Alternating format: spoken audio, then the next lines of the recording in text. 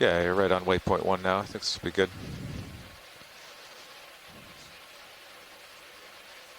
Yeah, because if you were to come down here to acquire bottom, you would have to go down 80 meters, which...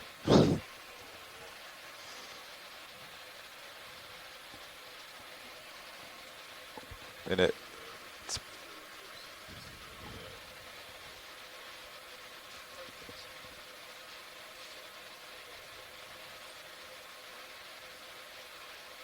It may be a nose. Mm-hmm. Yeah. Yeah.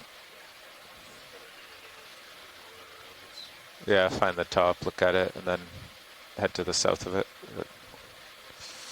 I like it.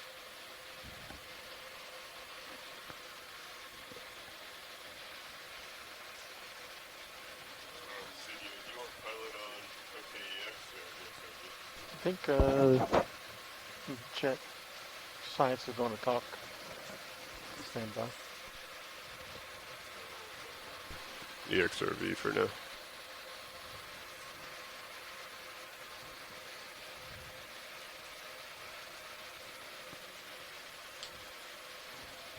Okay, the ship has gone 10 of 15, so you should start moving soon. Copy that. Looks like he's catching up. I'll push forward, so still got me at 45. Alrighty, for those tuning in at home and on shore, you can see we're just about arriving, or getting close to arriving at bottom here. So the pilots are just taking an opportunity now to get settled in and tuned up before we start exploring this canyon. So stay tuned, and we will start checking out some of what this canyon looks like very soon.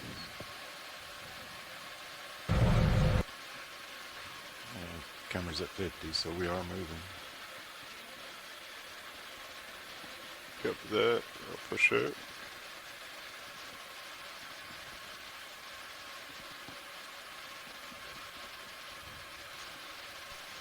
So pilots, since this is more of a typical 45. science dive, all pilots will be on the EXRV when appropriate, not on OKEX. Understood. Only speaking on EXRV. Zooming in sonar to 50. Copy. Sorry, Camera's about 45. Understood. Yep. Thank you. Okay. Yeah, this is definitely a pretty steep wall here.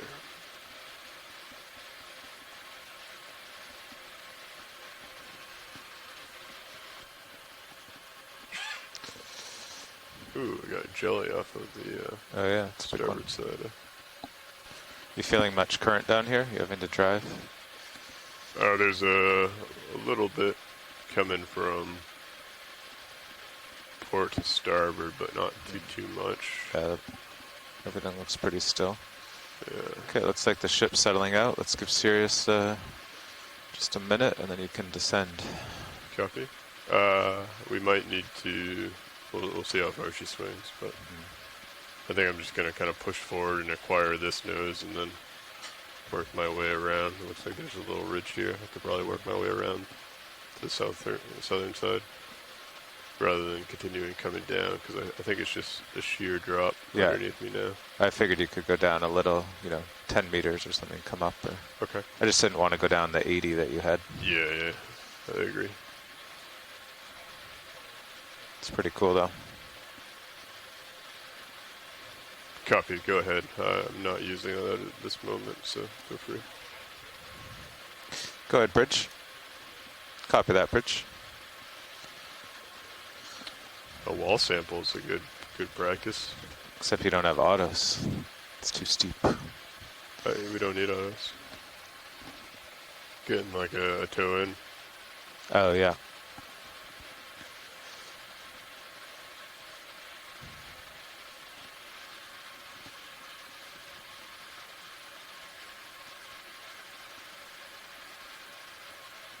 There's something large and stocked back there as well.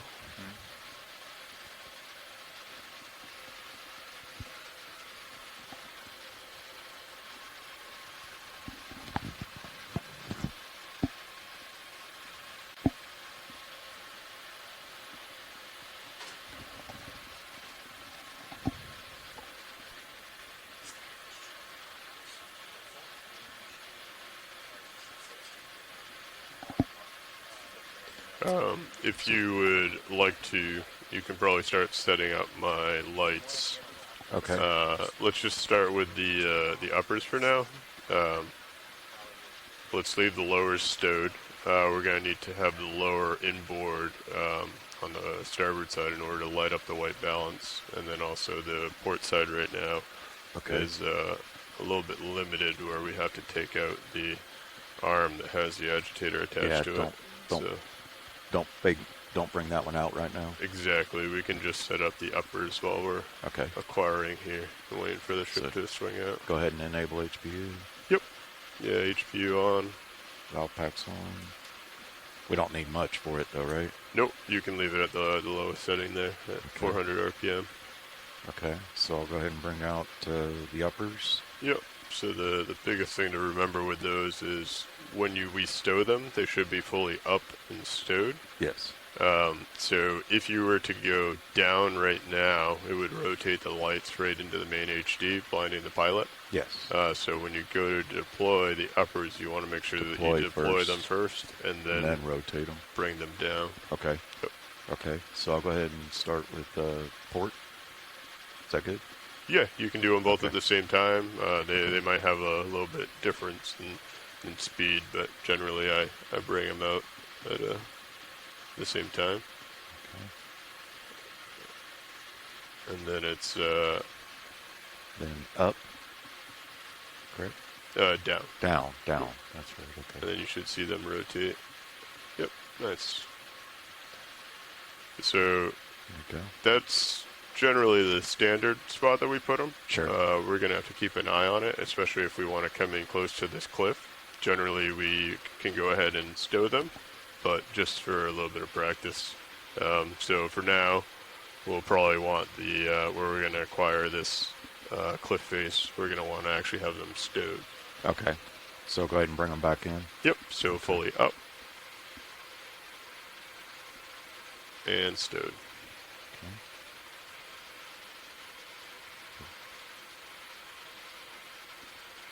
Nice.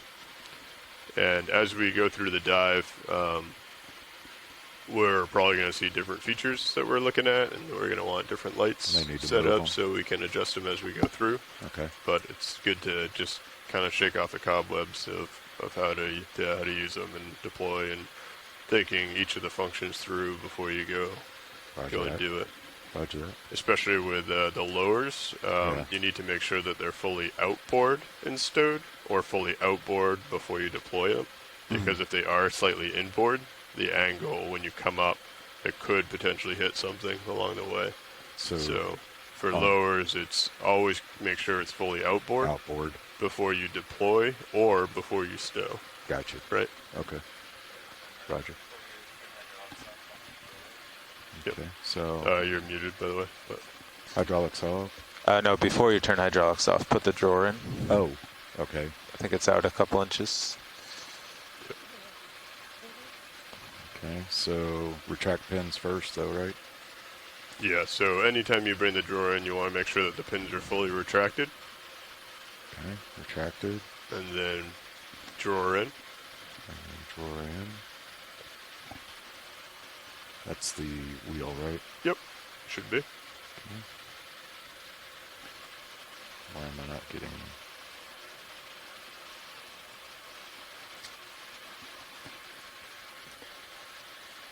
It could be in. It just looks like... It looks like it's out a little bit. You might have to give it a little bit more oomph. Okay. Do I need to run up the... Nope, you shouldn't have to. Here, let me give it a shot on mine. Alright. I pulled the wheel all the way back. Interesting. Yeah. Okay. Can I try to push out just a little bit? Yeah, if you want to. Just be gentle. Pushing out. Yeah, I'm not getting any response. Okay. Well, that's something to note in the co-pilot log. Okay. I know we were noticing issues with that tray box a little bit. I think Bobby was already planning on opening it up and looking into it tonight. Okay. Well, let's find some bottom here and begin the science dive. I'm going to call ROVs on bottom. Copy that.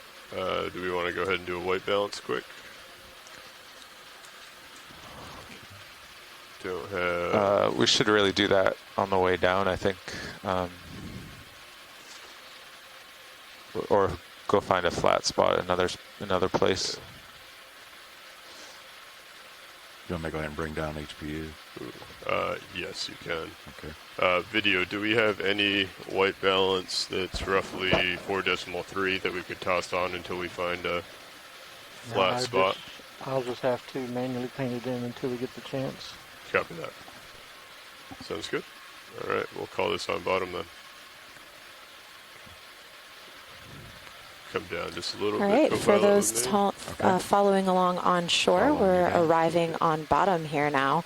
And you could already see there's quite a bit of biology in this area. So if you are tuning in from home, please feel free to follow us along in the chat. This will be a science-focused dive today, so we do welcome your participation.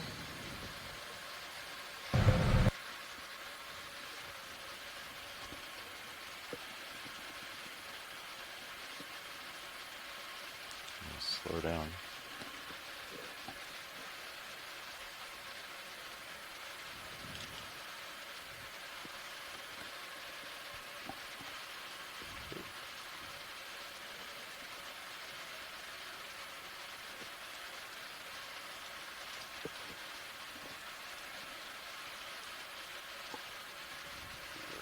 Let's get Z-bias in.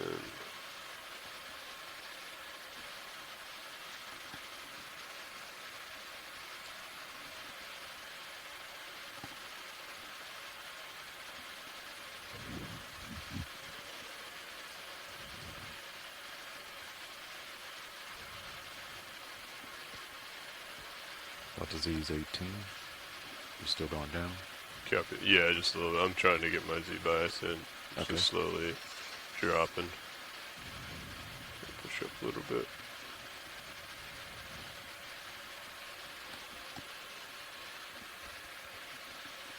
I'm at 1730. Delta Z's 18. Yep.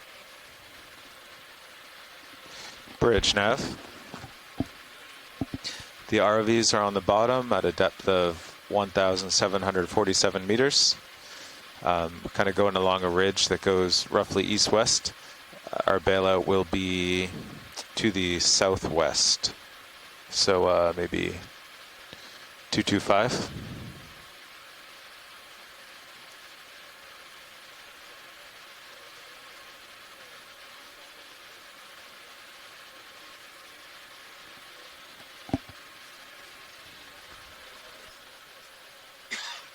Good copy, Bridge. Thanks.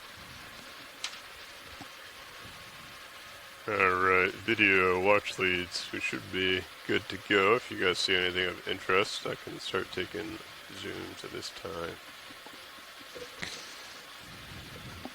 And pilot or co-pilot and nav, I think we're going to want to make our way over to the right side of this feature, correct? Yeah, Is that the yeah. general idea? Keep south of things, so Copy that. maybe move Sirius. Let's see here. 10 meters, 130 to get a little closer. Sure. Okay. Sounds good to me if that works with you, 130. co-pilot. Be just Works. a little to your starboard, and then you can. Yeah, that works Okay. for me.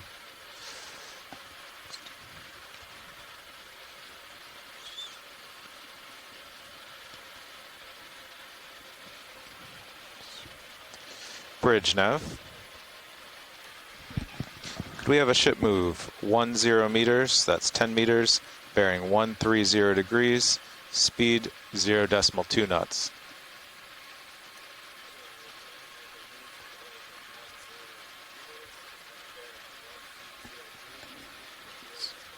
So as long as we Good copy, Bridge. If we go along the side of this, or you want me to come around a little bit then to be looking at you? Because you said we kind of want to. So generally what we do is we keep Sirius head in the direction of travel, Sure. so that I can use it as a reference as I kind of weave in and around. Okay. And then what Nav just did was put it in a move that will kind of swing you out over to the starboard of this feature. Yes. And then you can continue to head straight, and I can kind of hop along this until because you see how it kind of stretches That's out and then what it I was looking rotates at. back. Yeah. So I'll kind of like side saddle to you as we come up looking at the side of this. Okay, that's what I was wondering. And then I should like come back and meet you at your head at some point as we start traversing this feature. Okay.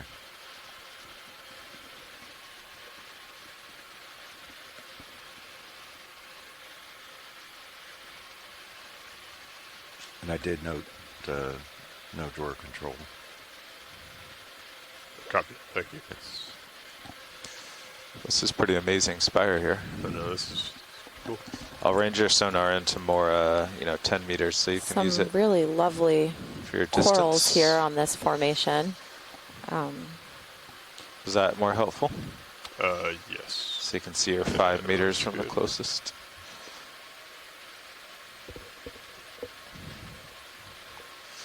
And the ship is underway, so you should start swinging. Copy that. Thank you.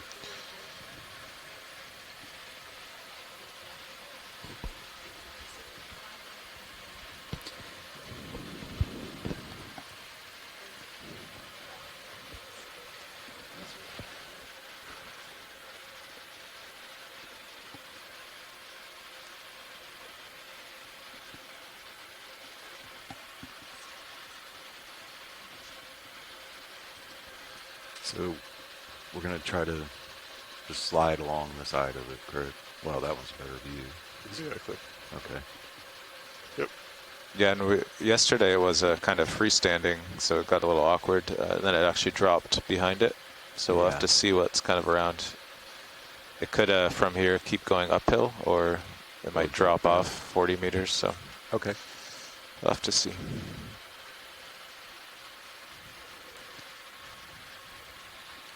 But for now, we're pretty clear of it. We could always haul up 10 meters, 20 meters, and be clear of everything around. Roger that. Okay. Video, this is Watch Lead. The scientists on shore are asking if we could get a zoom on some of these gorgonians here, or just any of...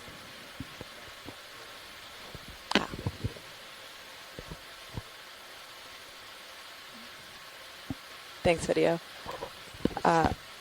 Pilot, this is Watch Lead. Go ahead, watch lead. The scientists on shore are asking if we could get a zoom on some of these corals here that we're coming around to. Of course, feel free to call out any specific one using cardinal directions based off of the screen, and then video and I can work together to get some tight shots. If you want just a snap zoom, feel free to call it out.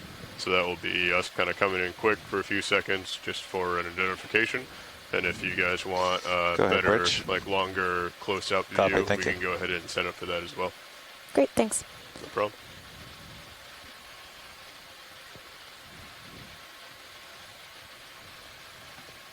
So are there any ones in particular that you're looking for, or just start coming in on them as we go around? Yeah, maybe we could start coming in on that, what looks like the white gorgonia on the, towards the bottom of the screen, has a couple of squat lobsters on it, Copy. or what looks like squat lobsters from back here. This one right here that Yeah. I'm bringing center? Sure. All right. Go ahead and start coming in video. Thanks. No problem.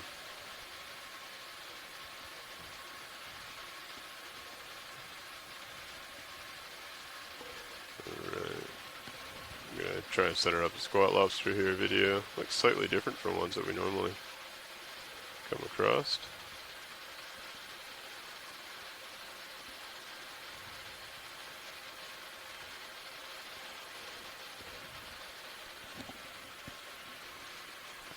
Panning up a bit. Ooh, we got two. I didn't even see that second one first. Gonna come over to the port and get both Looks of them. like we've got two squat lobsters here on what looks like a gorgonian, so a sea fan type of soft coral. Just lots of biology on this feature here. Panning down slightly. Holding there.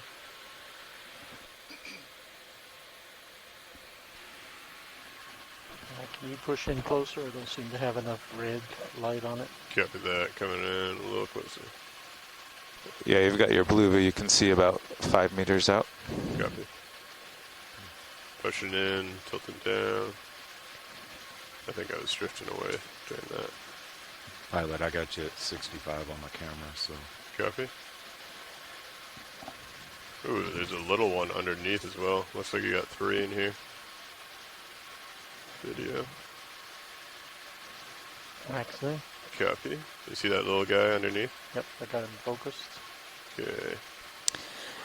Our scientists on shore, Dr. Asako Matsumoto, is saying that this might be a precious coral. That You these should be squat stopping lobsters are momentarily. hanging out on. Ship stopped 5 minutes ago. Okay. Pull you out wide so you can push in and get close. Copy. Just Understood. like Yep. I'm Pull swinging wide now. when you're ready.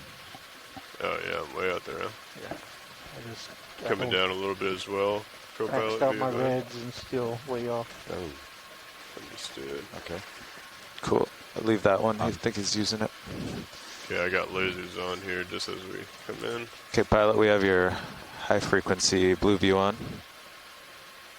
Really shows the corals and how close you are. Understood. It's looking good. Alright.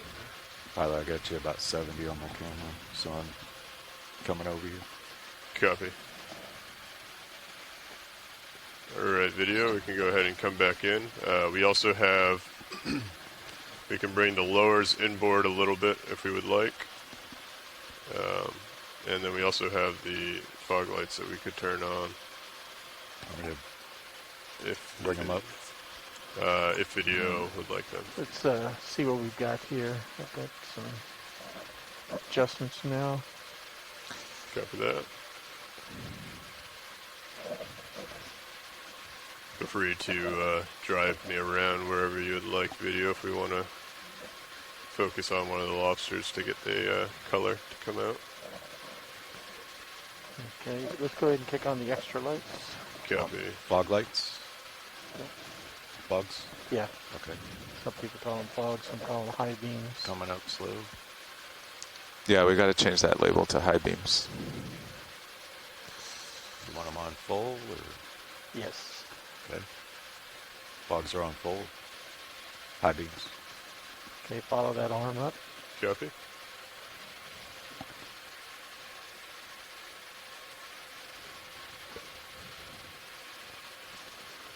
We're going to end up going to the face. Looks like we might have some primnoid corals in here as well. As we zoom in nice and close on this squat lobster here, you can also see some of these coral polyps. Just really, really beautiful. Holding there.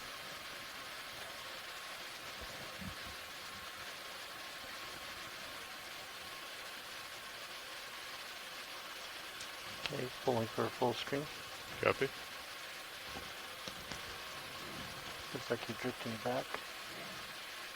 Understood. I think there's a little bit of current coming down over this. Pushing me back. I'll be wary of that.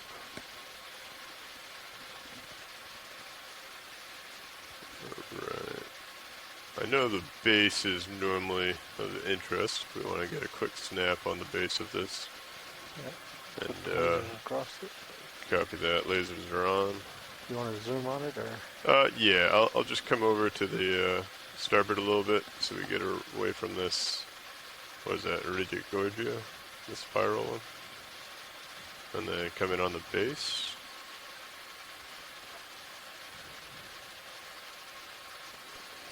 So we're just coming in to zoom in on the base now of this coral. And our scientists on shore, Dr. Asako Matsumoto, has identified some of these corals that we're seeing on this feature as Iridogoria, a black coral, some Chrysogorgia, some bamboo coral, plexaurid, and crinoids are all here present on this rock formation. Pretty amazing array of biodiversity that we're seeing here just on this one feature in this canyon. It's pretty amazing. Tilt down. Coming down. Nice and easy. It's pan left of center. There's below that shrimp. Sure. left. Below shrimp. Right next to the laser, there's one we want to look at. Go ahead and come in, I think. I'm not seeing it. It's that stalk you see there. Oh, stock. Copy. There's a shrimp here? Now, well, the shrimp was above Oh, this gotcha. angle. Just want to show this to science. What are you focusing on, the base or the The polyps? polyps, Okay. Yellow or clear? the yellow. Now I'm Yellow, going to pull to copy. the clear. Is that zoanthid, maybe? I think so. Sorry. Looks like we might have a better view. The back. Nice brittle star in there as well. Oh, looks like we've got a brittle star here on this coral. And this Lower down left. white coral that you're seeing at the top of the Okay, screen switching here has over been to the identified as a stellanoniferan octocoral, which is that white one, which is just in front of the brittle star. Okay, kind of focusing on this guy. Is that a cup coral or no? Yep. It looks like we've got a cup coral Drift up left. Copy. Drifting up. Left. attached to this rock formation right in the back there. Come down a little bit. Sorry. That's cool.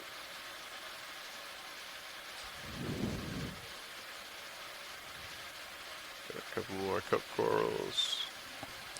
Pull out the And that yellow coral there to the right of your screen is a zoanthid. Ooh, I was right.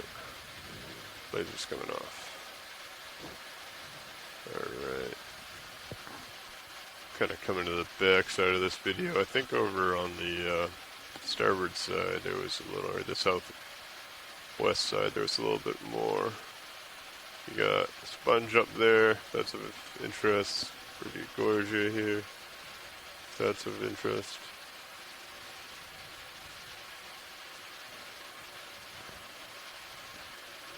Keep coming around to the south.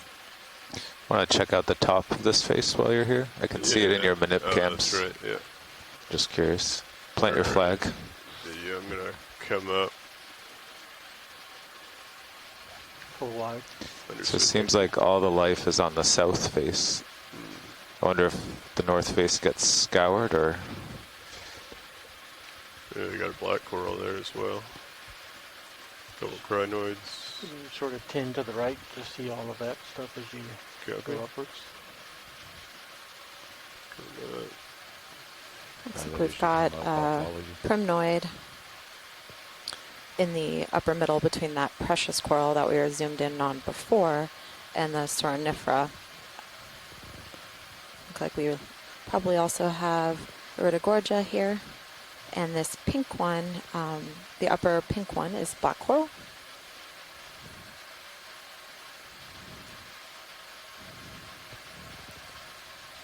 A nice little squat lobster there on the top of the screen, top left. Do you want to just do a quick snap on the squad as we come over? Ready when you are. Sorry, say that again? I said I'm ready when you are. Yep, go ahead. Coming up. Just taking a quick snap zoom on this squat lobster.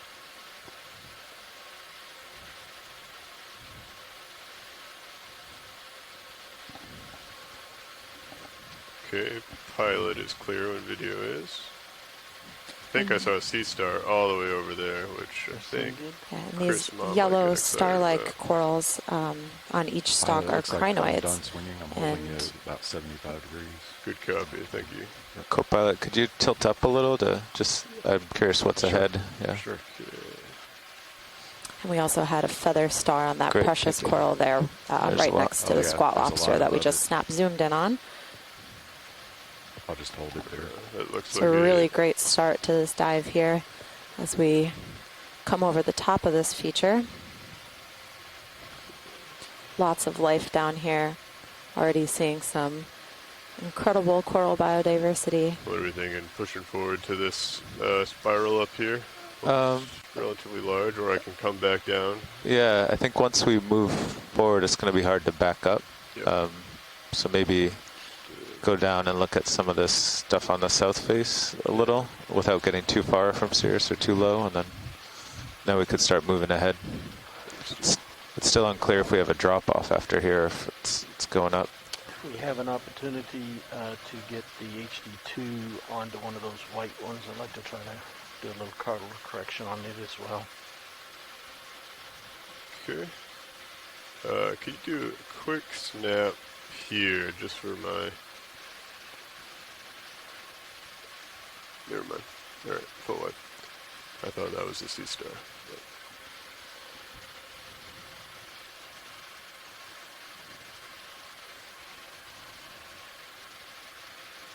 Okay, coming around.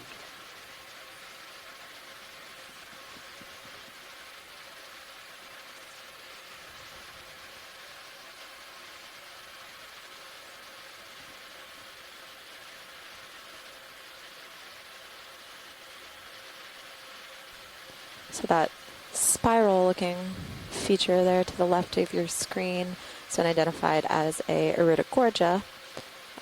Just really incredible spiraling on the morphology of this coral. Get a shot of that pink one, the one to the right of those two big white ones. So now that we can go ahead behind and us come too. in and lead me. A little bit more lower. Lower, copy. Alright, this one here. Yep. Understood. Go ahead and take as you need. Looks like we got a...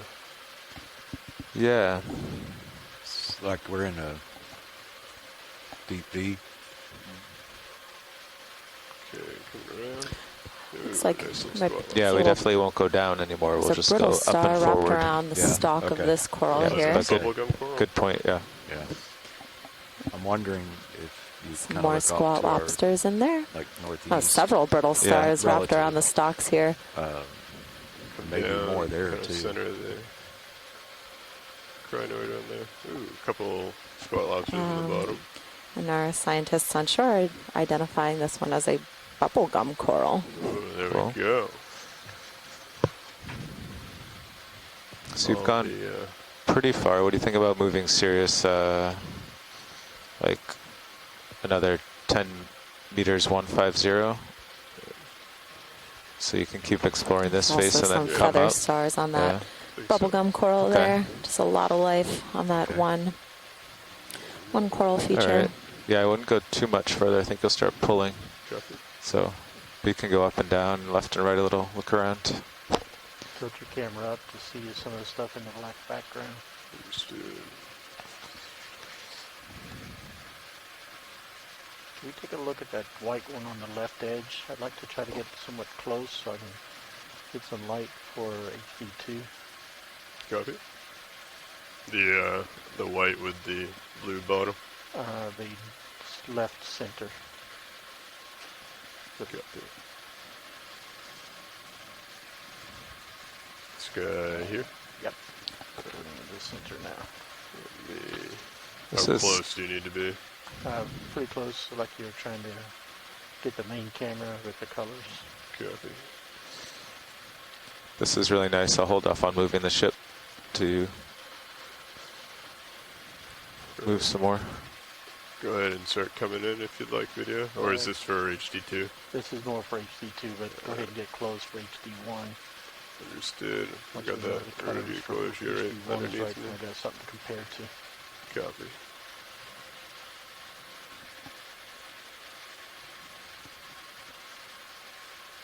I assume you still want fogs on for this. I'll take a moment to introduce myself while we're coming in over the top of this Off on feature. fogs? My name is Trish Albano. I am the internship program Fogs are off. coordinator with NOAA Ocean Exploration. Just filling in for Dr. Kim Galvez, our expedition coordinator for this hour while she attends a meeting. So my role in the office focuses on managing running all the different 100% student on the lights right opportunities that we have for undergraduate students, graduate students, and early career folks that? to get We're involved not with ocean running 100% exploration. on all the lights right now. If you're a student who's interested think we in our were office's trying mission to and you think what you're seeing here bring is them really up exciting, if you can visit our would like to. website at video you want me to go and oceanexplorer.noaa.gov bring them and all up? check out our student opportunities I'm gonna page bring them all for up. internship and fellowship opportunities. This is a really nice scene. We got some good shots here. Get the HD2 So directly in front of sensor us, so I we're can looking zoom in at on that. a precious coral with a purple soft coral at the base. And again, those Just squat straight walk lobsters in the are HD1. hanging out on it. Copy. Go ahead. We're going to go ahead and get a closer look.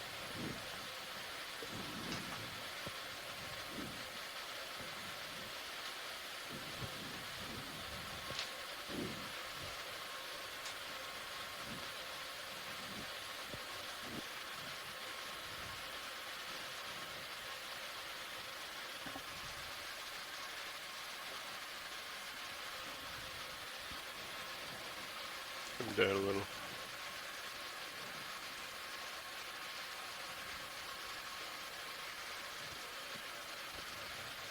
Oh yeah, now you could get a really close look at those purple soft corals at the base of this precious coral. This squat lobster looks like he's kind of burrowed himself in. Oh, nope, that's not a squat lobster now that we're coming into focus. Well, it looks like there's one back there, but some sort of anemone. It's much better color now on HD2.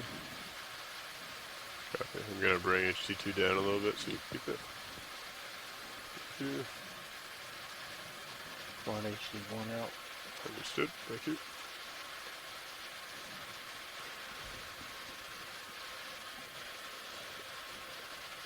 Alright. Let's throw on the extra lights momentarily. Okay. Coming up. All the way up.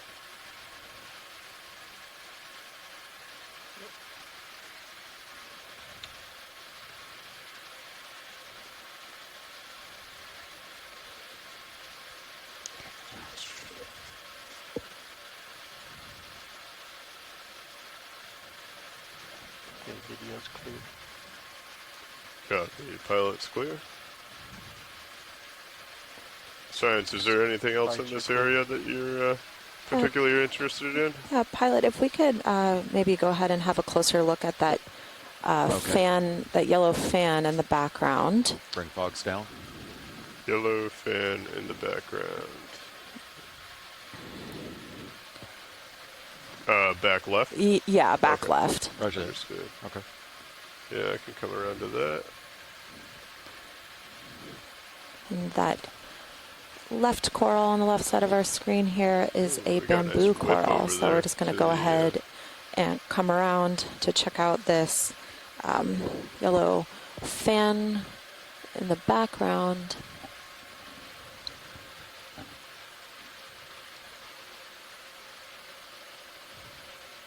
And it's the yellow with a little bit of white at the Yeah, tip? yeah. Okay, It looks like there's a squat understood. lobster hanging off of the left Yeah, side of sure. it.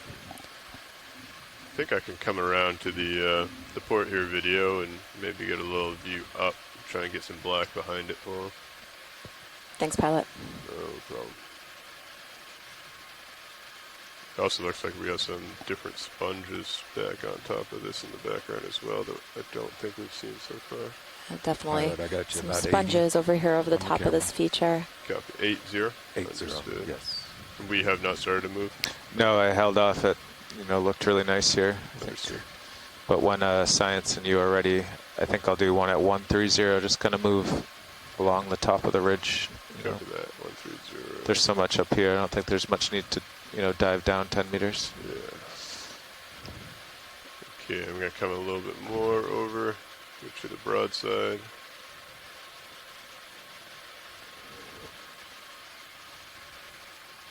And down a bit.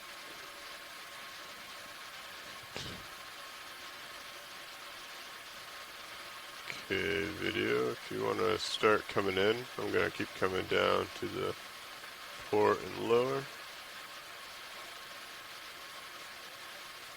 Don't know if we'll be able to get it as much blacks as I had originally thought.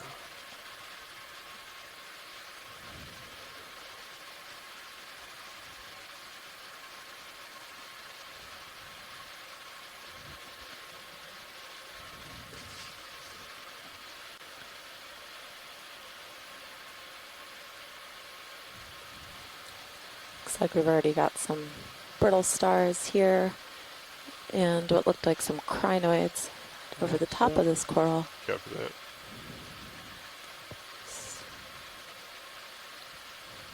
What in particular would you like to look at? Here's the base. Let's go ahead and having a closer look at the base of this coral. Make our way up to the top. There's a primnoid coral here down at the base. And scientists on shore, Saku Matsumoto, has identified this as a primnoid.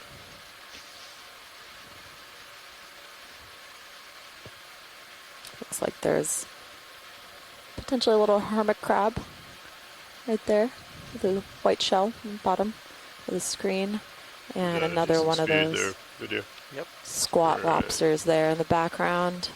Just going to follow this kind of main branch up and out as we come. And directly in front of us, this looks like a stoniniferous coral. And there's some white polyps on what looks like a actually dead skeleton. Can you point HD2 at it as well? Yeah, you can see these two white polyps here. Co-pilot, if you wouldn't There mind we doing go. that for me. What do we need? There was something, this little guy down here, is that a hermit Lights. crab without a Looks like- shell? What? With a shell. Is he With a miss- shell. He's got a Lights shell. video. You want Yeah, to come looks in? like we got a nice little Not hermit crab HD2. on these coral Oh, I polyps see the here. shell now. I got it. Max Oh, that's Max. Okay. center up HD2 in that same shot. Should a little bit closer. So co-pilot, it seems like our layback has shifted a little maybe in the current, so Go you ahead kind and start coming of on naturally are HD2. moving ahead. So Yeah. it's but it's where we wanted to go soon. So we've actually got Okay. three On corals here HD2. in this I structure. just One is lined it up on your video, stoniniferous. sorry.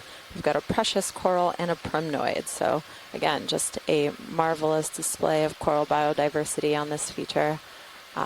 Clearly serving So we're just gonna as stay here a now. home to several Yeah, and I different think types after these zooms, of they'll crustaceans. naturally We're be able to seeing go forward. hermit crabs Yeah. and squat lobsters. Yeah, I was gonna say. I mean, he's at 8-0 on the Just a camera really right now, great so- feature that Yeah. we landed on today. There's something over here Yellow moving. on the back side of this. After we get this guy moving around, we can tend downwards. Looks like we got a crinoid Sorry, in the 10 down. I middle should 10 downwards? right Yeah. of the screen. After this guy, It's a feather if star. you tend downwards, there's a yellow gold one. Copy. I can What see looks it in like the maybe a HD2 brittle feed. star wrapped around its base. Yellow gold coral or is he? Yeah, Okay, coral. gotcha. Go ahead and tend down. Come down.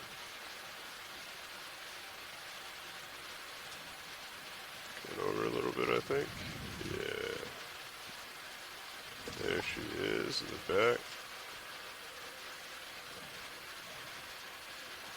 I think that's the zoanthid that we were talking Yeah. about before, right? No, the zoanthids are in front. Behind that is a separate coral. You can see the polyp top right. Yeah.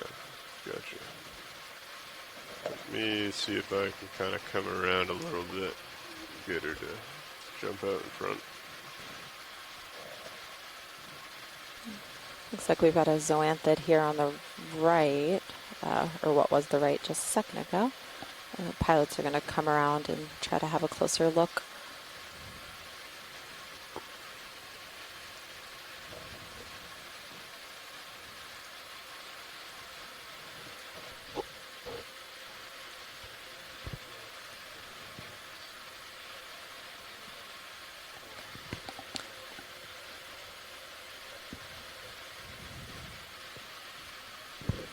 Awesome, thanks.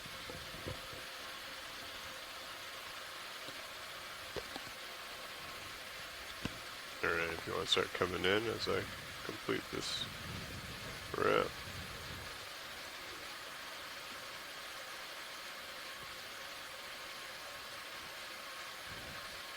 All right, so we're It does just look like a going to small zoom in on this coral here.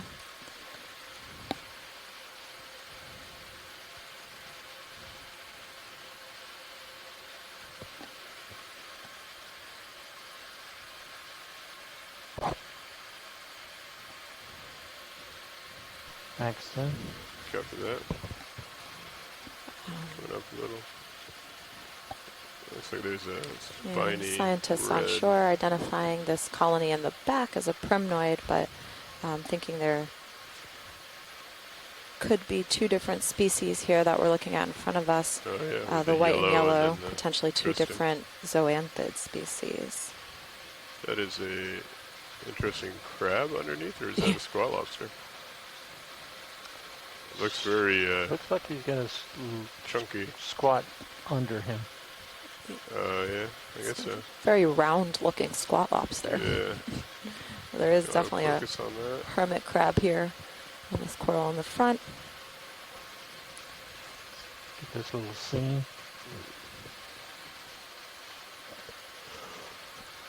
Come over to port a little bit.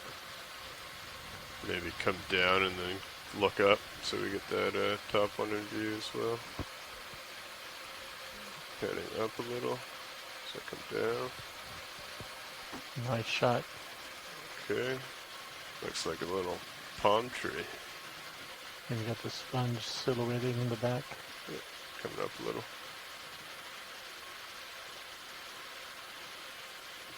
Let's run lasers across this scene. Yeah, lasers are on. Just some really beautiful crinoids there on the top of this coral feature. Pilot's clear when video is. Clear. Alright. We want to try and come over to the port side of this little nose and see that sponge in the background, or continue moving along the feature towards the south. I'm kind of thinking we should continue Sirius. Ended up drifting, whether it was currents or layback catching up. So he's right over you. Okay.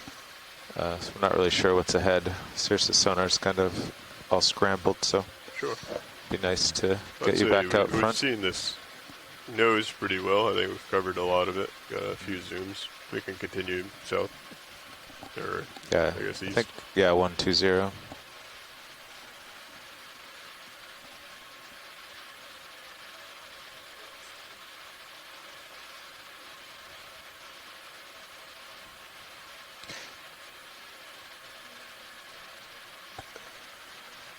Yeah. Ready for a move. What's up? I'm ready for a move. Oh, well, he's looking straight down at you, so Yes. I think you I'm can, just going to follow you. yeah. Sorry. Once you get to 45, For we all can call those in a move. tuning in at home, we We've just have already seen all been on the bottom this. here Yeah. for about an hour. Touchdown at a really beautiful We just look coral ahead with your garden-esque type of multi-beam. I'll environment range you on out. this rocky outcrop here. Turn it up. Seen several different species. Oh, looked My like camera's at 45. something just came across so the top left of the screen. Seen several different species of coral here, many Okay. squat lobsters, and some hermit crabs as well. Pilots are just Okay, it looks like it taking drops us around to the down. other side Yeah. to have another look. But then there's another. There's another nose like 30 meters Yeah. further. All right. Well, why don't I just do like 15, and you can kind of explore the back side of this a little, you know, not getting too low. Cover that. So Nav, I wonder, just out of curiosity, I'm going to ask a question. Would it be interesting to turn all the way around and look out the other way? Or can you do that? I mean, Instead of looking at the returns here. yeah, I think we should just progress Just keep forward. going. Yeah. Okay. No, I know what you mean. That's what happened yesterday. There was another nose behind us, and I turned, but Okay. Okay. It's like- I was just curious. yeah. Okay. Okay, so we'll do maybe 15, 130. Get Sirius closer to you here. You can explore. That's good. Sure. You Well, want to we're come just getting in real quick? returns, Is that so- schmutz, or is that something in the water column in front of me? Video. Bridge I nav. think it's schmutz, but just to confirm. We have a ship move. 15 meters, Yeah. bearing 130 degrees. Sorry, Okay. 120 degrees. Speed 0.2 knots. Come down a little bit.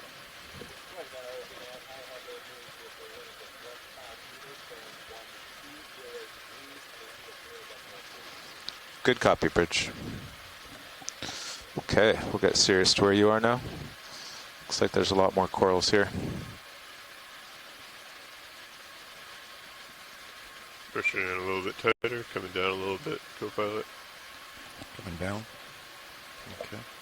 I'll follow you.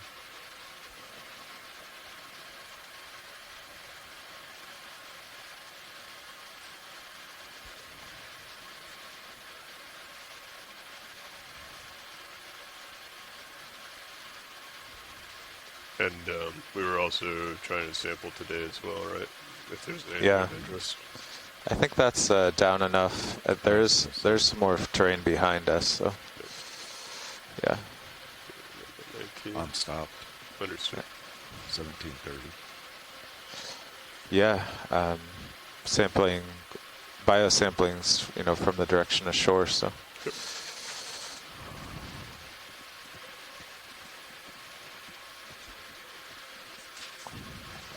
Let's take a zoom on the pink upper center, immediately above center. Okay, go ahead. This, I think? Yep. All right. And so Nav, you said that move was 120. Ooh, I Yeah. know the name of this. Okay. Just your current heading. Forgotten it. So you're gonna bring me. Oh yeah, that's I've seen this before. it's very fluffy. Yeah, I forget the name Yeah. too. It's like golden something. Not golden something, but there's another style that is, I think. Well, hopefully we'll hear. Ooh, that's a really beautiful looking kind of delicate coral, which leads me to believe it's probably a chrysogorgid, but I cannot say for certain. Just looking into the chat room, maybe someone can help me identify it. We have some beautiful brittle stars that are on this coral here. Even though it looks so fragile, you can see just how strong this coral actually is by being able to hold up these brittle stars. But granted, in the water column, things have different buoyancy levels. So, ooh, Scott France says it's actually a metallogorgia. That's it. So, Oh yeah. I thought it was golden or something. great, thanks, Scott. Video. Fishing line where? Oh yeah. Yeah, I see that monofilament, probably 1.77 millimeter. That's pretty close. Video. There's a nice shot on Sirius if you went in a touch. Permission to zoom in on Sirius Go ahead. and just leave the vehicle. Less of the dark on the top. Come down. We have a beautiful view here. I'm sure Trish has already talked a lot about it, but we are seeing unstocked bamboo corals. We have a variety of different kinds of octocorals, I think, that are right in view here. Quite a few dead stocked corals that have some small growths on it. We're seeing a cluster right at the crevice of this boulder area here that there seems to be some coral stalk debris piling up in this area, but we still have a lot of beautiful live corals living here. In the back you can see that Iridogorgia. If I'm not mistaken, it's Iridogorgia megaspiralis, but it probably need closer identification to truly identify it down to the species level. I'm also seeing various bamboo corals. We have beautiful yellow and white colors all around here, and purple, I think, also in the background. We see quite a bit of these crinoids as well.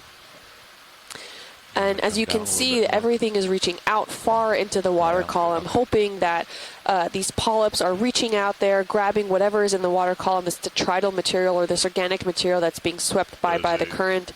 Oh, wow. That's a huge one back there. Cool. Go ahead, Bridge. Copy that. Thank you, Bridge. Okay, the ship stopped. Understood. Yeah, it looks like that Iridogorgia megaspiralis also down there. So, yeah, I think pilots already heading over there. It just would be a really interesting seeing. Oh, it looks like we have a fish also just swimming right out of view now. It would be really great to get some close-ups of that large one. All right. Ship move is complete. You should be coming. Yeah, actually, I feel like I think I'm I coming might be in able to sneak over there. You coming up? Coming down, actually. Okay. There's Delta Z16. Cover that. Yeah, you can go down a bit. Someone can tell us something about Keep an eye on the tether. Yeah. bioluminescence of some of these. What is that corals. kind of center series screen? It looks bigger than. Is that what we're? Yeah, that's what we're looking at. That's here. what we're going for. Okay. Yeah, I think I can get a really nice black background if I can make it so large. Yeah. I think. And Scott's You want me to pointing out come that up a several little of bit? these colonies look to be No, overgrown maybe with coming down zoanthids. slightly. Looks So like that's our a really heather's good nice point too, off that to not the- just Yeah, because it has a it's color out of to the it doesn't way. mean that that's the original living coral. It could have been something that adapted its way and utilized the coral skeleton as a way to also reach out into that water column. Oh, and it looks like there's something red also sweeping by just in front of that coral that we're heading towards. Maybe a shrimp of esque. All right, coming in.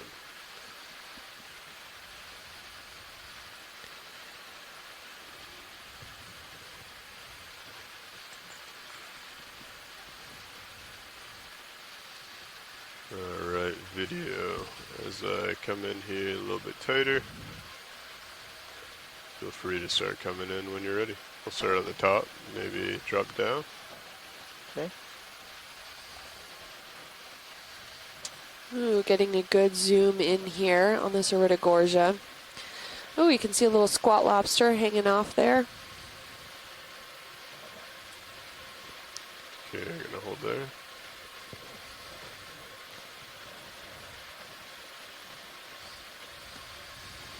Beautiful spirals coming off this, and you can see just faintly that the polyps are all looking quite happy. They're all standing outright. Gonna Really drop down a fine little looking bit as I polyps. come around. This is a beautiful shot. Thanks, pilot.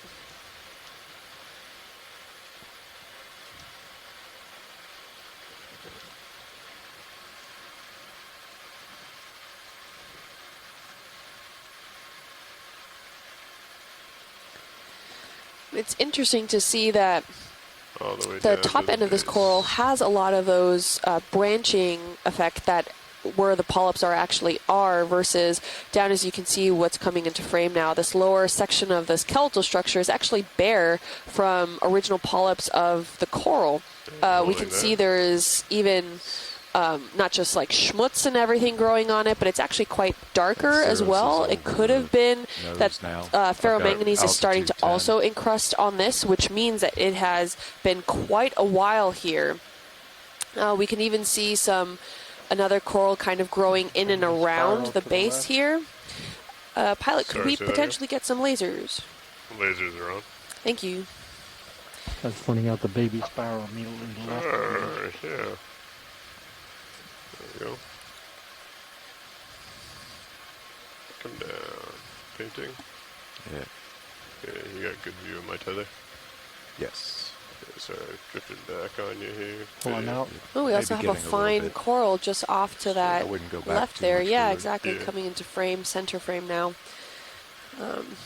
Really Pretty far beautiful. away from it. I mean, Lenses if off. the two lasers are 10 centimeters apart, you can just imagine how large this Iridogorgia actually is, even though a good portion of it doesn't seem to be alive anymore, but still at that upper You end wanna of it, go it is. So it all could lift still up be so we can get precipitating rid of that? calcium carbonate and growing still continuously. So really amazing feature to see. It's gonna be tough to get a full view of it. Pulling back, coming up. See a large one. Alright.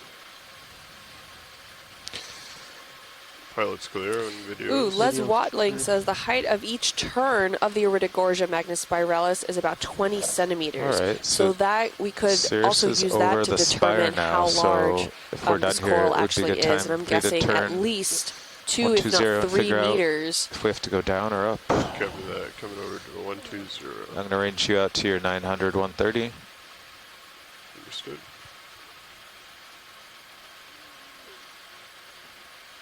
And Scott Friend said that at the It's up base to of when we were 75 looking at the meters. Iridogorgia, there was a white coral, and that's likely, Very by looking at the curious to base, a see Cirrus corallium and that's D2 there. At the same altitude. And then obviously we won't really bring Sirius down Basic. until we've moved.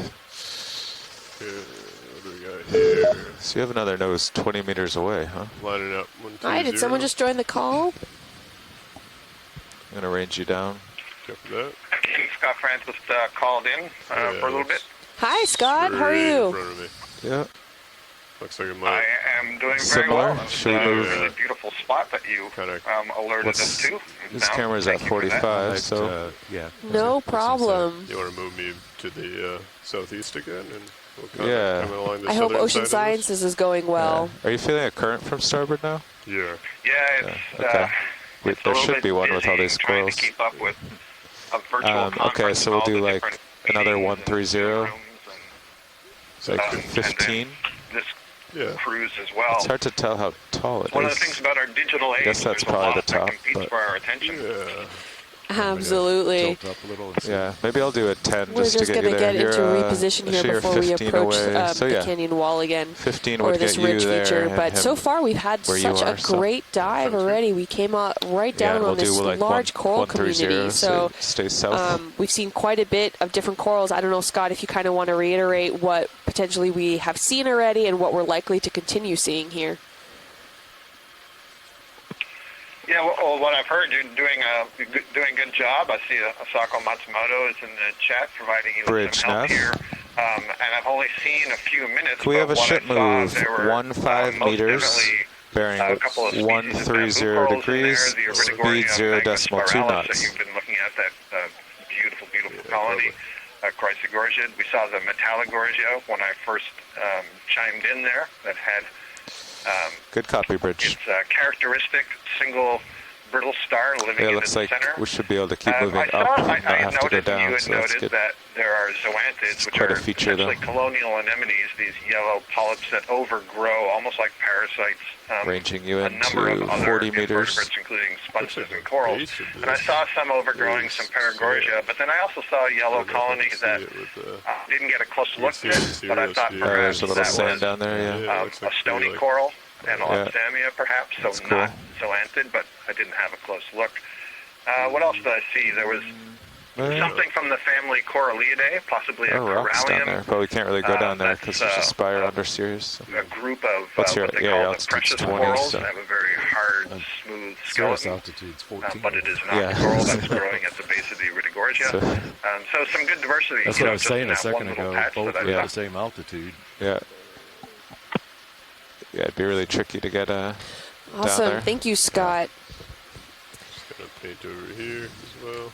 This is overall really nice feature to also look Glad we at. You don't can have very see big swells. within this area, we're on the southern edge of the West Florida shelf looks like there's just a within the nose US here. EEZ, Yeah. and you can see this just massive it's wall kinda in like front. If a you look on flattish stream ridge with a 3, bunch of you'll see our noses sticking out. multi-viewer Yeah. screen, Yeah. which It's cool. has not only That's high like pack rocks and and stuff different up options to see from the Sirius's view, but you will also see on the lower right-hand quadrant our blue view like that system, blue and that's view a sonar installed display. system that helps the pilots navigate and work through the Correct, water so column, as well as to help detect them of any Yeah. geologic features or any other Yeah, kind it's of 1.5 features that meters. might that the light might not penetrate first, but it helps give the pilots a lot of spatial awareness of what's going on before they can actually see it with the vehicle itself. So it's a great safety feature for the vehicle, but also Camera's great looking at 4.0 detecting right now. any kind of other features that we had. On Dive 2, if you were able to tune in, we had an underwater Altitude is cultural 15. heritage dive, which means that we were actually able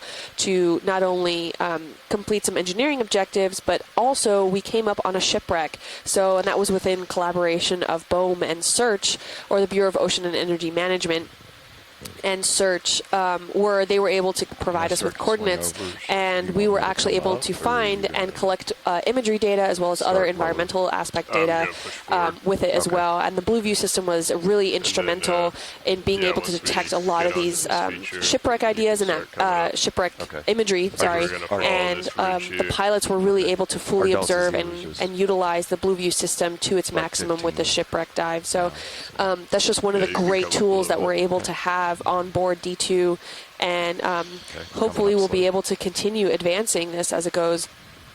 You can see this beautiful geologic feature that we have here, this canyon wall here while we're the scaling ship's this almost ridge stopped. We might section have to here. go a little You more. can I just didn't wanna go see too that far. a lot of it has been encrusted. So this dark features cool. that you're seeing on the top, on the the surface Yeah, of these over here limestone before. features is relatively Looks like dark, a and that means that 90 there's been a degree. lot Yeah, of it's ferromanganese crazy. encrusting on this. So a lot of these minerals and different elements within the water column can see precipitate, factor but 18. usually over geologic time. So that means in the factors of either tens to hundreds of of thousands again, of the years, life is even on the south millions of side. years.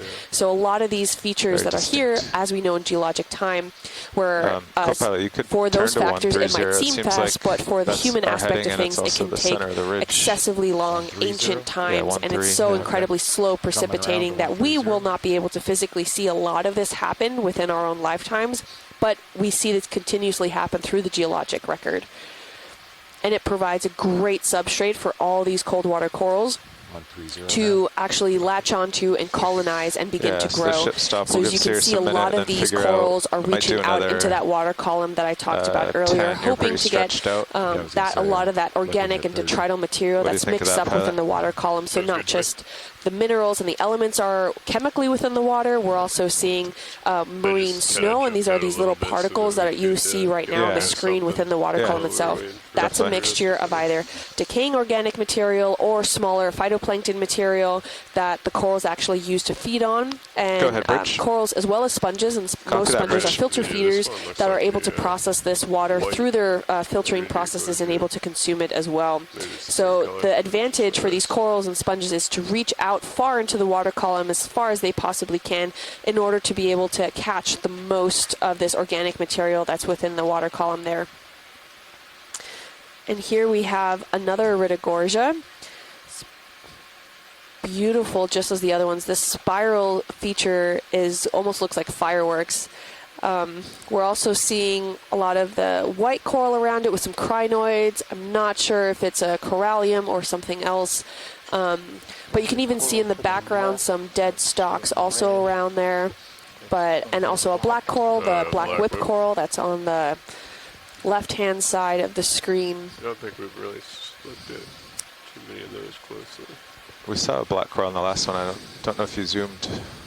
I know we. Yeah, Kim, this distance, saw I think like on the a- right there, that planar white colony with the yellow crinoids on it, I think that's a type of corallium perhaps. And then just behind it, there's a pink one that is maybe a different species in the same family. So Go maybe ahead. it's a hemicorallium So, on the or black possibly a paragorgia. I couldn't quite So see those it, cameras at 45 now? Yeah. Good. Yeah, Some thanks, might not need Scott. to move quite yet.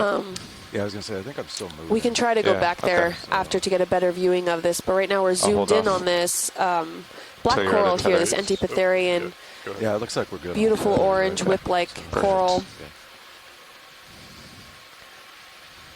Yeah, so this I is the could one even come down probably the just a little genus that bit. recently got a new name. I think the name is Aphanosticopathes. We used to call it Sticopathes. And that new name is an indication that genetically it's not in the same family, taxonomic family, that Do we we want thought it? all of these whip-like to me- black to me corals this is belong, like but it's in a different family, A the relatively more Aphanopathidae. straightforward sample. So that's what I results personally in would like that to try and complex grab name. something that's like fragile, fan. Wow, I on didn't the know that it was edge. potentially getting a new name, so practice. thanks for that, Scott.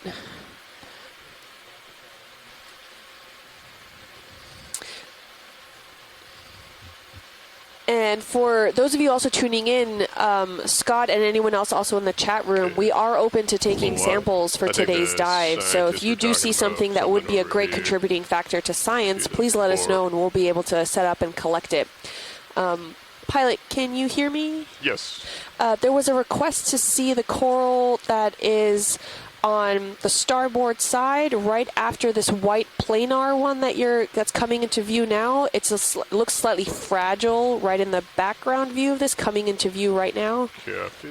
All right. Slightly pinkish. Thank you. So your sonar is set to 5-meter rings. I'll leave it Go there. ahead and come in. It's behind the crinoids, correct? This guy here, little bonsai tree looking. Yep. Understood. It's actually a really great description of that, a bonsai tree looking. Here we have quite a few brittle stars.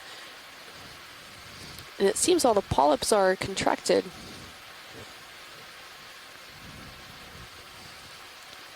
And this, Scott was saying, is potentially a hemicorallium, right? Ah, yeah, there you are, Scott. Yeah, sorry, I was studying it as we were getting closer. I think, is there a lot of barnacles on there as well, I guess on the right side? A little hard for me to tell. Yeah, I am seeing some barnacles. Let's video. I think I can get it. And even gastropods, I think. There we go. But last. I can get a tow in over here on the port I think side, they're then moving we to can get a better nice- view of it. No. Stay Need to go tuned. off to the starboard side. We're still pretty far away from it.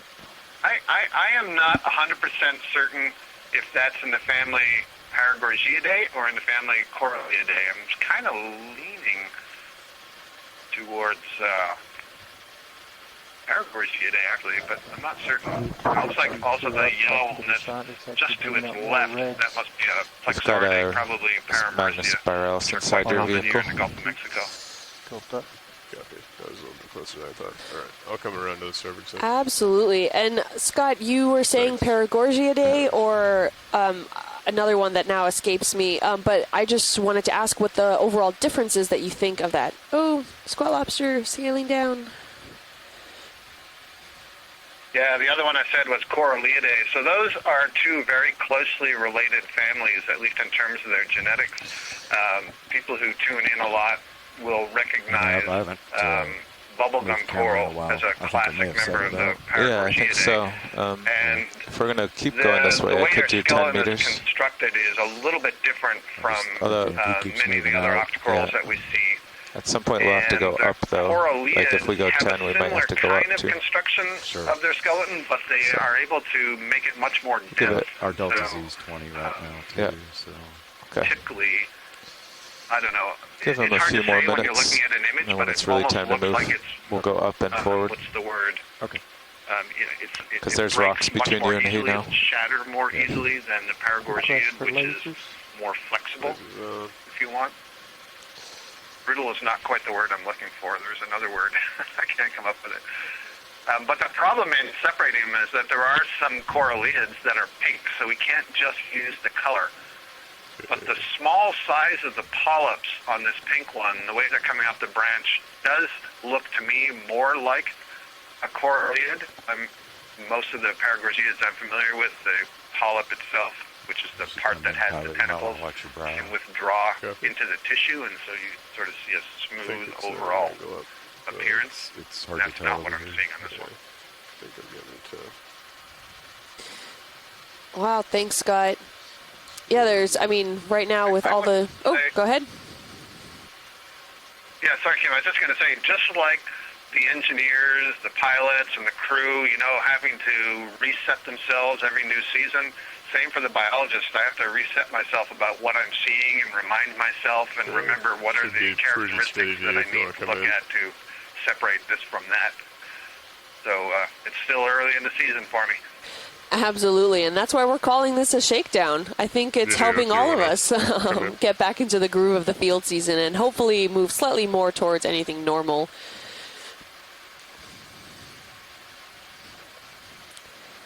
Getting a great zoom in on here. And you can see the base of this coral is quite large, and the main two branches or stems of this coral are actually quite dense and thick, whereas the polyps in comparison look almost Is the fragile tether and moving you? really delicate overall. We're seeing quite a bit of brittle stars in this actually goes area with as our seat well, and motion. there's I a can watch small you stop bob. crinoid. Yeah, Bottom right this has is a some great open image. polyps or anemones. So, right now, the So polyps this nav after have it finishes that one contracted, move, and so you can't see go the ahead and start tentacles on moving any of after them. this. They just look Well, like he'll these have little to come wads of around, gum, face which forward, is and go up. Sure. You be can see characteristic we're in a little bit of a... Paragorgiid. So that's the way I'm going to But- lean now. There's two of them. Actually, the two They might things be that have up their before tentacles zoom or no? extended look to me Gotcha. like Okay. anemones. Okay. Huh, that's interesting. Yeah, do you think those are anemones or potentially an open polyp? Well, if it was a coral polyp, it would have only tentacles. They would be pinnate, and at least in my view, I can't see the pinnules on them. And that's why I was suggesting something else. Ah, It does okay. not have a very good view. Rotates like right. So it would be Open interesting polyps. for us, if we're in a position, to keep going to the left and look at the white planar colony just next to it and see how the polyp structure compares to what we're seeing on this one. Copy. Pilot, did you get that? Not 100%. Yeah, I heard something about coming to the left. Lower Slightly left, to the white left to planar. that white coral that's right next to it, adjacent, and Got just it. to compare the polyps. Understood. Coming out and down. Thank you.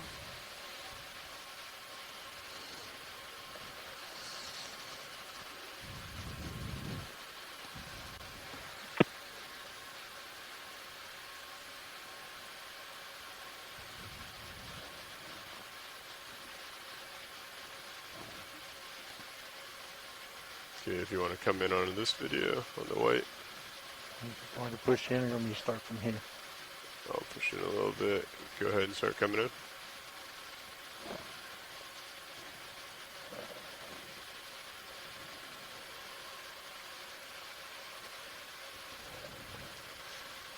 Looks like there's some polyps on the left here.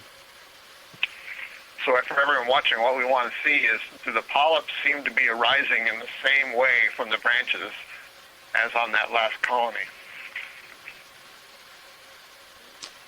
Yeah, I'm getting Certainly, bounced they're all by tether. exposed. Coming Your out. delta is 22. Copilot, you could come down a few to give them a little more tether. Yeah, I wonder what the difference is between the two corals right next to each other, how one is so closed and the other one decides to open all the polyps, but I think you're yeah, muted. they all tend to Copilot, generally okay. either facing down Apologies, or coming down. to the Got frontal part of this coral. Give you some tether. Yep. Pilot, can you check your mic? To me, that's kind of a classic that I see on the coralliids. They all face How was that? plane. Much better. Copy. Yeah, that other colony was just partying too hard last night. It's got to sleep it off now. Probably. That's Got much its better. fill. Oh, these are beautiful polyps. that? They look so delicate. A little bit better. Yeah, that's good. We don't want to come down much more till I we've was going to say. figured out where the You know, we're top is. often saying in science, Yeah. the more we learn, the more questions we have. And It is sometimes close. the more I look at these colonies, the less I think I'm able to separate them. Okay. I totally hear Well, that, it's clear. Scott. The All more right. we learn, it Pilot, just could we brings kinda up more reset, questions. get back That in just line leads to and- more exploration. So Sears will have to come up. I'm going to stick with the Just family forward, please, Coralliidae for this one. I see Les Watling is suggesting maybe this is Hemicorallium beari. And I'm going to say the other one, that pink one, Would it be worth getting a sample of one of these watch seed? If something there's- about that. I will double It check. just also says Coralliidae to me. Before we. Scott, do you think it would be worth getting a sample of either one of these corals, or are they frequently seen?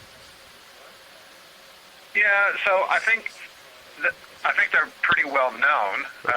You know, any sample's a good sample, but the hesitation I'm having in identifying them isn't necessarily that they're not well known. It's just my ability to know this particular family, and just, you know, the layout Yeah, why don't you of back out and several reset months and and get- not being used to. I'm getting doing more and this. more nervous by the rocks approaching Sears. Absolutely, no worries. I'm Thanks, saying- Scott. I don't have a compelling reason to suggest it be collected, but No worries. We'll continue transecting this area here. Hopefully we'll find some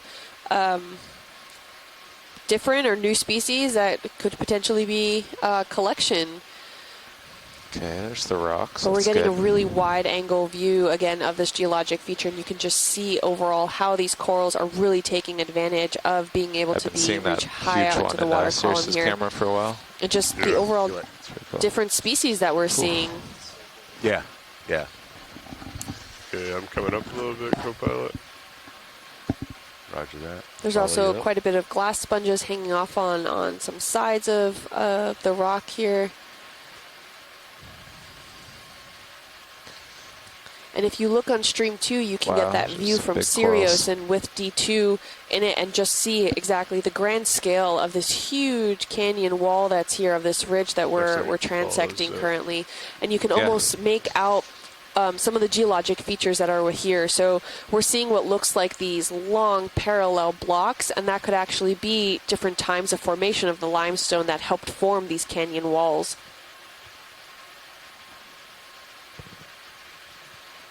What disease 18?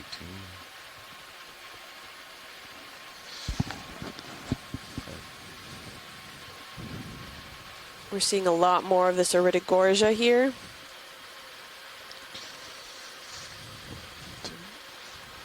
Okay, now I'll call in that 10-meter move. I was going to say, it looks like we're starting to look over it on Cirrus now. Yeah. You think 130 is still good? Right on your heading? Yeah. Yeah, that seems Okay. reasonable. Bridge nav. Could I have a ship move 10 meters, bearing 130 degrees, speed 0.2 knots?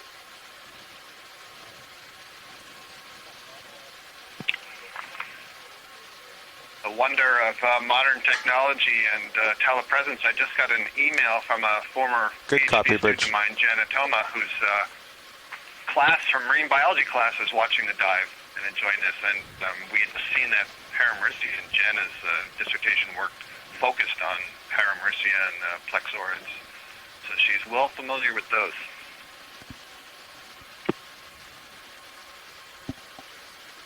Wow, thanks. You wanna Well, do a little big snap shout on out to this? them. Looks Thanks like for a tuning in and transparent one. watching. I mean, it's a really great way to be able to share this with the community and just to go, like you said, as far as advances one technology that you're on has caught my gone, eye, too. that this telepresence capability, you are all Just at looked like a home little- able didn't to look see like a this fan. live with us while Thank you. portion of us, a very few of us, are out on the ship and being able to do this, but we're so happy that we could share this all with you. And we really rely on scientists at home. Their expertise is to chime in on the science chat. As you heard earlier, if you were able to tune in, not all of us on the ship, we can't host every expert on here, so there is a limited capacity, but being able to be to touch with everyone online and be in communication really helps us expand not only the scientist knowledge on board, but also the general community as well. So we greatly thank all of your contributions towards our commentary, as well as in the chat room, being able to help us identify things, whether it be from geologic standards, biologic, and also including the water column in this area.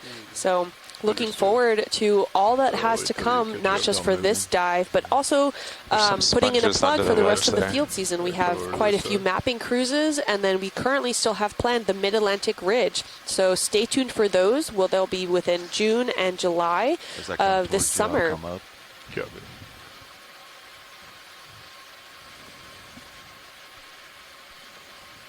Okay, question for Shoreside is, on this expedition, we've been testing out a low-light camera during midwater. Co-pilot, you can And, adjust maybe to center them up. We'll keep getting our ship How moves many based of on your these heading. corals Okay. have any bioluminescent I'm just going to come up properties? just a little bit here first. Ooh, that's an excellent question, video. So Scott did mention earlier Go that ahead, some of Bridge. these corals do Copy that, Bridge. bioluminesce, especially when agitated. So I don't know, Scott, if you're on the line, if you'd like to elaborate on that.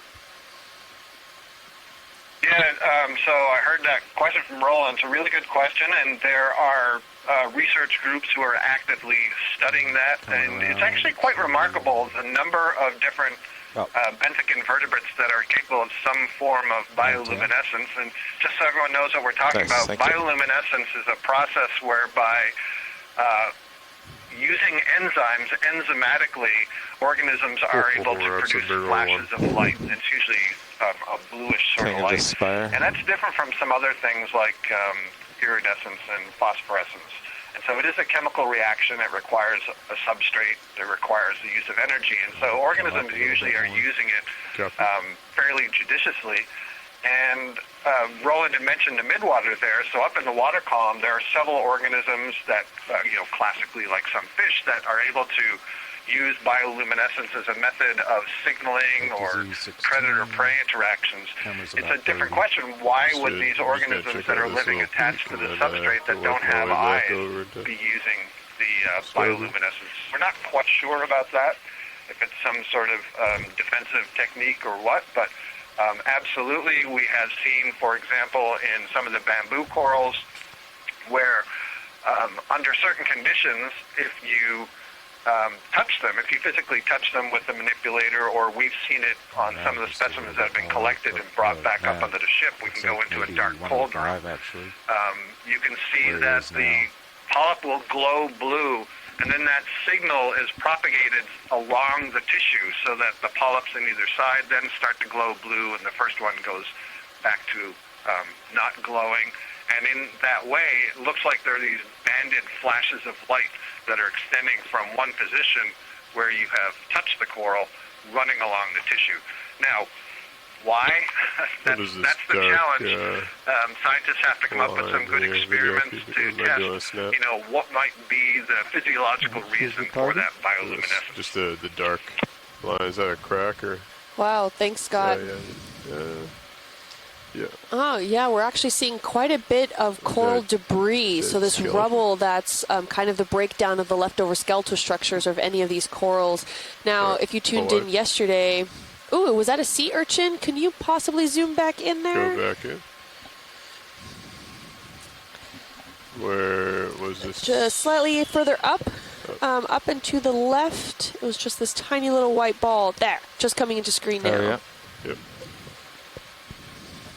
Chris Ma, I see you in the chat room. Would you like to call in?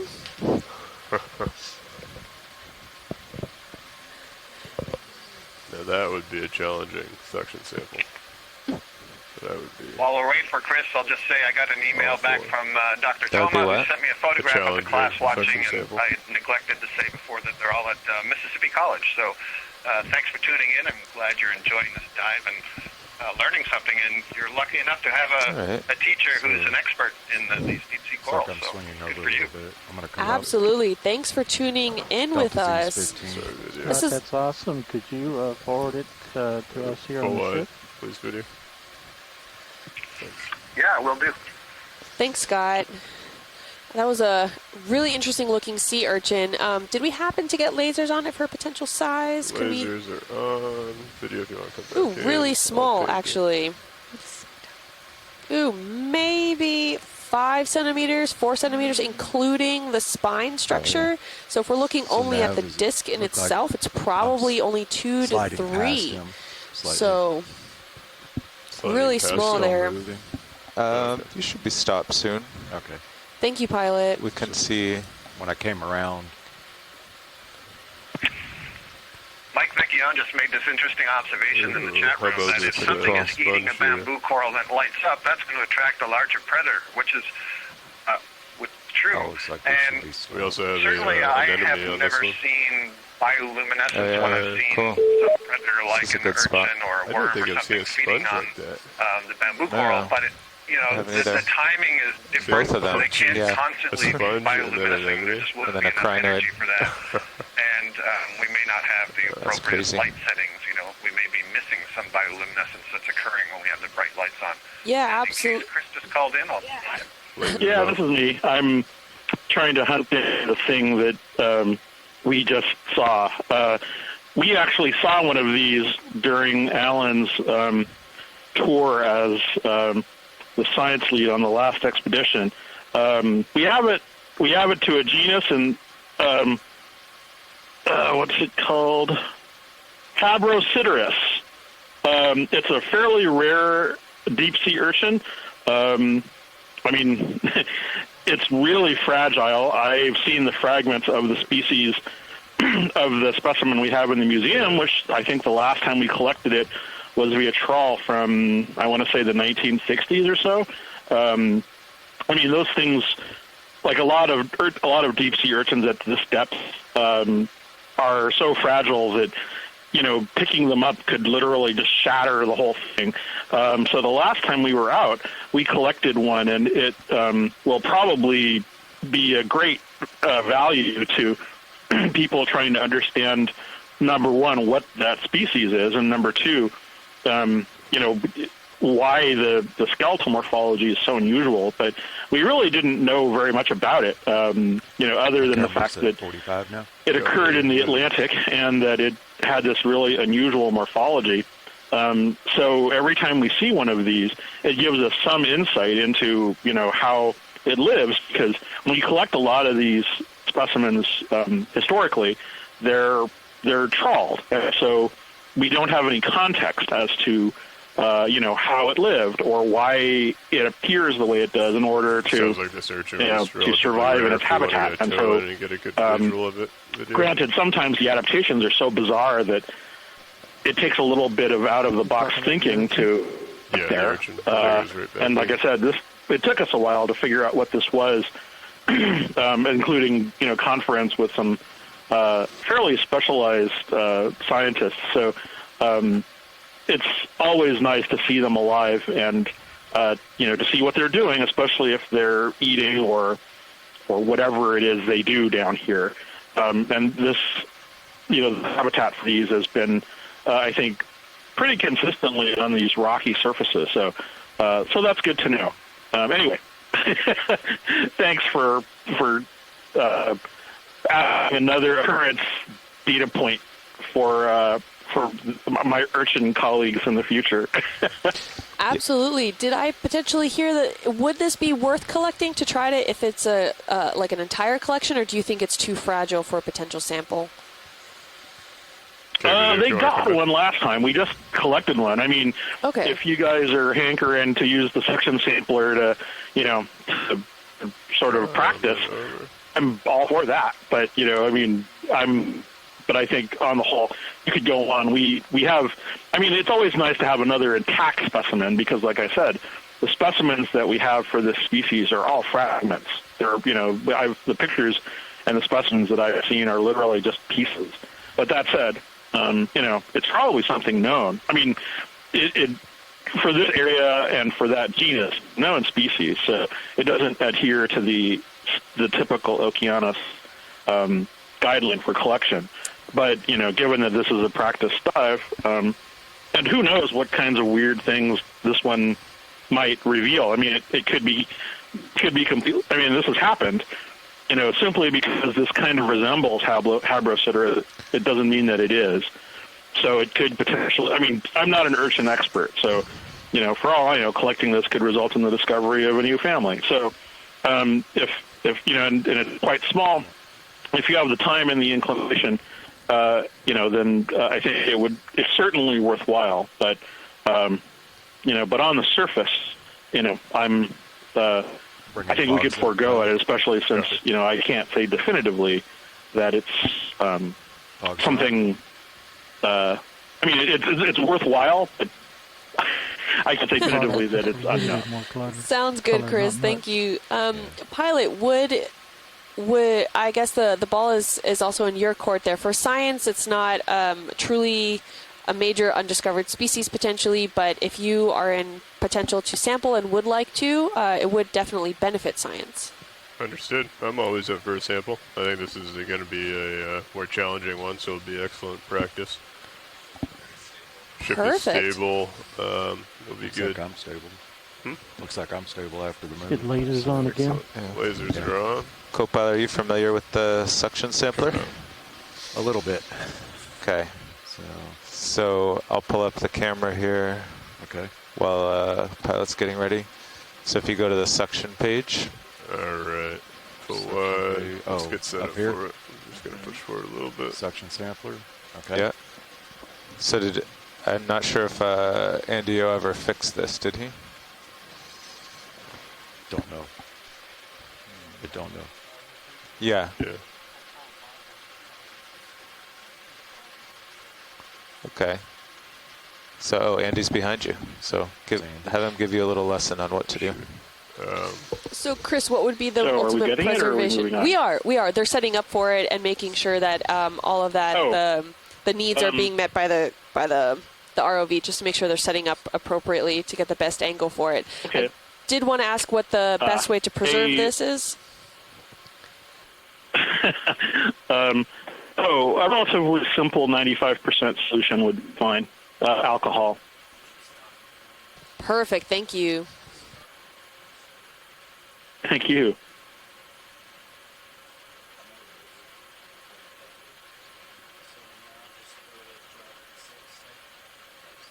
Could you possibly repeat the potential ID that this specimen would be?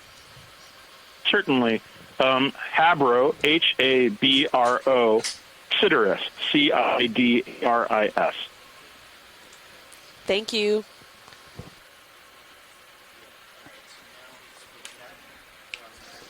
Pilot, I'd have maybe you're Mark welcome. tilt the mini down to, or the ME20 down to the string, so you can try, sucking and turning off a couple times, because we don't want to, mangle it inside. Yep. Okay, guys, we're set up on jar 6 right now. Alright, so we should not be on jar 6. Don't want jar 6? Not right now. So jar 6 is a bypass. Yes. So it's not active. But we want to Oh, practice first. practice. Yep. Right? So the first thing I'll have you do is bring up the hydraulics. Okay. Also want to bring on the jar light. Jar light. Oh yeah, that's right. We should get it to color if we can. This one.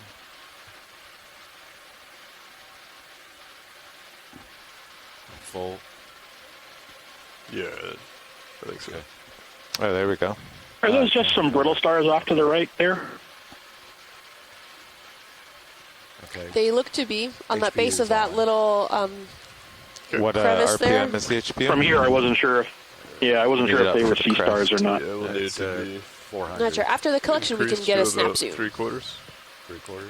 Yeah, no worries. Yeah, it should be around. I'm pretty sure they're brittle stars. gallons per One of minute. them may have been Yeah, extended. 1,000. So good. Should be fine. Okay. All right.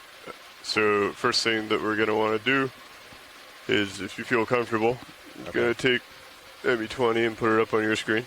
Okay. Go ahead. Okay, switch it over. Gotcha. And then, all right, so I see it there. And then, so we're going to have to draw out a little bit, but be Okay. very careful. You got that whip coral there to your left. So we're going to see if this works on this one. Oh, that's right. So I might have to do it valve right. packs. Okay. It worked for the jars, so. there we Okay, go. just be careful. Okay. Oh, bumped Whoa. it. Whoa.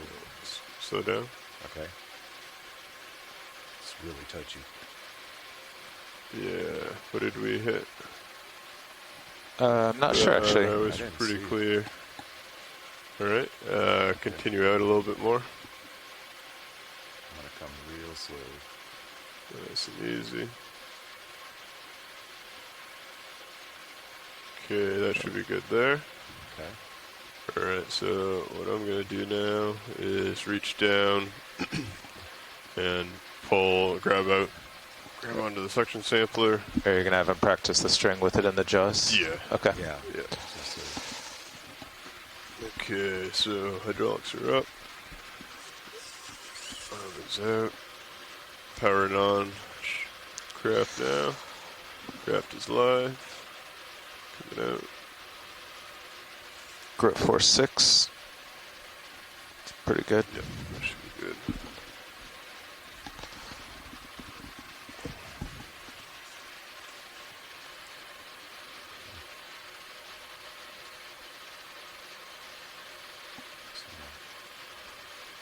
Can we actually turn off that suction light I or think turn it's it the down? fog I think light. it's the fog. Oh, so and the fog's still on? so Alright, back. it was so clear we were flying with them without backscatters. gotcha. Fog's coming down. Excellent. And then video, if you could just adjust. Thanks. Okay. That's a little better. Okay. So I'm going to pull this out a little bit, and then if I could have you draw it in. Okay. Just a second.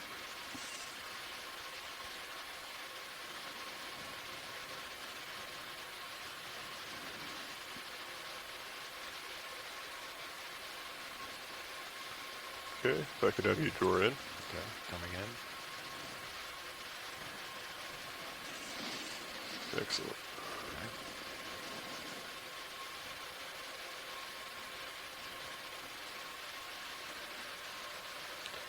Alright, so I'm going to rotate this a little bit. And then, Okay, I'm going to set the Gonna hold suction there. at 0. Suction's at 0. copy that. I'm actually going to bring it back.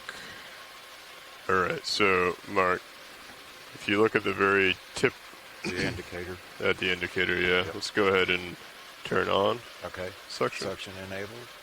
Oh, you do have a knob, too. Yeah, And the that- knob on Well, Yeah. okay. Yeah. I did on the screen. You want me to zoom in? Okay. So, Go ahead, you workshop. want me to suck first?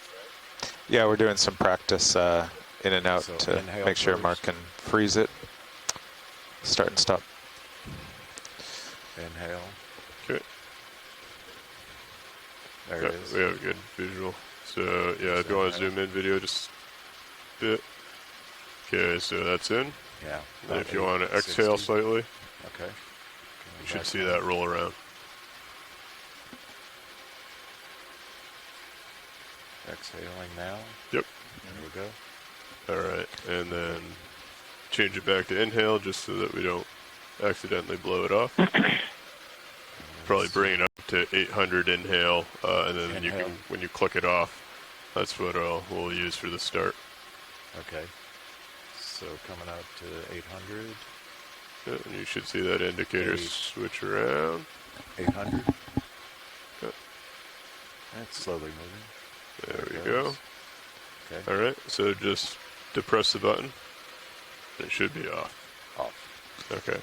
Okay. So now the next thing that we're going to want to do is switch the jar to an active jar. Should we do a practice here? Zoom back in on, just make sure Mark knows the steps for start and stop. Yeah. Because we don't, it's crucial to stop it right when we see the As soon urchin as we get in the see jar, it. yeah. Yes. Yeah. So I just want to, so yeah, turn it on now. So turn it on. Yeah. Okay. We're on. And then pretend it's stuck to the rock, so you have to ramp it up a little. Okay. Coming up. Okay. And then it Up. disappears, it's in the hose, we can't see it. And then it appears in the jar, so you turn it off. Off. Nice, yeah. I just wanted to make Okay. sure we knew the steps. Okay. If you want to ramp Yeah. back down to 800. Roger that. Nice.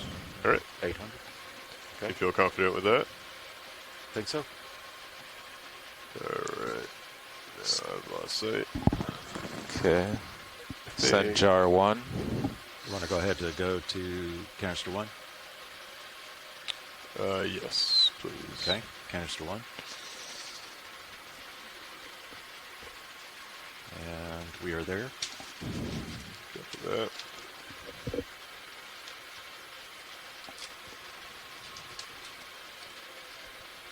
So I'll just enable at 800. We'll ramp up if we need to, and then kill it as soon as we see it. Yep. Sounds good. Video, if you could zoom in a little bit on main HD as well as on ME20. Okay, that's perfect right there. Great. Okay. Excellent. You ready, Copilot? Ready? We got her on 1. Indexing back in. Okay. Let me know when you want suction on. Sure. I think it's going to be in there pretty tight. Go ahead and do suction now, 800. Suction's on, 800. Okay.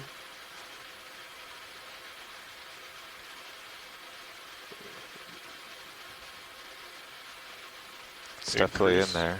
Yeah. Want me to increase? Yes, please. Coming up. Uh, Coming up. Coming up to 1,000. Understood. 1,100. It does not want to let go. Want me to come up more? 1,200. Yep. Let's see here, do I have more? 1,200.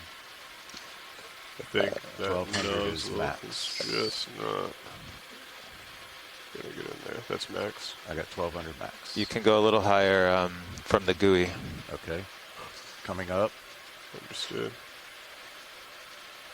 1,350. Yeah, it's just a little difference, but Okay.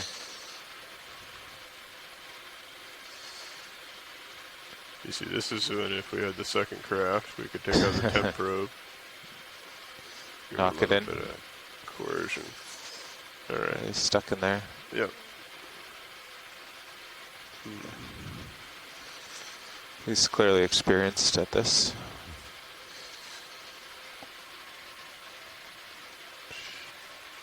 Says we're at 1,400. That's as much as it gave me.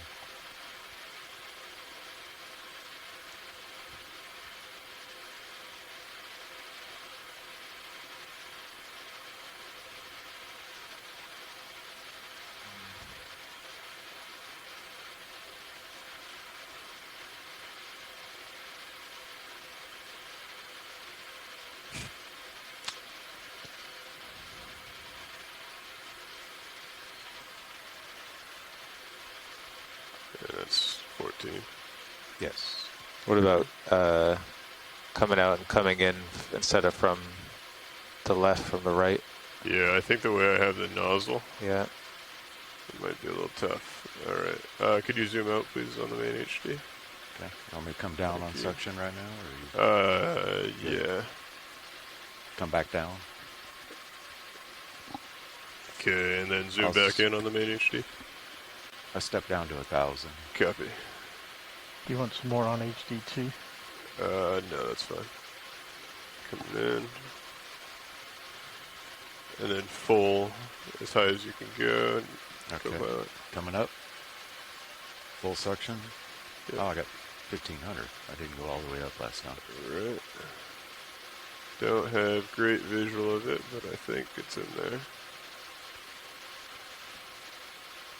Yeah. Yeah, I think it's I think too he deep is in there yet. pretty good. Alright. Well, To try repositioning your hose. full wide on the HD. You want me to stay full suction? Oh. Or? No. Okay. Kill section. Thank you. And if you want to draw out. Okay. Coming out. That was a good try. I guess that's why the Unfortunately, Chris, urchin it's, chose the crack. Yeah. It's a high current area. All right, maybe that urchin lives to fight another day. Is that good? Yep. Lesson number 1 in the deep sea. Just because it looks fragile doesn't mean that it is. That's fine. Thank you so go much ahead for and bring trying, the door back. pilot. Should I just grab the temp probe and test it while I'm here? Oh, Thank yeah. you, pilot. Yep. No we problem, Chris. haven't done that yet, yeah. Yeah, I would say, there's something instructive here. We've been, doing this work for more than a decade and learning more about what are the tools that we need to sample. And that's one of the reasons that we have this suction sampler on the vehicle. We didn't used to have a suction sampler, and because there are some things you simply can't pick up with You the can claw, bring the door back or in. the claw was Okay. modified Door so coming that in. it could cut instead of just break, for example. No. And this urchin is sitting in a pretty Poison. tough little spot there on a rock, and so it's really hard to get to. And so maybe we need to yeah. develop other tools for making Okay, sampling let's go ahead and easier bring if, if we're trying to get 20 things in down. these sorts of situations. But That's as far as it goes it's all down, about huh? the science and the We can see engineering the and tape learning as there. we go. Another good Oh, use yeah, of the shakedown. Yeah. Absolutely. Thanks, But remember, Scott. we don't currently, really while wanna we're see the settled tape, right? down, we are testing you the move the temperature tape? probe just to make sure that's No. also functioning Okay. properly. So, And before we go, can we just get a little view of the orange colony on the right side at about 3 o'clock? And I suggested that, unless you've seen it already on the dive, then that's fine. I suggested it might be Storapathes, but another alternative is that it's okay. Swiftia, so I just a see. quick look would tell us No, the I don't. difference. Never mind. I will reiterate. Thank you. Thanks. I'll There's the yellow. be Okay, watching. don't go any further. Next time a starfish pops up, I'll definitely chime in. Thanks, Chris. Okay. Yeah, we have Thank quite you, a bit of bye. range with this. Feel pretty And can confident. I follow up a little bit on the Nice. bioluminescence while we're doing this, or do you want to describe more about what we're doing? I'd like to go over really quick what the pilots are conducting now, because I also feel like have a that's question for them. Very reactive. I think that as a Yep. cable attractor looks reasonable. So just for everyone at home tuning in, we tried to collect that sea urchin that's Happy? almost dead center Yeah. of the screen. Thank you. Copy that. If you But can with bring the door back unsuccessful up. efforts Okay. because Door that sea coming urchin out. just did not want to let go of that rock. Currently, we are testing just overall the processes of taking out the temperature probe, also go. testing that the functionality, making sure it's retractable and can come out when needed. Again, shakedown cruises, like Scott mentioned, this is all part of that. So we want to make sure all of our objectives are complete, all the systems are groomed and ready to go for the overall field season. Okay. No, if you want to drawer. Drawer. Pilot, before we do take off, there were one request, one from me and one from a scientist. If we could possibly take a Niskin sample here, because of all the beautiful coral would be around, it would be great for eDNA. Sure. You can go ahead and get Copilot to do that. We need to work with Clipper before Okay. you fire it. Are you familiar with how to do that, Copilot? I'm in Niskin release right now, Excellent. and whenever they're ready, I just switch forward, Yep. Fire launch for one, and then release. and release. Okay. Arm is secured. Do we have a Clipper on Another comms? clipper. Okay, and it's All right. Watching She confirmed she's ready. up here. I'm ready. okay. All right. Are we ready? I think we're ready to fire. Okay. Just getting bottle 1. Firing. Fired. And then reset it. Reset. Then we can go ahead and secure hydraulics. Okay. Arm is stowed. We're good. Okay. Valve packs off. HPU off. All right. Watch lead, or I guess Nav, did you get that sample? I did, yep. Excellent. Great. Watch lead, there was talk of something orange. Yes, so right at 3 o'clock, there is a small little bushy coral. If we could get a quick zoom on that. Copy. Thank you so much. Should I go ahead and rotate the result back to 6? Yes. Oh yeah, 3. Yep. Sorry. No problem, Scott. I guess I could have just said home. But where does the clock work? Go ahead and come in. I don't know. Time is irrelevant nowadays. Right, it's all digital. Okay, watch lead. I had that as O1W. Okay, yeah, 100% that is a black coral Bring the section store right back pathies. down. Thanks, that's all we need. Copy Great, that. thank you. Getting a quick snap zoom. It looks so nice. Pilot's clear when video is. And Scott, do you want to talk quick about what makes a black coral so distinct with its tentacles and polyps? And we do still have the fogs Sure, so most of what we're seeing have the down what? here Dogs are off. octocorals. Okay. These are all cnidarians. They're all related to Wanna get jellyfish Sirius and sea back on? anemones, and they all have the classic There you go. nematocyst, which is a stinging structure that they use to capture their prey. So And they're I have all you at 45 soft-bodied degrees gelatinous, and pointed but the corals about have 108. a hard skeleton, and so those soft-bodied gelatinous tissue, Copy what that. we call polyps, sit on the skeleton that they construct Well, we only have themselves. 3 minutes, so we And probably the shouldn't call in a octocorals and the move. We black should let the corals, next watch get oriented and then head off lay into down a space. different kind of skeleton. They're both basically mostly protein, maybe with some Is there anything in particular amount here of that they calcium think would be carbonate that's embedded bioluminescent? in it, and that varies among taxonomic groups. So we were seeing I earlier heard the bamboo a few corallium that times. has I haven't quite seen lot a of calcium bamboo carbonate. today. The bamboo corals I have don't quite a lot, think- whereas the things like that yellow thing you see over there, the Paramaricia, they're Maybe that almost is that entirely branched one protein. down there? So that's Yeah, one thing that that's, distinguishes them. Basically, the protein is gorgonin in the octocorals, and it's antipathin I in wonder the if black just corals. It's much throwing harder. out and And that black blowing coral the skeleton suction sampler is that gently typically would black or very dark colored, and so the coloration would be different. agitate it. And then if we were able to see underneath that was the the tissue, case, you would see that the skeleton yeah. has Or spines the associated thrusters too, with but it. then you would And the obviously spines be can be moving. quite complex. There's a lot of diversity between species, and it's actually the main tool used to identify the taxonomic groups of black corals. Give me And then the other another thing is chance if with you the look section. at the polyps themselves, so the soft tissue that we can see, the octocorals, the easiest thing to tell them apart if you get a good view is that each polyp will have exactly 8 tentacles, and those tentacles are what we call So pinnate, I'm which not means sure they if have that's little of side interest branches or on not. them. They almost look like little combs or feathers, if you will. Continue around. Whereas the black coral polyps, the tentacles are smooth, and there would be 6 Yeah. tentacles associated Yeah, with them. we noticed that. We were headed So down those there. are the sort of We're trying to primary figure out how to characteristics. agitate And it then now. there's some other variability that depend on what kind of Get black a coral you're delta looking Z at or about what kind of 19. octocoral you're Copy. looking at. These two are probably of interest. I Awesome. think Thank you, Kim Scott. said the stock So that we're the- looking at is potentially bioluminescent. Yeah, so the right at center there is a bamboo coral just slightly south of dead center. Is likely bamboo coral. We can get a quick snap zoom just to confirm. An easy way to confirm that Go are those ahead, black come in, nodes that are seen periodically throughout the branch of the coral.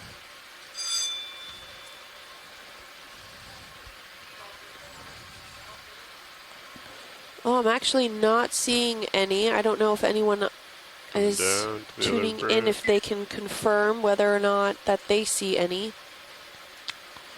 Or the pilots are really... Sorry, go ahead. What were you looking for? Potentially a bamboo coral that could be agitated for testing some bioluminescence. Oh, I see. Yeah, I mean, that's absolutely could be one. You would have to, turn out all the lights and then run the manipulator over it. But that would certainly be a good candidate. Do any of these other corals? in Did the you get view? that, pilot? Yes, I did. All Go right. ahead and set up Luminous. for it. You want to go ahead and test it out? Yeah, I think we'll give it a To try. directly answer There's a Roland there, these could be ones that bioluminesce. I can't give you a 100% guarantee, I don't know if I but can in no avoid that. case could I Still give you a get in 100% here. guarantee a priori Right. that this one will or this one won't. But this one is a good bet. I was trying to get Sounds it good. to Thanks, go Scott. I Yeah, don't know if you nothing can is get a ever tilt. You're guaranteed, still but so far we can away. try. I'm pretty close, aren't I? Right to this port side? I don't know, looking at that camera, it looks pretty far. But Yeah, true.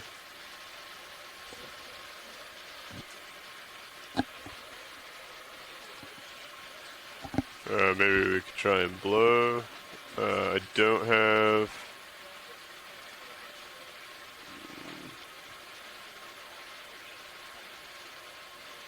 Probably don't want to bring the drawer out though, or do we need to? So the only concern that I have is this guy. Yeah, He's right. he's hanging over you.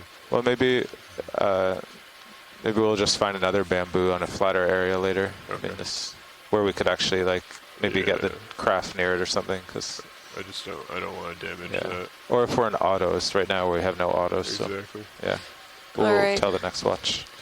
All right, we'll find another one for you. So a little bit more about the bioluminescence, because I may have mischaracterized what Mike Vecchione was saying in the chat room.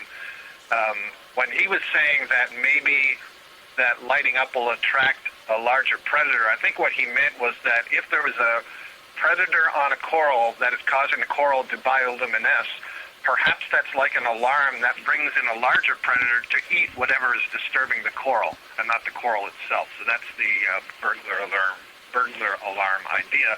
And then Les Watling suggested that perhaps bioluminescence could be used to attract some small zooplankton that then the coral could feed on. So these are a couple of the ideas that would need to be tested. Absolutely, and I mean it. Part of doing that is being able to observe a lot of these kinds of features in situ, in the water column itself, in the benthic community itself. So this imagery that we're able to get is actually vital to determining also how behaviors are seen, not just within the corals in itself, but also the organisms that interact with the coral, like you said, like if there is a predator coming to eat them, or, you know, crabs or squat lobster or fish or anything, or even jellies that interact with it. So it's a really great feature to see, and any predatory behaviors are really great lessons to learn. We were not able to set up properly for that specific bamboo coral to test it out, but we are on the hunt for another one. So feel free to let us know if you do see something that could be applicable. Right now, the pilots are getting ready for a change in watch, so hang tight, and we'll make sure that we get all set up once they're all settled in. Okay, Kim, what I can say is where we have seen it is in some of these large bamboo coral whips, so I would say those are good targets.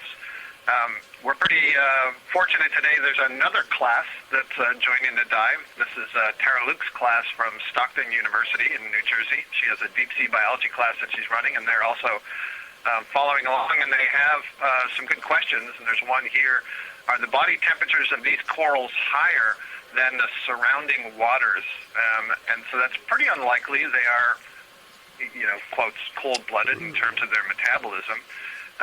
But I don't know that anyone, you know, actively studied that. Certainly, you know, at some measurable level, I suppose, when physiological reactions, metabolic reactions are going on, heat can be released, but I suspect it's really not enough to make a noticeable difference. So that means that the coral should be existing and surviving at whatever the surrounding water temperature is. And Les Watling had noted earlier that relative to this community where we typically see them, the water temperature here today is actually a little bit higher. You know, usually we'd see this at 2 or 3 degrees, and it's about 4.5 degrees, 4.3 degrees here, Celsius.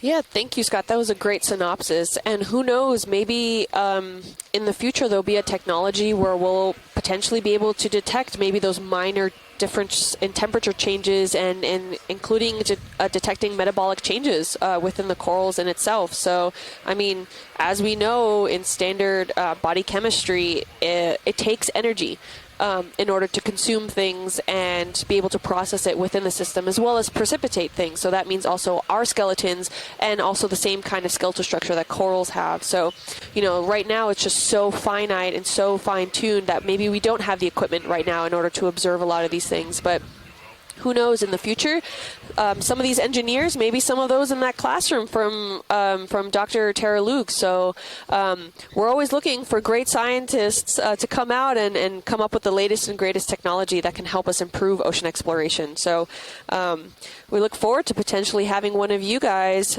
come up with that kind of technology.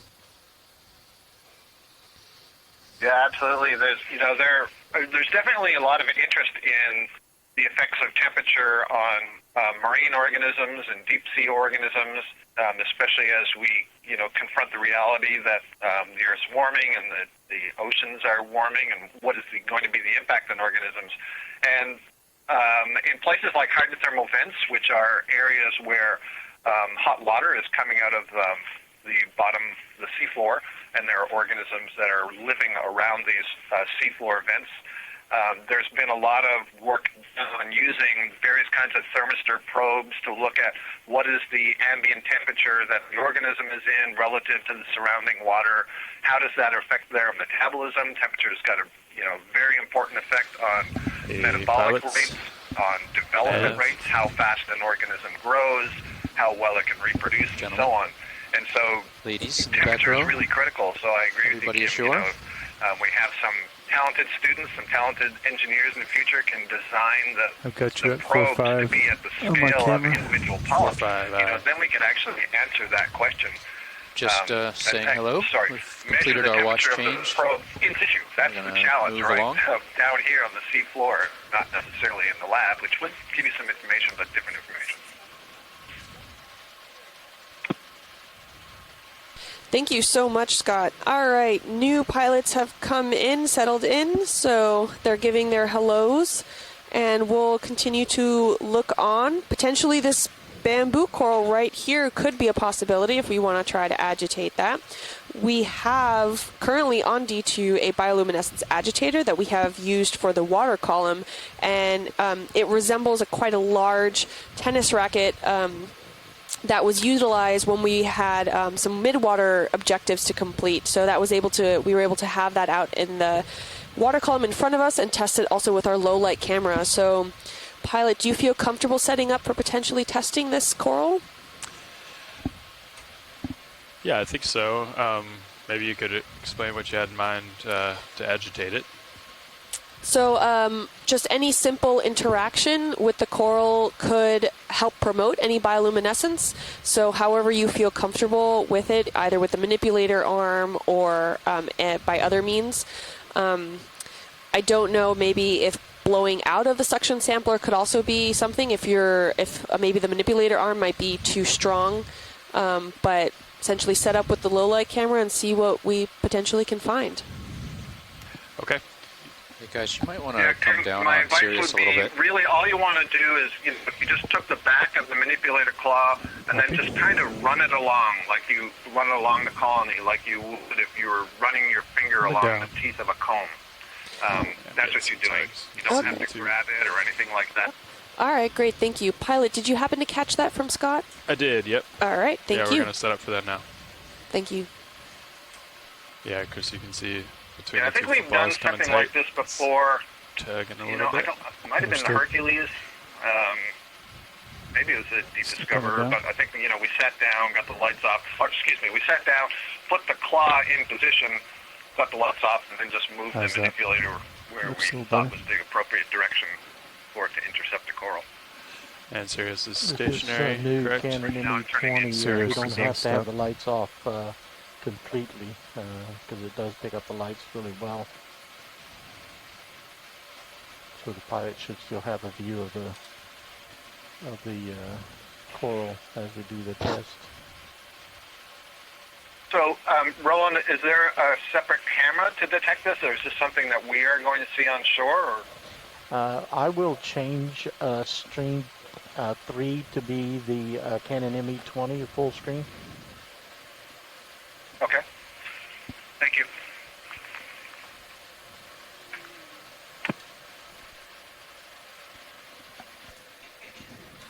Okay, could you fire up hydraulics? Sure can.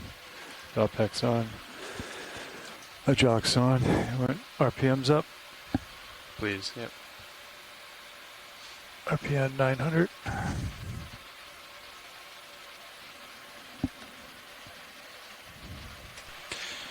Hey, Scott on shore. This is Chris piloting.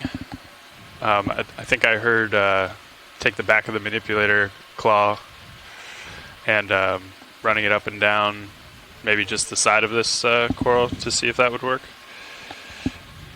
Yeah, exactly, Chris. So, I don't think we have to grasp it, and it may only require, just going once. You don't necessarily have to go up and down, and so I would say, go up, choose a direction, go up, go down, whatever's easiest for you. See if we see a reaction, and then if we don't, then run the manip in the other direction. Okay, copy that. All right, we'll get set up for that now. Okay, so before we do anything with lights, I want to get that arm out. Copy.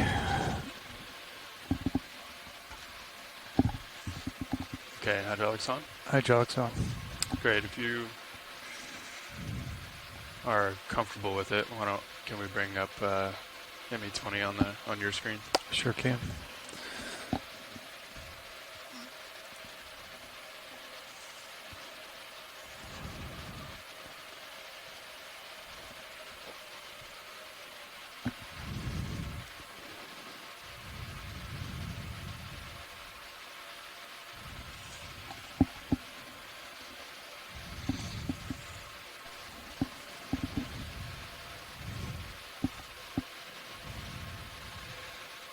Yeah, can you tilt up a little bit? Sure can.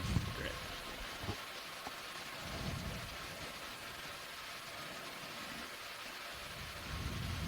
Keep coming.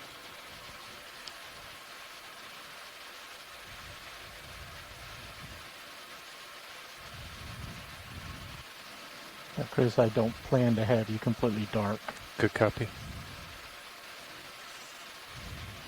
Is that to me, Roland? Yeah. Okay. Got both Chris's in the front row. It's out a little bit further than I thought.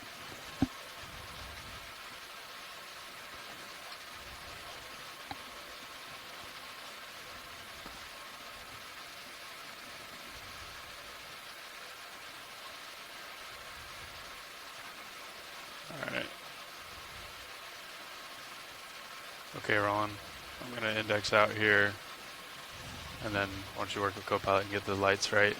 Okay, let's center the camera on the tip of the fingers. Which camera? The HD2. Both cameras, actually. Good copy. Okay, that looks center there. And Chris, one more thing. It shouldn't matter if your claw is in the foreground or the background of the colony, whatever's easiest. Okay, great. Thanks, Scott.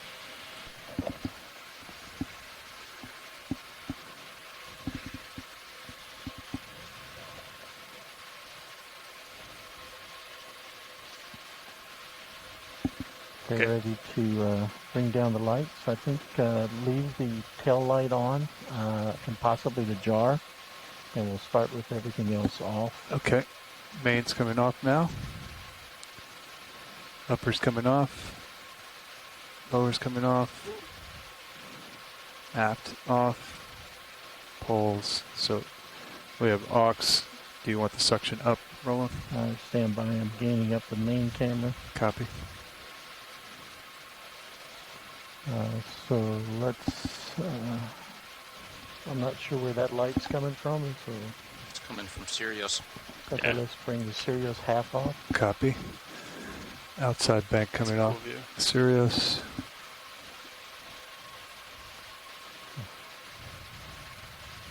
I think we should be able to get something with this. Understood. So I'm going to zoom out a little bit.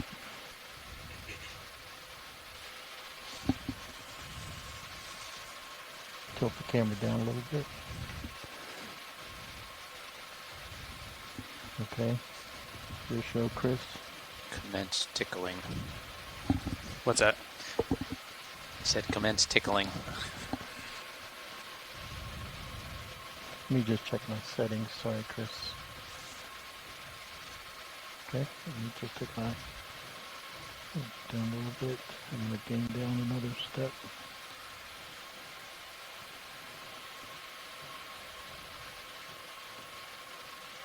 Okay.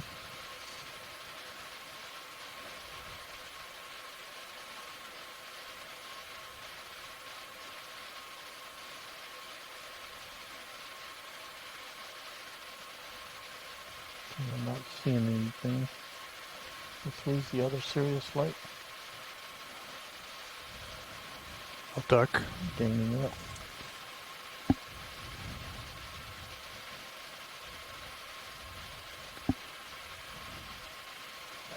Okay, let's bring on the jar light. And Kill for the those char- of you tuning char light's in, off. you want to look Bring at it on. stream 3 for our low Up light 5%. camera operations. Bring it up till we start seeing something in the image. Up 10. You tell me when to stop, bro. Let's come it up and then bring it down so I can see. Understood. I can't see anything There right you now. go. That's a little bit, not enough light, so let's bring on one more Sirius light.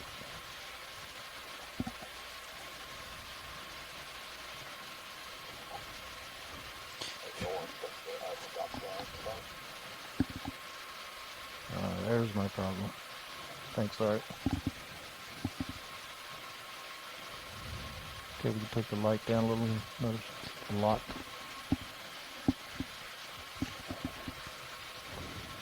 Bring the Sirius lights off.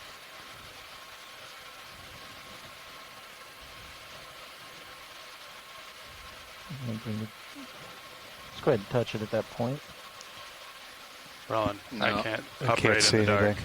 You don't see it. How about that? Okay. I can see it on my monitor. Got enough for you? No, a little bit more, please. I think if it were doing it, we would see it. How's that? I'll give that a try. Yeah. Copy.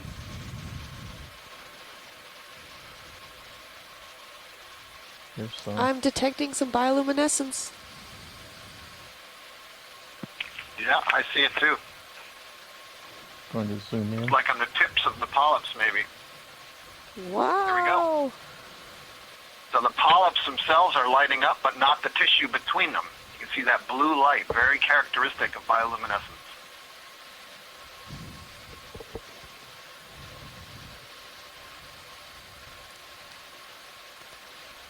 That's really cool. And you see that it isn't persisting very long. And unlike what I was describing where you can see the flash propagate along the colony, I'm not seeing that. It's only where you're actually intercepting that colony and getting the physical connection. I'm going to try a different spot.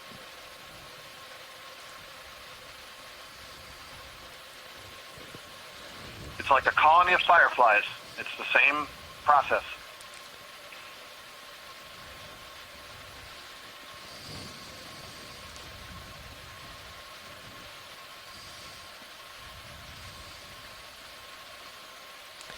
Wow, look at that.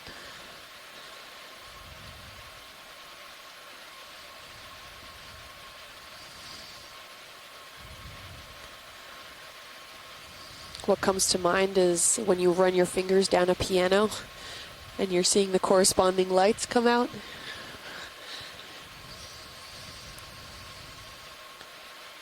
So Mike Becchione says now we should wait to see who shows up. And, you know, this is interesting. This sort of reaction, in my mind, isn't to attract prey to the coral, but certainly could be to attract predator to whatever is bothering the coral. So perhaps D2 should be careful here. But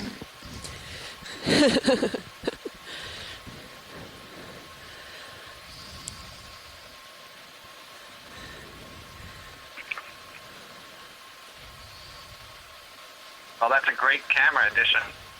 That's really nice because we can clearly see in a manipulator at the same time that we're seeing luminescence, and we can pinpoint that luminescence to the polyps themselves. absolutely, this has been a great view. We're still refining the engineering aspect of it, but hope to continue to improve. Want to wrap the test up? Sure. That was really great. Ending All right. the Sirius lights commencement coming of on. tickling the coral. Thank you so Tell me when much, you're ready, Pilot. Roland. Well, I'm clear. All right. yeah, Hey, lights coming back on. science in action, right? We had a question, we had hypothesis that perhaps this type of coral was capable of bioluminescence, and we thought it would be due to physical contact, and then we tried the experiment, and there we go. And so the next set of experiments we would want to be doing is, maybe why, how long can it keep luminescing? It looked to me like we could go back and study the video, but were the same polyps repeatedly lighting up, or was it always different polyps? How much energy is there? Very cool. Thanks. Yep.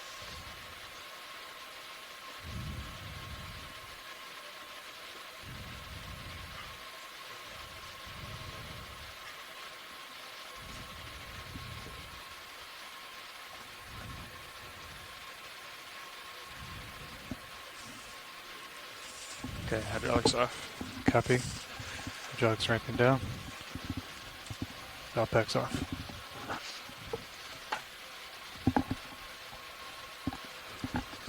Hydraulics cold. All right. Thanks, co-pilot. Bring your camera back around. Yeah, thank you. That was fun.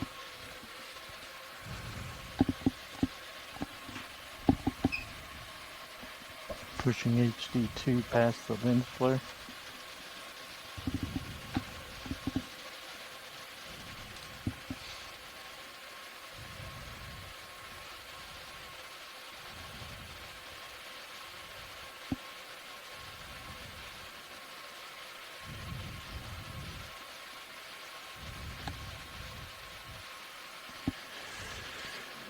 All right, Nav, where are we headed? Well, generally speaking, to the east-southeast. There's been a series of knob-like features.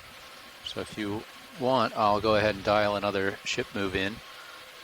You're already stretched out, so I'll go ahead and do that if you're ready. I'm all set. Okay. Let's get one going. Okay, looks like I'll do like 1-1. What was Carl doing? 1-3-0. Yeah. I'm going to do about 1-2-0, 30 meters. 1-2-0, 30 meters. Bridge, Nav. Sounds good. Hi, Bridge. Would like to call in a move, please. We will go 30 meters, bearing 120 at 1/10, please.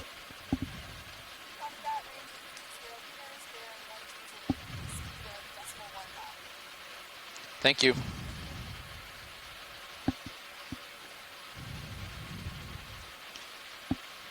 Might want to write down that light configuration somewhere. Understood. It seemed like that worked pretty well. You know, if I didn't say this, but if you had left at least one of the Sirius lights on and just simply changed its heading, you could have modulated the amount of light coming from Sirius as well. Yeah, especially if we were like right over. It might have been way too much. Mm-hmm. Yeah. And I think the timing of the lights matters too, because I think at no point should we be just dark. That doesn't.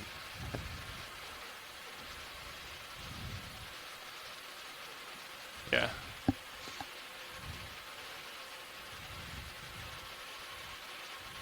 All right, I'm about out of tether there, huh? Yeah. Let me take a zoom here on something. I'm looking at this skeleton that's lying down just to the right of center. Looks like a candelabrum. This is the first one of these that I've seen today. You should tell me, Kim, and others. But that's a bamboo coral, one that Les and I are actively working on describing. That's got that very characteristic growth pattern of a single stalk that then gives rise to lots of these little side branches. So interesting to see that here. There's a dead one.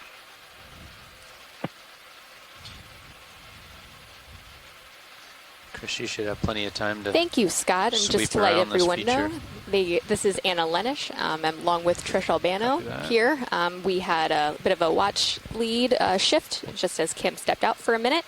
And so with that candelabrum, is that, even though we see it dead here, is that something that we would see in the area alive, or do you think it potentially drifted from a different location?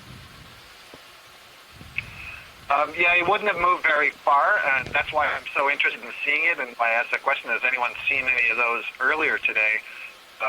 I will need to call up my map. We've got a pretty good map of the distribution of this species, and I honestly don't recall if we have ever seen them in the Gulf of Mexico before, so I'm going to go check that right now, and I will get back to you. But, Wonderful. Sorry, Thank you. Anna, just to follow up. Yeah, just to follow up on that, that colony had to have come from very close around here, so I don't know when it died and toppled over, but it means it is definitely now in the Gulf of Mexico. It just would be nice to see a live one. Right. Okay, well, that is great to know. Well, and have we seen that? And yeah, any information about the right? candelabrum for this area? If, I don't believe we saw any earlier today on this dive. So seeing one now is definitely the first time for this location here, at least on this dive. But yeah, knowing if they're more common present elsewhere in the Gulf of Mexico, or if this is something, would definitely be information that we would love to know. So thanks, Scott.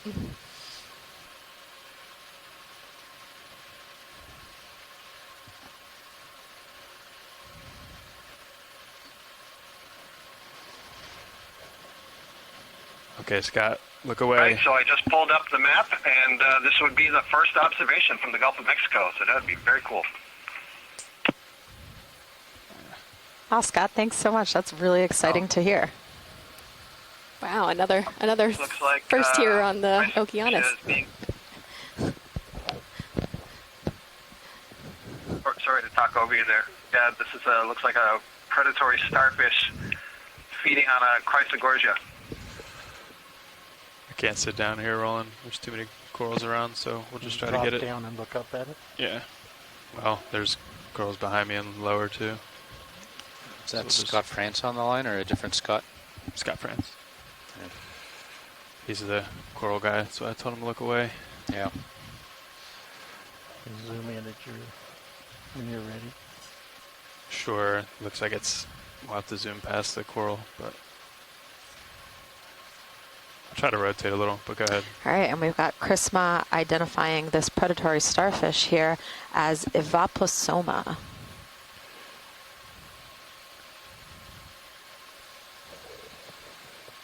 Let co-pilot know if you want fog lights. And I don't know if it's the angle that we're seeing it now, but I don't know about you, Trish, but I see 4 arms. Yeah, 4 for now. 4 for now. There might be another one hidden back there delta. somewhere. Feel, Yeah, come down a little, co-pilot. So 2's way out there. I don't think co-pilot heard you. Co-pilot, can you come down a little? Yeah, I heard. I'm coming down. One of the things you could see on that colony there, I should have said this when we were closer in, but you could see the exposed gold color of the Chrysogorgia colony below the sea star, which is an indication that that sea star has probably digested all the tissue moving up towards where the branches are. Okay, Roland, we can come back in. If you get a stable shot on Sirius, it's kind of cool too. I'm okay with zooming if co-pilot is. Okay, co-pilot? Yeah, 1 second roll. Yeah.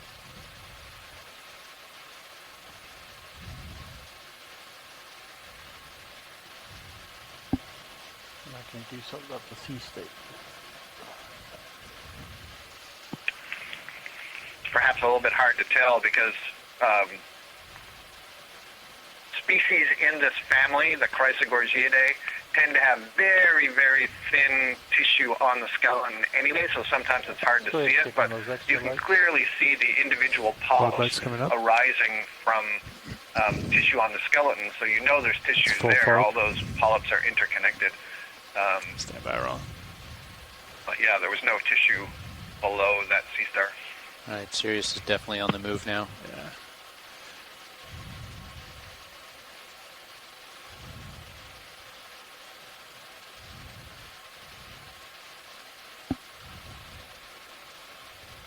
Okay. So will a sea star like this just seconds continue eating all the way up to the end of the stalk and then maybe or do you want to fly its way down? It'll fall after it's done, or will how long does a sea star like this usually take to potentially eat a a coral colony that's this, 1 meter potential in length? Yeah, it's a really good question, and I'll bet that's Chris who just called in to help answer it.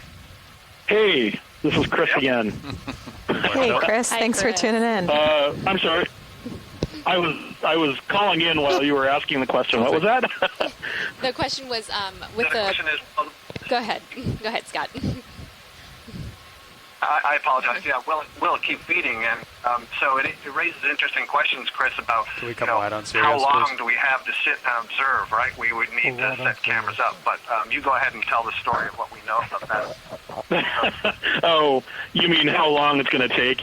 A long time, I think. Well, I mean, and this actually begins with data collected by Scott himself, because a while ago he observed.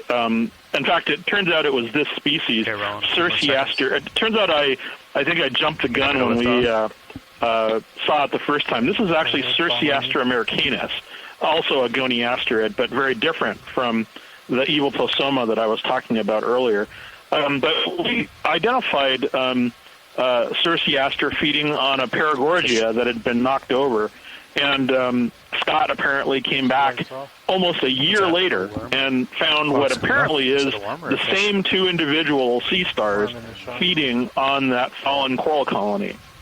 So, I don't think it's reasonable. I don't think it's unreasonable to say that any one of these sea stars could be feeding on a coral like this for literally months. If he gets black back weeks, sure. Months, looking very good. But up to a year and longer, it wouldn't even surprise me if that was true. So they could literally just be living on the thing that they're eating. Oh, what's that? Oh, a little Chimopterus worm. Oh, how nifty. That lucky worm. Chris, it was 18 months between those observations. It's a quick little guy. Okay, yeah. Did you ever go back to see that? After that? Yeah, no, not on those two observations. So this was a situation where we had gone to Manning Seamount in the North Atlantic, and we had deployed some settling blocks. Okay, if you spin in face 120, what's the sonar look like? Where we went and picked those settling blocks up. Before I dial in another move, year and let's a half have a look. later, and that's why we were able to make these observations. 55 meter range. The intent that we were going to look back at these colonies. Well, in that, it's like the ridge continues. Now it's 15 years. I think I would love to see what's going on there. Yeah. I get the impression that that's probably an important component of a lot of these ecosystems, is that their time scale is much longer than a sort of visibly human one. And sea stars operate in an entirely different time frame altogether, because by our standards they're quite slow. Thank you, Bridge. But by their standards, it's just right. So, and feeding doesn't take. Might be a good, feeding is very gradual because they extend their stomachs onto the polyps and digest them externally. But metabolism in these things is really slow. So, it would probably be a very long time. Lots of time to look at stuff. It take for one of these sea stars to actually completely demolish one of these corals. And frankly, that probably factors into the whole dynamic of, how long these skeletons take to. There's plenty to look at. Bridge nav. How long there's a one of these little forests, one of these little oases, 30 meters. And one sea star could remain on that one coral individual for quite a long time, and then move on to the other. So any one of these coral forests could last literally, decades, and it probably wouldn't be much of an effect on it in that time period, by our standards. Basically, so, 10 minutes. But it would really be interesting to leave some kind of time-lapse camera and come back to one of these in, a year or 5 years even. Just maintain that was technologically feasible. Right now, because so many of these animals have just a very different time scale than what we would be accustomed to. In terms of, co-pilot. Just watching them move, go ahead, Lars. A meter or a couple of meters along the DC floor could literally take, cable rinser. Just wanted months. to do a comms check. And so in that sense, it doesn't really you guys to go off the wind for a little make bit when you're as much of a difference. And, people have talked to me about, why do you find all of these individual animals so widely separated across these distances? And, so in other words, why are there sea stars sometimes they're found only on their food, but sometimes they're out in the middle of nowhere on the abyssal plain. And people have just, said to me, well, why aren't they just moving across from one coral to the next? They don't have to be distributed by their larvae.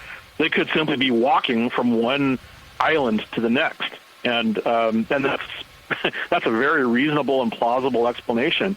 So when that sea star is done, it could literally just, clamper down from when it's finished and move across the bottom of the sea, take 3 years to get to the next coral wherever it might be, and get started again for its next 3-year feast. So it could be a 10-year journey just to have dinner. So lots of interesting questions if we had a different time scale and the technology to watch them do it. Hey, Chris. Yeah, this connects back to, I think, the question that Tara Luke's class had earlier about the temperature and metabolism.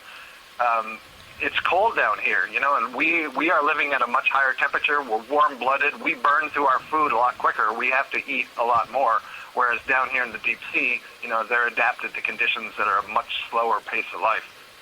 So I apologize. We keep cutting off you guys on the ship. No, you're all good, Scott. No worries. I was just about to ask Chris, speaking of these long time scales that these predatory sea stars might be, making their movements across the sea floor or working on munching on one particular coral. Can you talk to us a little bit about what might be the lifespan of some of these organisms? Oh, boy. A lot of the corals have literally been dated at thousands of years. And what that means for the sea stars that feed on them, I don't know. It doesn't seem unreasonable to expect that some of these sea stars are decades old. It wouldn't even surprise me if they were discovered to be, over 100 or older. We see different sizes, but growth in sea stars is not something you can measure easily because I've seen them shrink if they're not eating. So, and it's not clear to me what's going on, whether it's just resorbed, because they're not strict. The skeletons are endoskeletons. They're infused with tissue. So, it's not like strictly a matter of simply, it's not just like a matter of simply losing the calcium carbonate, like as an inorganic skeleton. They can presumably resorb some of that, and there can be contraction. But yeah, it wouldn't surprise me if some of the echinoderms are decades to maybe even. And I have no basis for speculating beyond decades, but it is plausible to think of them as 100 years old. But that said, and there is evidence for sponges being thousands of years old. Evidence for a lot of these corals being thousands of years old. So, again, the metabolism and the life cycle, can vary widely, especially since the larva of some sea stars, for example, is thought to last years in the water column. So it could have an entirely separate life before even settling down as quote unquote adults. And that could be the same for corals as well. I'm not exactly sure how long coral larvae can remain in the water column. Scott might be a better person to ask for that. 4-5. Roger that, 4-5. Laser's clear, Roland? I don't know if that's a lead-in, but I was typing in it. Sorry. First observation of a purple, what we call clavularia, this membranous or ribbon-like octocoral is growing on the base of that white fan that we just passed. Chris, good question about how long coral larvae can live. There's all kinds of different strategies for reproduction among corals, both shallow water and deep water. And it's one of the things that we really need a lot more study on in deep sea coral. Like a lot of things in the deep sea, it's challenging to be able to study. A ton of time. But yeah, for students who are out there and thinking about graduate school and what would be some good projects, thinking of some creative ways that you could study the larvae of these things would be really useful. So if we're lucky enough to just hold there, I'll tilt. See what this is. Actually change. Yeah, there's more of that purple clavularia that's overgrowing a dead stalk down there. If we were lucky enough to collect a colony that was producing larvae, we would learn something about it by looking in the polyps and seeing, what's the stage development in various polyps. But really, you'd like to be able to catch them in the water column. That, as you might imagine, is pretty difficult. About the same as the delta. So this is just be aware of that rising terrain that's referred to as the stoloniferous octocorals. And what that means is they grow like a ribbon or a mat on substrates, rock, or as you see here, an old dead skeleton. It could be on a sponge. And so a stolon, kind of like if you've seen strawberries grow in the garden, you know, they put out these runners. You might want to spin 90 degrees left, Sirius. It's the same sort of thing Tilt with up this, and look at what's next to you. Like a mat that's glued Make sure there's to not the a rock. wall 5 meters away. So it doesn't create There's definitely its own upright nothing skeleton. inside the Instead, it sonar depends on turn. some other things that are already on the bottom. That's about 15 meters out. But there's definitely a pretty strong return out in that direction. Blue structures coming up with you if you want to come up. View on coming up. to Sirius. Yeah, that looks like a nice knife edge. Not a wall. Pretty awesome, though. Yeah. Keep coming up. Yep.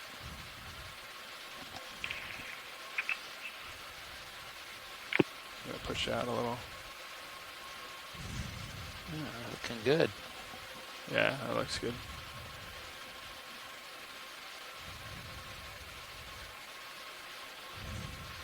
Cool. So if anyone at home turns to stream 2, you can see Sirius here It's looking down at you, with a 6'5". really Great. wonderful view, sort of getting an almost top-down view of Sirius in relation to some of these coral colonies, as well as these geologic structures that are almost seem like cut through the geologic feature. You're doing great.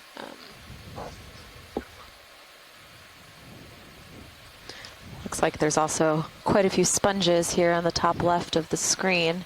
Just really a lot of incredible life and biodiversity on this geologic feature here that we've been hanging out on all morning since the ROV is touched down. There's quite a lot to see here.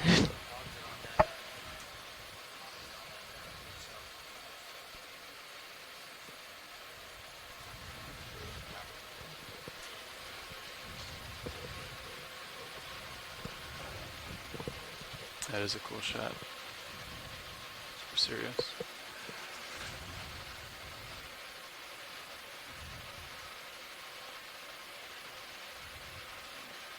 I'm gonna tilt up, Roland. I see that coral on the edge there in serious view. If there's something interesting on it. Yeah. I don't It's got see a nice anything growing on it, but it is a really big, thick face. It's got a nice black background. Let me know if you want to tighter zoom. Want me to shoot it from here? Sure, yeah. I'm sorry. Can you repeat? Sure. Just fill frame, see if there's anything else on there.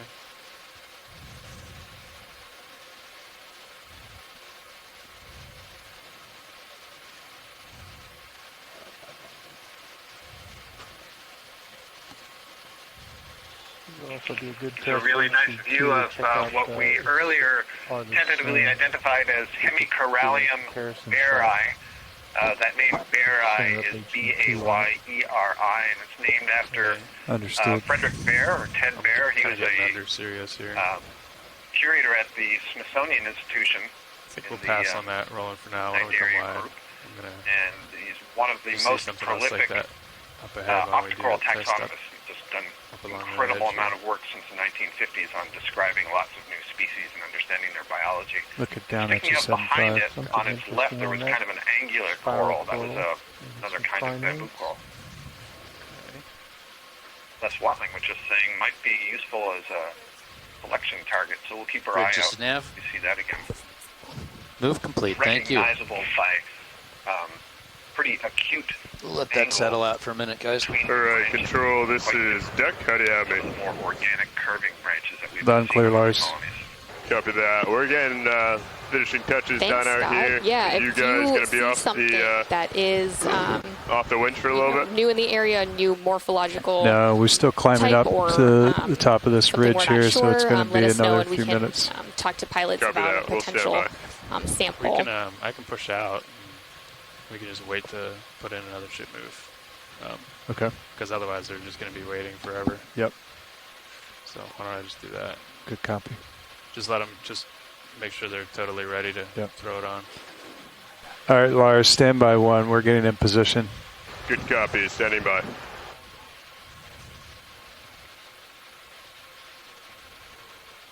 Okay. Thank you, Roland. Yep. Let's see, port SD. If you want to give us a good view. I got port SD up on monitor 12, Roland. Okay, thank you. I'll continue pushing out Copilot. Understood. Is there a reason we were keeping the swing arms in? Was that passed down to you? It was not. Okay.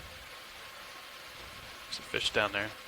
I don't know if we've seen any fish, but you want to do it? It looks like right in the center of screen right now we Snaps see in. a fish. Just ID it. Thank you. And pilots, could we get lasers, please? Sure. Thank Lasers you. on.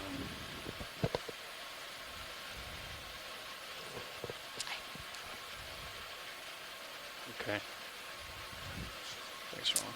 I'm not sure what kind of fish it is. I think this is a kind of cusk eel. Okay. Yeah, this individual looks pretty similar to several others that we've seen on this cruise as we've been making our way down the west coast of Florida through the Gulf of Mexico. We saw some of the larger cusk eels during our wreck dive 2 of this cruise. These look much smaller than those that we saw before.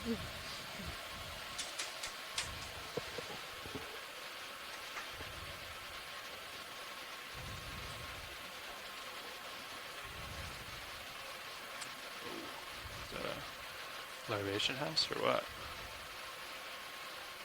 What is that, Roland? It's a old, what do you call those? Stringers.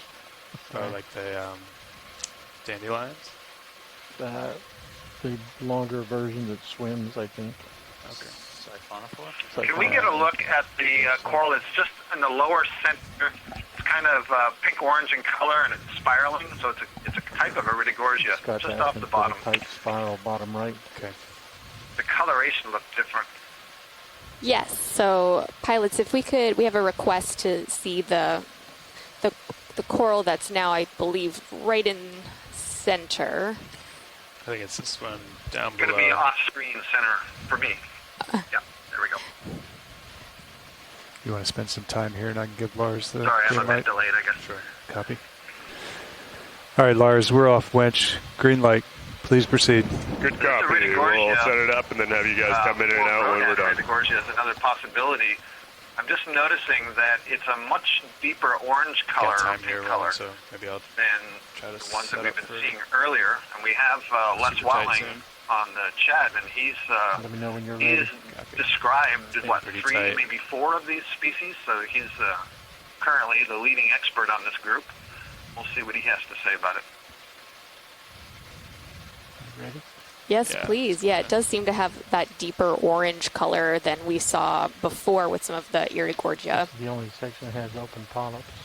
Okay. Yeah, and one of the things we look at is how big the coils are. And what you notice on this, I think this is a Rodan Iridogorgia, the coils, instead of forming a circle, it's more like a wave back and forth. And that was one of the characteristics of the Rodan Iridogorgia, but I don't remember that one also being this red or pink. Go ahead, Quite interesting. Copy. I'm also noticing that the polyps look kind of tall and almost like they are lateral along the branch instead of poking directly off the branch. Uh-oh. So that's different. Well, Les didn't go to lunch. Beautiful shot there. You can see clearly the 8 pinnate tentacles I was describing earlier. Each of those tentacles has those 2 little side branches that come off each side. That's what we mean by pinnate. Let me know if you need Each it tilt. individual is called a pinule. And And you can see a bunch of polyps that look like just little mounds. And that's because they're able to Rotating a little bit. contract the tentacles and withdraw them basically into the mouth. Is that And the max so, tilt on you know, HD2? I don't know, they're sleeping, resting, I don't know what's going on, they were disturbed. And I think a lot of them look kind of swollen, and I'm going to suggest that that means that they're in an advanced reproductive state. They're storing up gametes, perhaps eggs or sperm, and either getting ready to fertilize eggs, or perhaps some of them have been fertilized and the larva is developing. This is something that Chris was asking before, you know, how long do the larvae live? We don't even know, are the larvae brooded for some period of time inside the polyp, or are they released, or is the sperm and egg released into the water column and fertilization takes place there? There's so much that we don't know. I'm going to continue to pull out. See, Les is here. Yeah, Les, do you have a guesses? Would you agree that this is Rhodaniridurgia? He is agreeing with me that the polyps are in a reproductive state. And you notice that most of those polyps seem swollen, so this whole colony looks to be having a synchronized reproductive episode that is synchronized. All right. That's another interesting question. We're ready out here. We'll go ahead and get the water on. A few polyps are reproductive. And then we'll, once that's running, we'll have you guys come in and out a little bit. Thank you so much for that information, Scott. Deck's on broadcast. So let's go to the shrimp. We could have moved to deck B, Ron. Yeah, I had deck A and B on broadcast. Oh, okay. Okay, you want the lower left shrimp? Yep. Okay. Yeah, also, there's a couple of shrimp that are living in there. I might lose my toe if I keep rotating that way, but I'll try.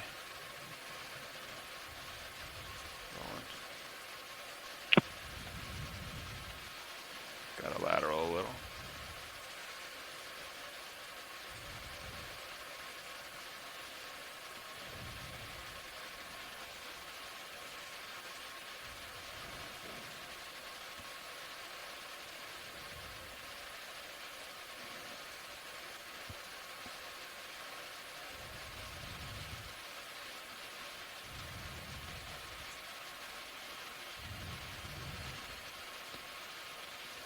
It's a little harder for me to center up. The swatlings identifying the shrimp. Babi Palemonella ceratafrons. You want the fog Not lights? unusual to see them associated with Chrysogorgias. Anyway, this is in the same family as the Chrysogorgia and Metallogorgia we've seen earlier. All of them have this characteristic of having very delicate polyps on these thin skeletons. This one looks like it has, Good copy, I think Lars. I'm looking Stand at by. a very thickened part of the cheliped. That's the part of the leg that has the claw on it at the front there. One looks like it's quite inflated. Is that too hot? Well, you can go half Sometimes on the fog light. when we these shrimp hanging out in the It colonies, sort of helps, coral as colonies, is, what we've like discovered fade the is that background they're out. females Lars, that that's up are and down a brooding meter. eggs. They would be holding eggs on under their abdomen on the plesiosaurs, which are the swimming legs. So presumably they're in there to Good copy, all. Thanks, Lars. developing embryos. So yeah, I let's didn't hear suggest anything you just said, Ron. Dendrogorgia fragilis. Copy. Okay. Okay, are we done Pull here? out and leave. It says that Thank that you, sir. inflated Great claw shots. is like a Leave pistol the shrimp lights or a on until snapping we shrimp. depart. Designed in the same way. This is not a snap shrimp, but it has that enlarged kilo. Beautiful stuff. It's always hard to take your eyes off of Let's get these lasers on it Rhodaniridurgia once. I don't think we have colonies. lasers. Sorry. It always is hard, that's for sure. So with shrimps like this, if we do see one sort of enlarged claw, is that is it usually just one? And is there a preference between the left and right? Or is this something that just depends? Yeah, so I'm not an expert on that group, but I do know that at least in some of the species that you see that it's usually one claw or the other. And I'm trying to recall if there have been any studies, any genetic studies that try to determine if there is some relationship to which of the two claws is enlarged. I know that at least in some species it's related to sex, so the male will have the larger claw and they may be used in attracting females. I have no idea if that's the case for these deep sea shrimp that we're looking at here. And Les asks if there were two shrimp, and there were indeed. There was one near the top and one about halfway down. Yeah, Roland, that view is fine. Thank you. Looking down at just That's about a zoom. C-star in the lower corner. Video's gonna swap out for a second. Copy. See what corner he's referring to. I'm not sure if I see that C-star. We might have already gone past it. What about the little patch of sediment at about 3 o'clock? All the way over to the edge, there's a brownish blob over there. All right. Yep, we do see that over to the now or lower right corner of the screen. Would you like to have a closer look? Yeah, let's see if that's kind of like maybe a bat star or something that he's referring to. Okay, Anna, you might have to help me out here. I don't see it quite yet. Pilot, this is Survey 2. Hello, Survey 2. Hi, could we get a closer look at that brownish black rock formation, or potentially rock formation, but it's a little bit square on the bottom right quadrant of the frame right now? Coming to center now. I think you may have identified it correctly as rock. A little bit too far away to tell from here, but as we get closer, it's looking a little bit more geologic than biologic. Yeah, I probably missed what he was referring to. I was grasping at straws there. Thanks, pilot. Sure.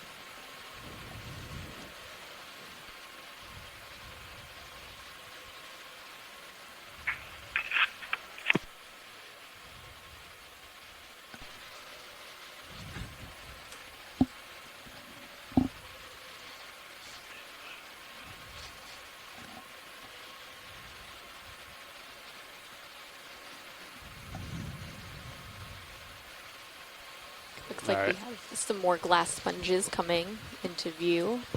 What do you have me at? 50 degrees?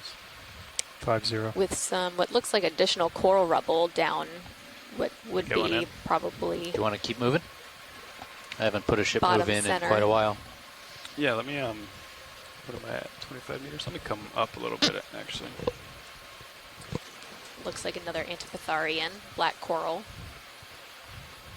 Hey, Watchley, we're going to come up in the water column a little bit and do a quick survey with the multi-beam, just so we don't lose this ridge here, so we can follow as many corals as we can. Sure.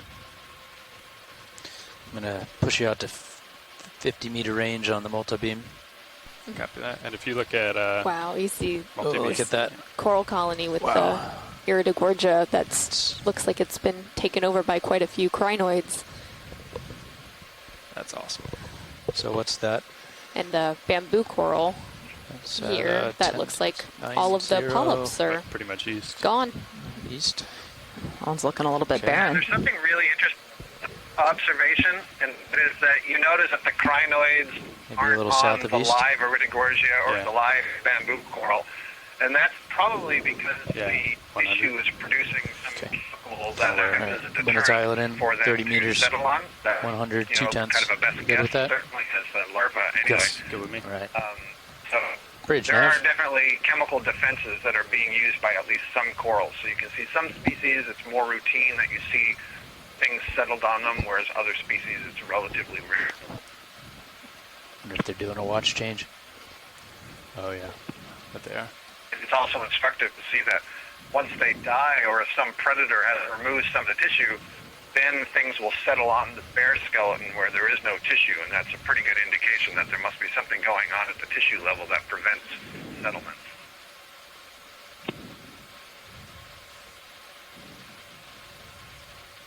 Sorry. Bridge nav.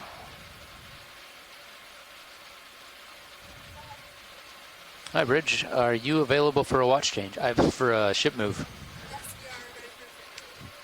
Okay, I'm gonna do 30 meters at 100, 2 tenths, please.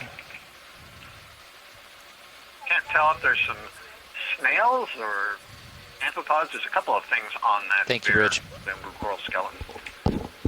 Oh, at the very tip. Yeah, I think he's referring to it. There's also one dead center. Dead center. Pilot, this is Watch Lead. Go ahead, Watchley. We were wondering if we could get a quick snap zoom on the stalk of that bamboo coral that's straight ahead, the skeleton, to see if there was anything on it. Yeah, let's do it. All right. Video. Thank you. Oh yeah, it looks like hermit crabs. It's a nice spot, Scott.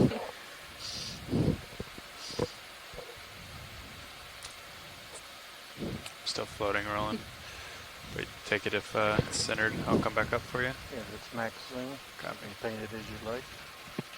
Skeleton just wasn't smooth enough.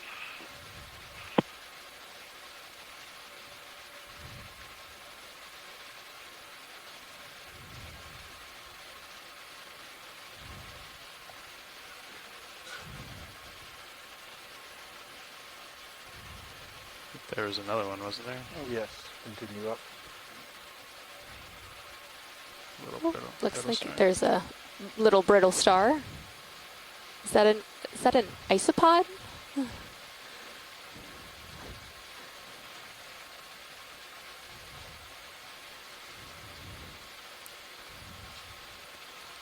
Looks like one, or a chitin. Keep coming. Max zoom. Copy. Oh, sorry, I meant tilt. Sorry. That's okay. I seem to have lost the internet temporarily in my office, so I didn't get to see it. Now I'm on. I can't help you. Copy. All right. You think you're moving yet, co-pilot? Not yet. Okay. So Les is letting us know that some of these Iridogorgia that we've been seeing along this dive seem to have a pretty good distribution of age amongst the different individual corals that we're seeing, but he hasn't been able to spot any truly small colonies yet.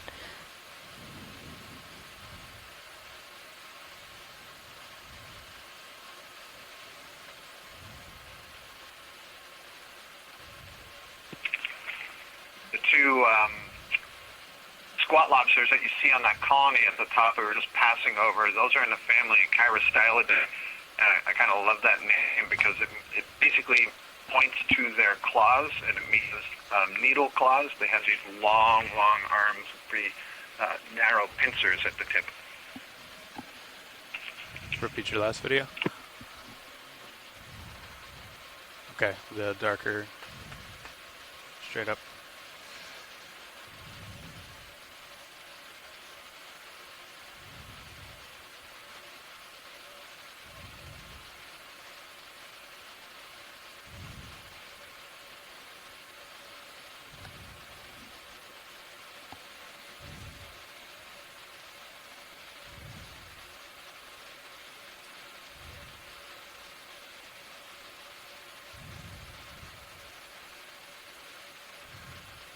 All right, fill frame here. See if they're interested.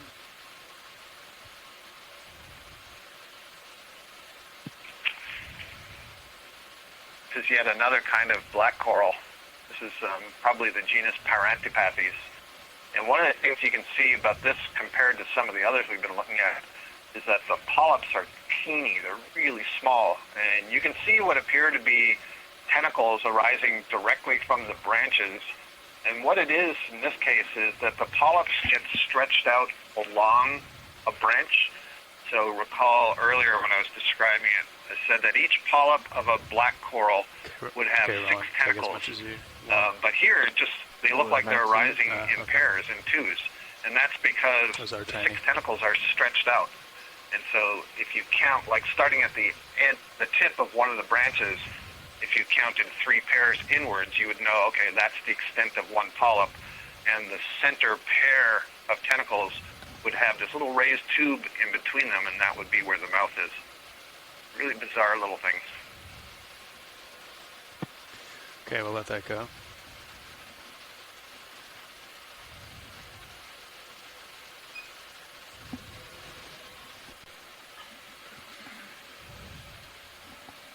You guys are definitely moving. Ship's moving 100. 100.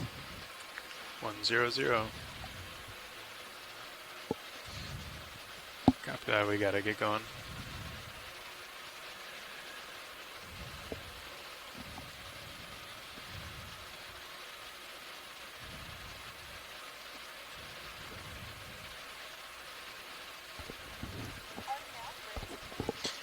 Bridge nav, go ahead. Thank you, Bridge.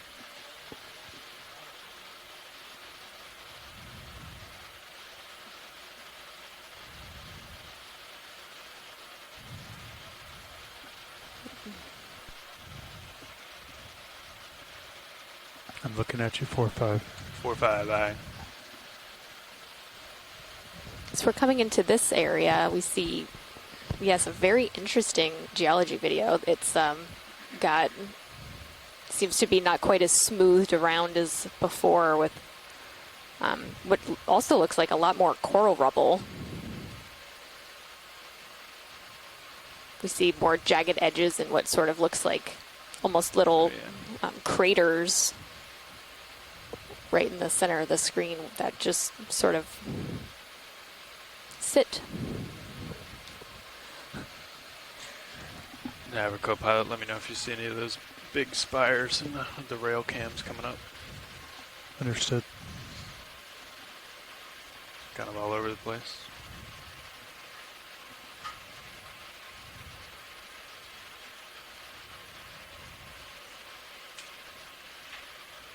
I'm gonna push back up to the top of this ridge here. Copy. Coming up with you. The patchiness that we see in the deep sea is so interesting, how very quickly you can move to where we had so many colonies and such diversity to where we see so little. And so there are plenty of questions and hypotheses about, you know, why you would see that pattern. Why is it that, you know, just a few meters ago, it was a really good spot for the corals, and why isn't it apparently so good here? And some of the factors are the luck of recruitment. First, you have to get a larva that arrives in a place and settles and grows, and then it's got to be growing in the right place where, A, there's enough stability to the substrate that it can hold the colony while it grows over long periods of time, and, you know, it doesn't get buried in sediments. You know, there's quite a lot of sediment here, and so when you're a larva, you could easily get buried. But then there has to be enough current to provide food for you growing over the long term. No landslides or any other sort of things that would break up the colonies. The temperature of the water, to 25 how fast meters. the water's flowing. There's so many different characteristics that go into whether or not these communities actually develop, and, you know, is the subject of a lot of research. And this is why, you know, these observations that we make with Okeanos Explorer are so valuable, because we get stationary. to see, you know, what Sirius is is still sliding a little bit, but I can dial another move in when you're ready. Yeah, just or on a flatter slope and so on. And the more of these sorts of observations we can make, the more we can tie them together and make better hypotheses, predictions, and then do some. Want to stay right on the center of this, or do you want to like fall off the edge and drift sideways? What is? Yeah, thanks for that, Scott. It is definitely pretty incredible how we, in just a short distance, have gone from this really rich, dense area of biodiversity to what appears to be a lot more barren. So it's really interesting to know some of the drivers of settlement and recruitment of these corals. I was going to pull you off of it just a little, because it's more interesting just over the edge. Okay, right? Yeah, that's fine with me. As long as it cheat a little south. Yeah, so maybe a 120 again, just to bring Sirius off the ridge line. That sound good? Another great view of Sirius from the Sirius view on stream 2. Good with that. Sort of a ridge that we've come up. Bridge nav. Hi, Bridge. We're gonna do another move when you're ready. Roland, you see the multi-beam? Okay, we'll do 30 meters, bearing 120 at 2/10, please. The community development is the time scales, you know, kind of what Chris and I were talking about earlier. That's it, thank you.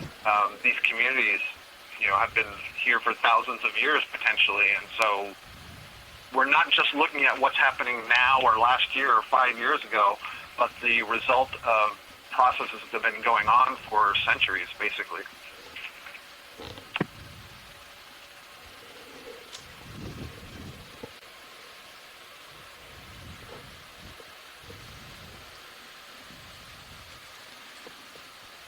Okay, sorry, Anna. I was just going to say, obviously, we just came off bottom just to look out ahead in the multi-beam.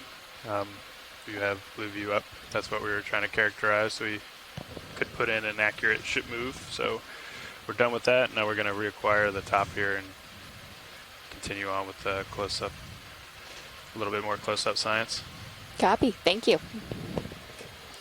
So if those of you tuning in, if you turn to, I think it's stream 3, we have blue view, which is on full view now, and you can sort of see what the pilot was discussing about looking to see the full view of this structure, this geologic structure that we're coming up on. A couple of sponges. Is that a fish also? Oh, yeah. Straight middle of the screen on. Is that a sponge? Is it a sponge? Oh, it looks.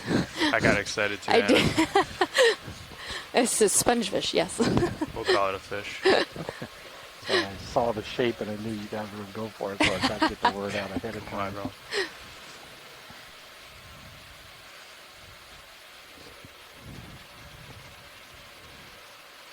And also, if you turn to stream 2, you can see Sirius and how this geologic feature, we're coming up right on the crest of these two sloping sides.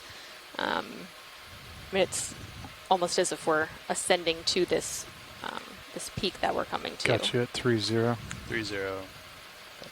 And it looks like we're coming into a nice little coral field of black corals.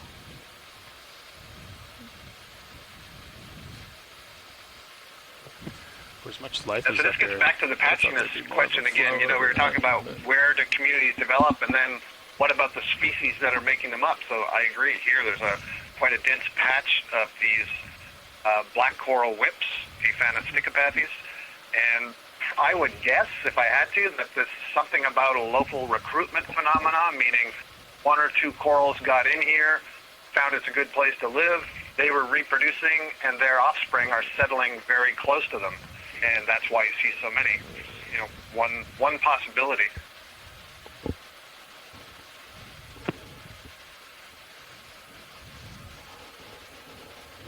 That little fan in the background looks like maybe a little primnoid right in the center.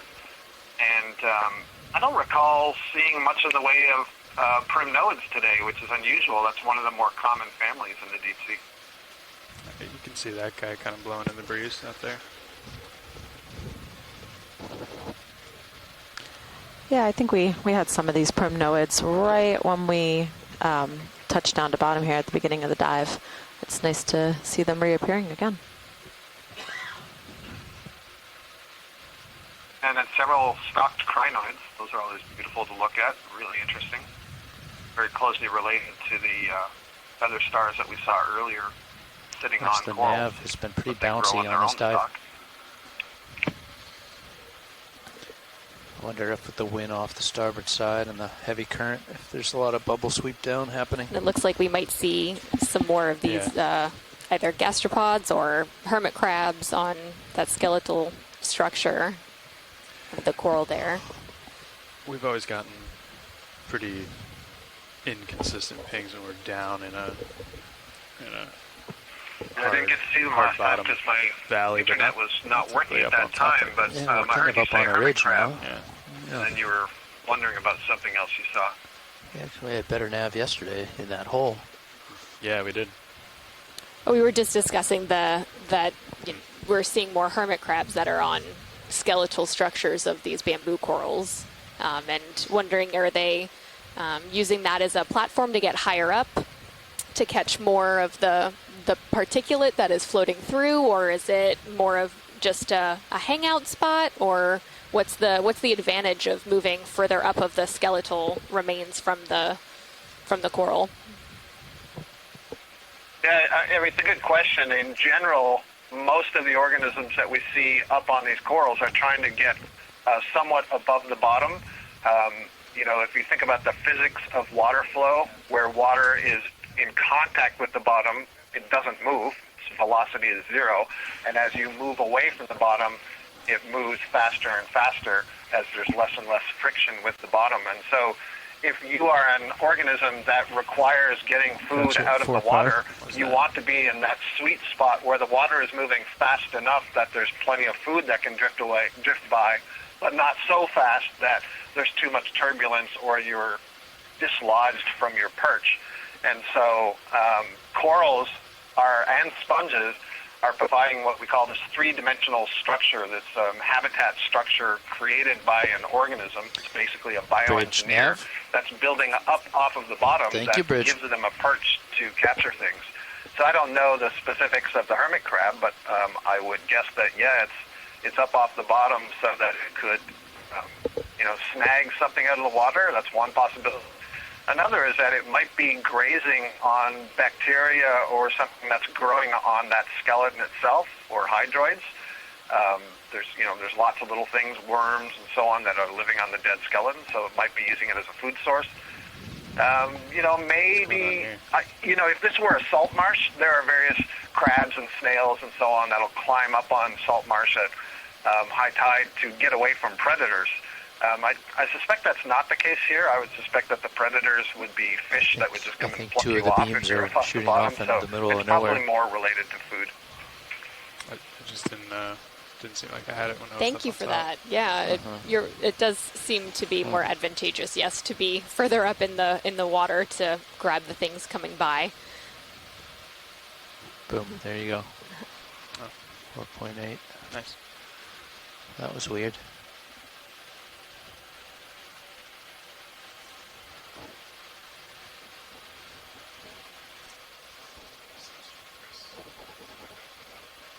Do you want me to? I don't care.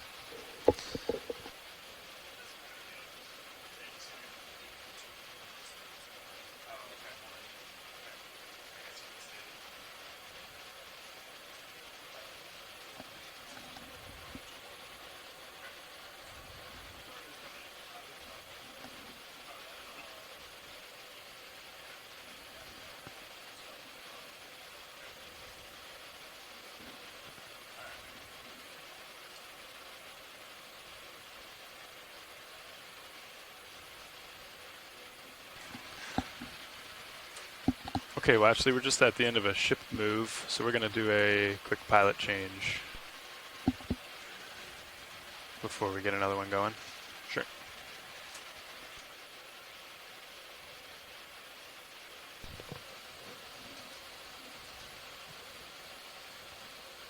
So as we're finishing up this ship move here,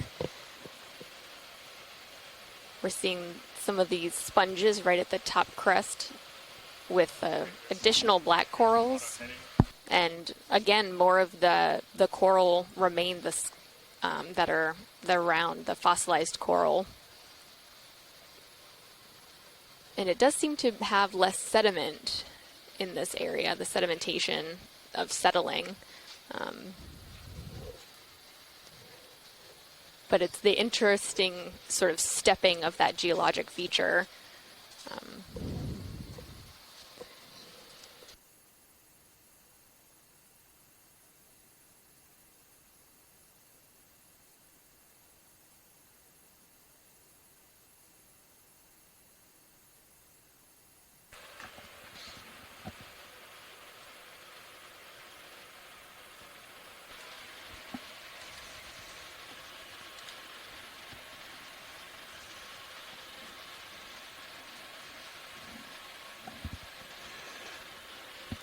Yeah, today's a good no autos day. Yeah, I want to try it, see how it feels. But it's personal preference, I think.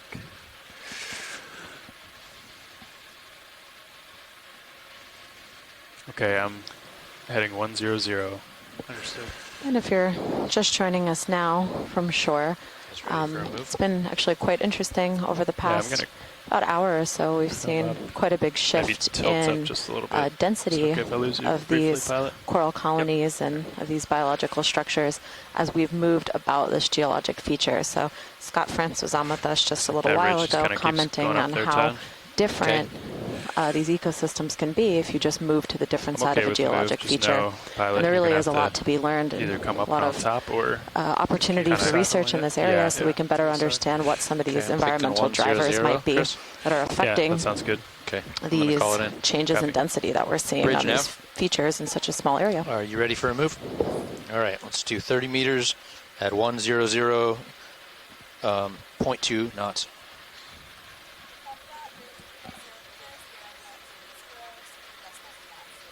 Thank you, Bridge.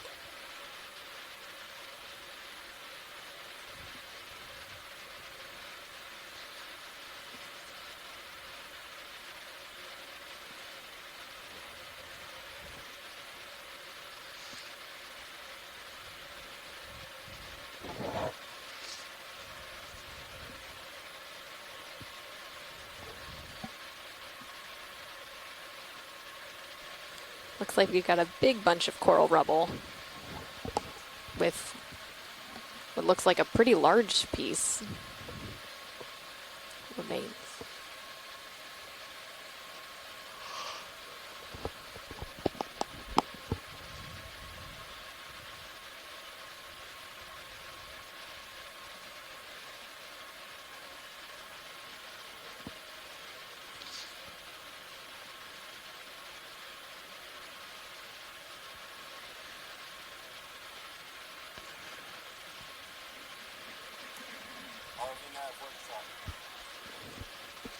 Workshop nav, go ahead.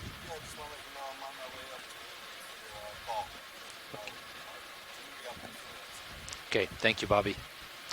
Yeah, really interesting as we're coming around now. There seems to be a fracture in this geologic structure here with quite a bit of life on either side of it.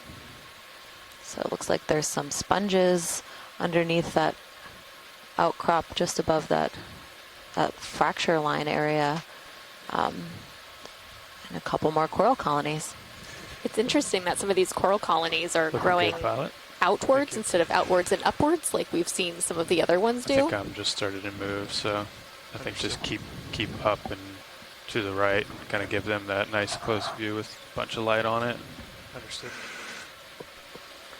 If you tune over to stream 3, got a photo that Scott France sent us of the class from the marine biology class from Mississippi College that was watching us earlier today. Just want to give a shout out to them.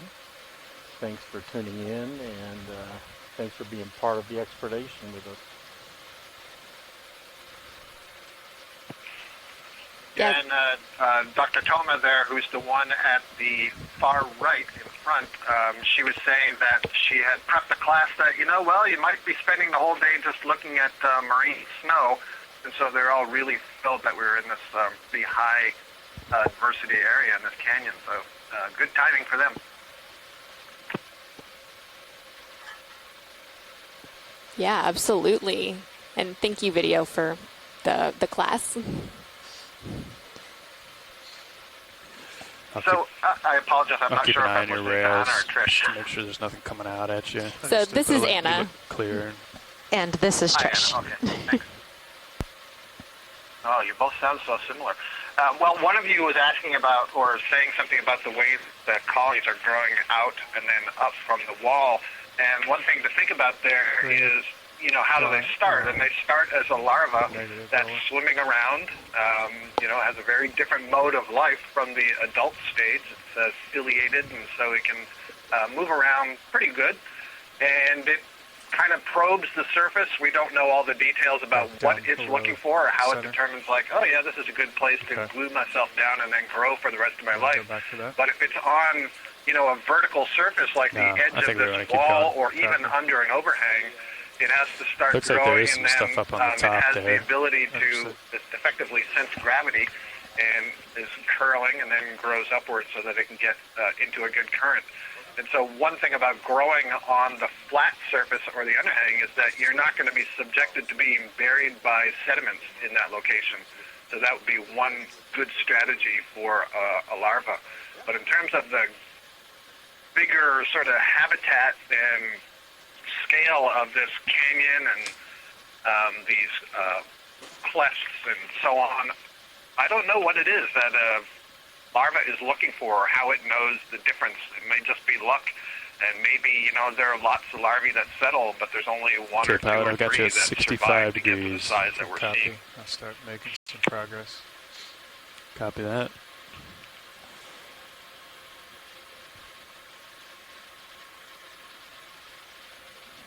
And I've still got returns out ahead, so you've got plenty of ridge to work with as you kind of make your way over there. Understood.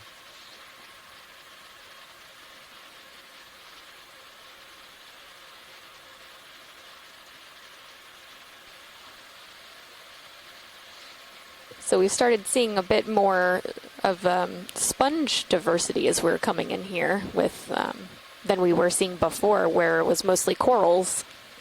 And so we've seen a few up here, and then at about 12 o'clock, you can see there looks what looks to be another tilt up, glass sponge. If you're okay with that, pilot.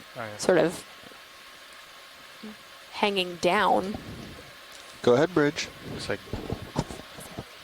Thank you.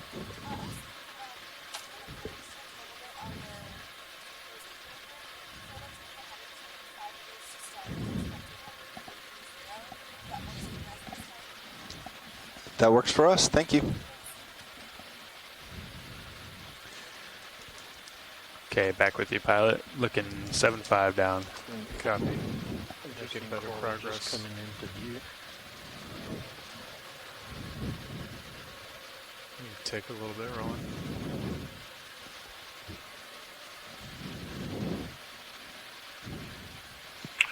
Are we able to get a closer view? Oh, read my mind. Nice little brittle star there for you. Big brittle star. I believe that, yeah, this is one of the family Primnoidae, perhaps the genus Narella. Got a little bit more time here. Understood. Yeah, that brittle star is really tangled up and wrapped around there. Seems to be overgrowing a stony coral, mostly dead stony coral. There's a little bit of a live on the lower right that's white. Okay. That may be Lophidia. Time to push out ahead, I think. On my screen. That move is complete. Okay.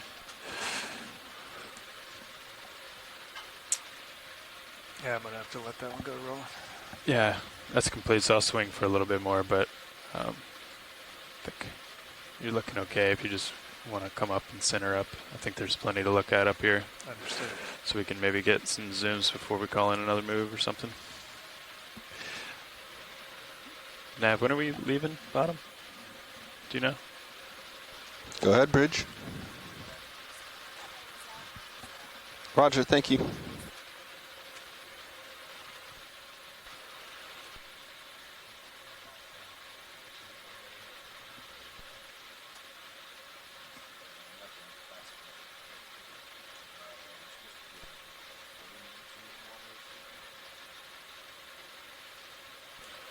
Okay, sounds good. So watch right to your right, pilot. Let's see it. Oh, hold off on that. Yeah. Come. That's all right, just come straight up. Understood.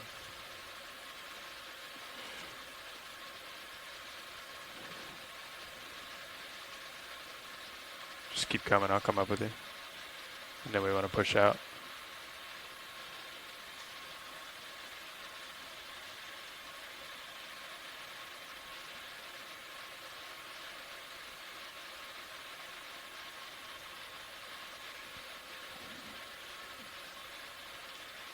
Yeah, keep coming up.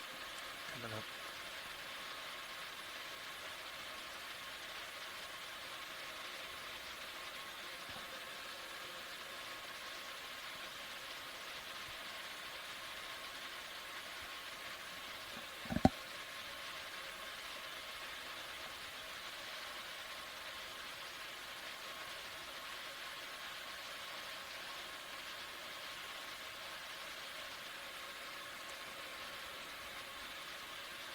There's just so much life on this wall.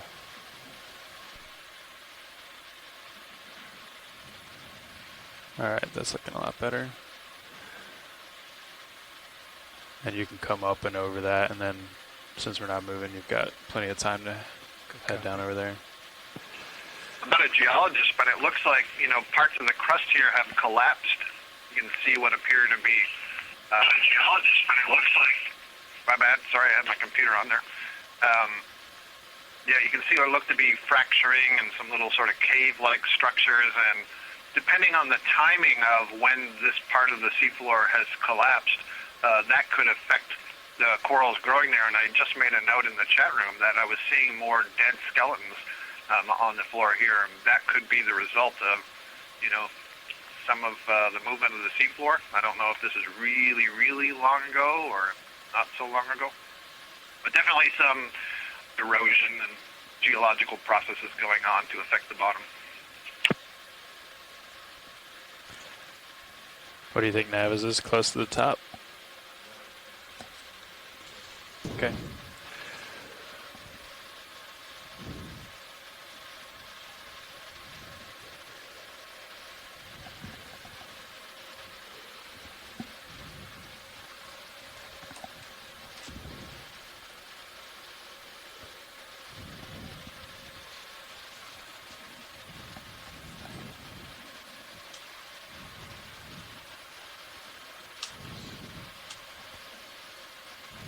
Yeah, so you got plenty of time here at the top, pilot. I think, why don't we pick something, watch between your toes there. I think you just want to pick something and get a tight zoom, work with video. Understood. Maybe video call something out for you.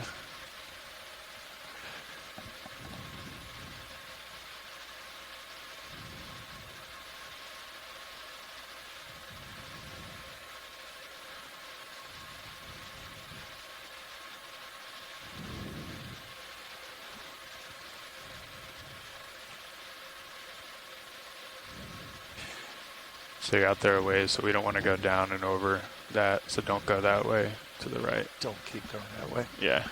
Understood. You can see if you went up and over, then you'd be way at the end of the tether. Understood. Looks like there are some things, in between you and I right now. Okay.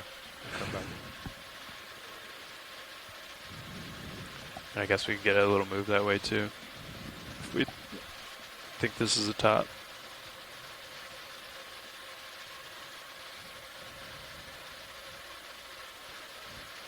That column there to the left would be of interest as well.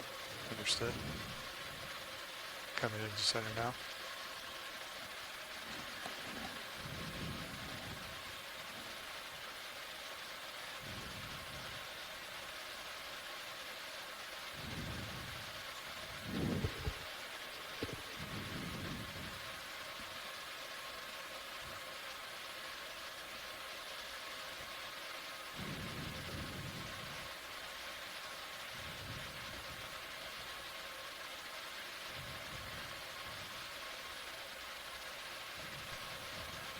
Such a cool view from the Sirius camera. Yeah.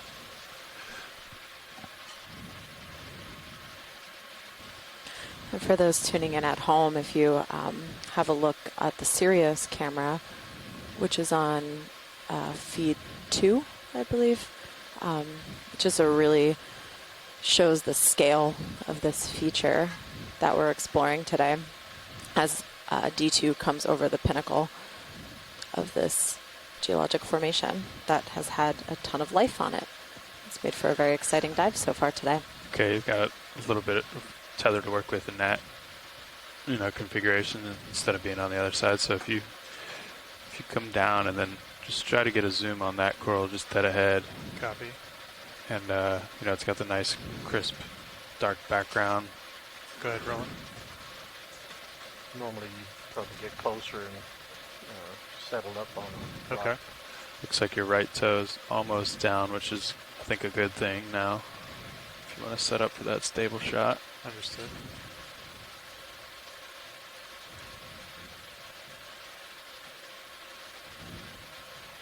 Yeah, there you go. And your left one is floating, so. A nice side view here of this, it did it again, sorry. of this Chrysogorgia colony in the center, the one that's kind of an orange color. And then behind it's a little bit harder to see in the darkness. To its left, there's I believe, an Iridogorgia colony growing there.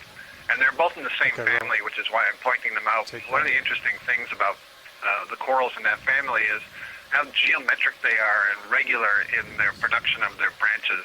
And it's one of the ways that they're described. The angle of branches, the number of branches that come out as the main axis spirals, and various characteristics like that.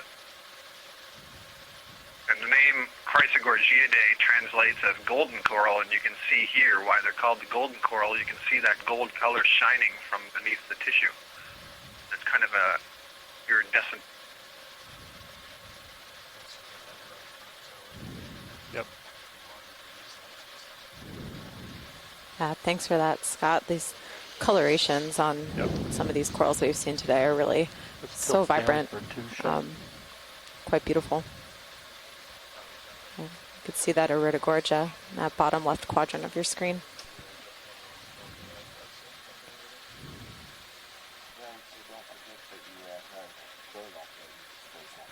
Understood.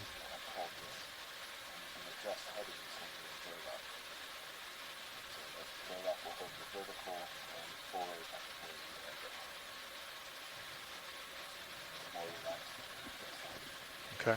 You want to tilt down to the purple?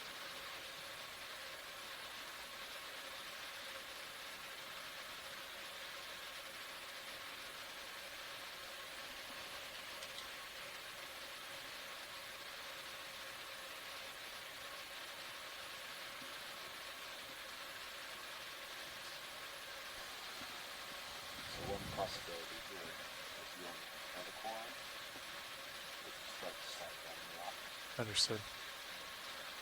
Sometimes it helps put a little forward in. It seems to be working right now, but it's just a little softer sediment. Just slide it backwards.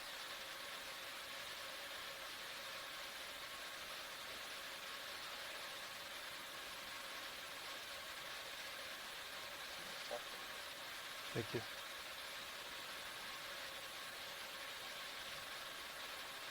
Okay, rotate left and just get this whole characterized area. Understood. That's a nice spin.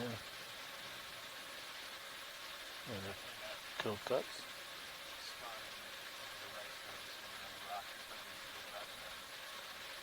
Keep going. Yep. Understood.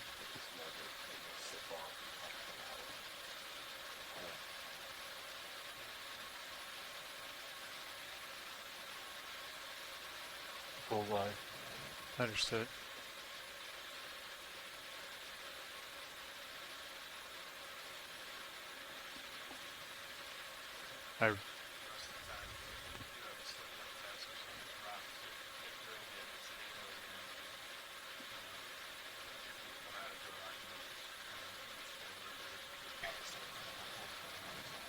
Rotate to the yellow gold to the right. Understood.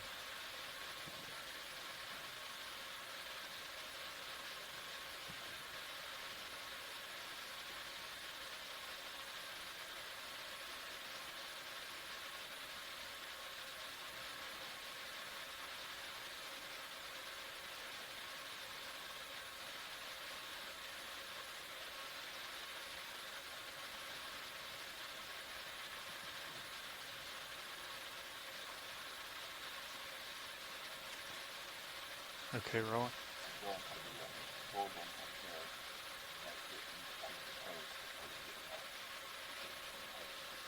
Understood.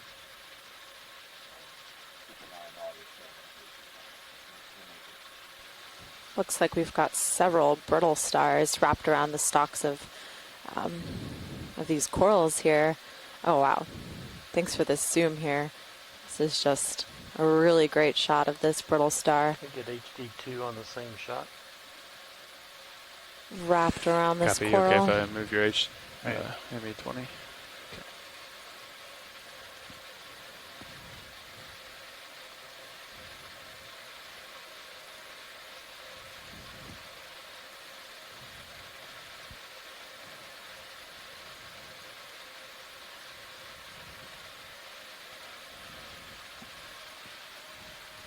max zoom of both cameras.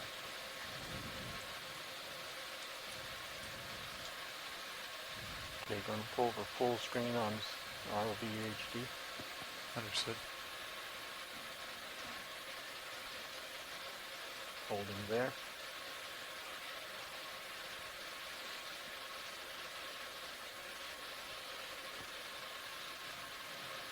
Pulling to show the whole community. I think the red star on the lower right looks very different. Understood. Can we look at that? Coming around easy.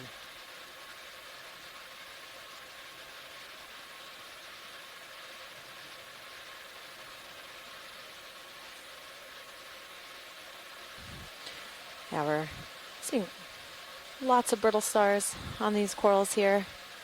So get another zoom in.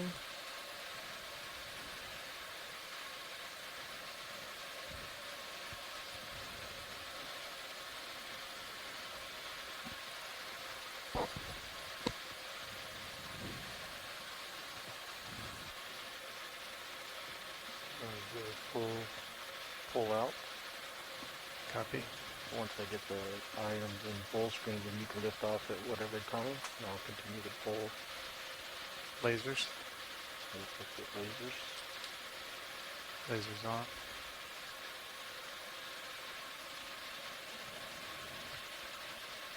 Okay. Okay. Nice. Lift off. Just don't forget you got that guy between your toes. Understood. While you take off. Yep. Full wide. Nice. So I think if you want to kind of come back towards me a little. Understood. There's some corals over here, maybe to take a look at. Kind of in that same configuration. While you're headed over there, I think the temptation is to zoom in early and to go ahead and get tight before you're set up, but there's really no substitute for that. Just super stable, nice shot. So, you know, you can just tell video, you can tell watch lead that you're setting up for the shot, and then, you know, you'll zoom when you're ready. Yeah. Because that shot that you got of both of those was awesome. And you, if you're floating or if you're zoomed from way far out or not totally set up yet, you know, you're just going to be chasing something for a while. So we're just pulling back out here a little bit. We can zoom back out now and see some of this larger geologic formation again. Seeing some of those, it's really interesting, the structures that are sort of folded in on each other. This might be like a ridge, a little local ridge of see kind of the some white. Some of those black corals there in the middle of the screen. Might be a different kind of thing to set up on. Okay. Coming over there.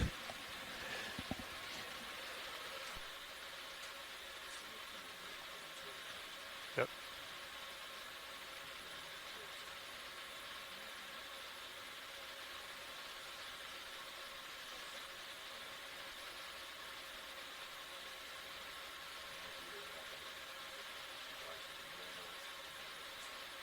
Understood. Yeah, it's really hard to sometimes get that depth just from Sirius. And the Manipson rails are really good at that. Yeah.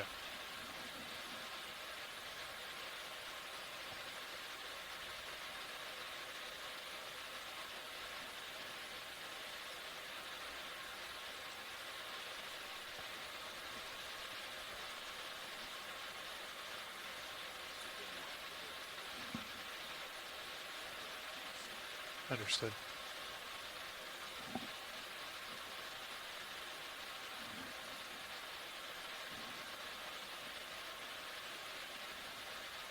And you can spin to face them too. You know, you don't have to saddle them. Yeah.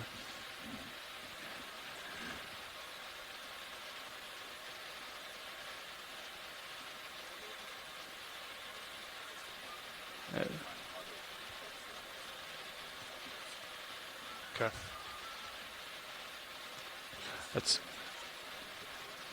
I was just trying to work my way around, keeping the wall in between my toes. Yeah.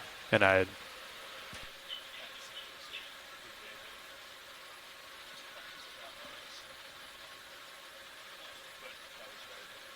Oh, looks like we're coming around on another really amazing coral feature.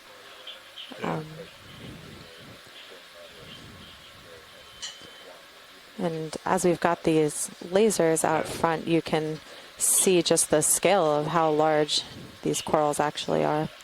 Yeah. And got a couple more squat lobsters hanging out on this coral here.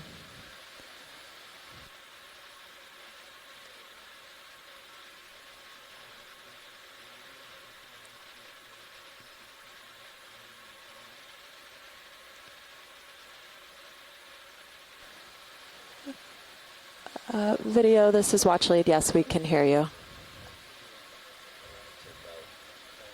Ah.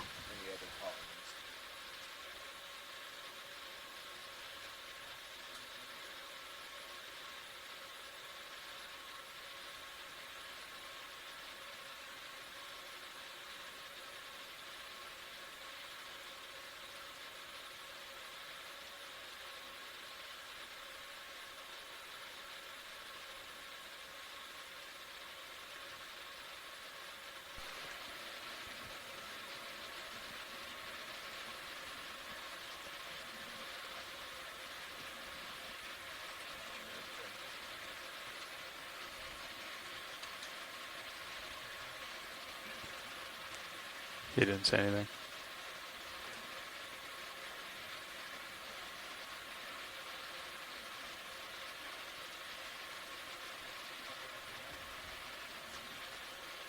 Okay, rolling.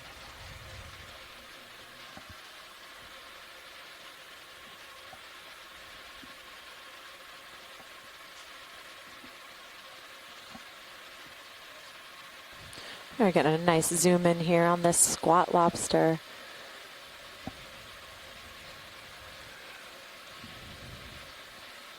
Yeah, so I think your jaw lock is working for now, but I think your right toe is hovering. And these look like big colonies of some sort of corallidae.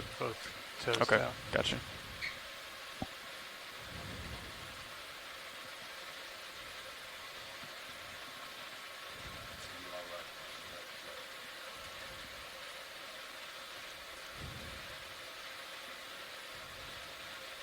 Shore says, just so you know, we're having difficulty with the phone line.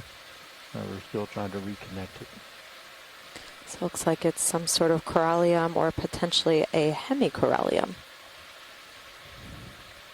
So there's something underneath of the toe, is what you're telling me?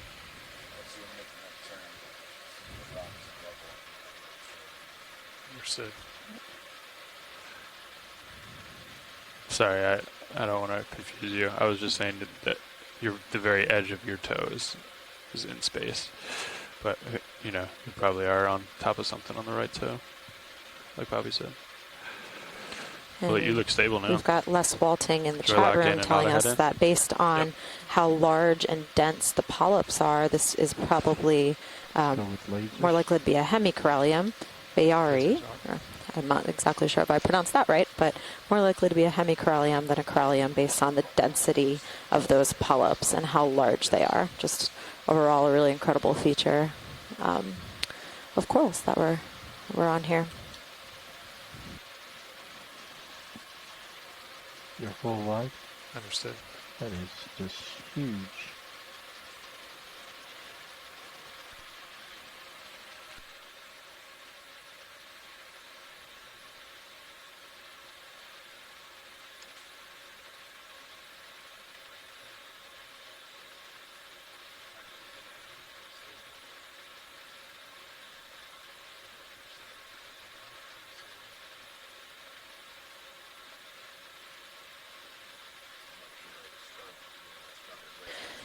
It's quite likely that these corals are very old based on how big they are here. So we've been chatting quite a bit today about the time scales associated with some of these organisms that we're seeing on this geologic feature. It's pretty incredible how large some of these coral colonies have grown to be. Lasers on. Try to stripe across the coral trunk. And if we have time to just, from this position, snap zoom on it, see if it's alive. Go ahead, Roland.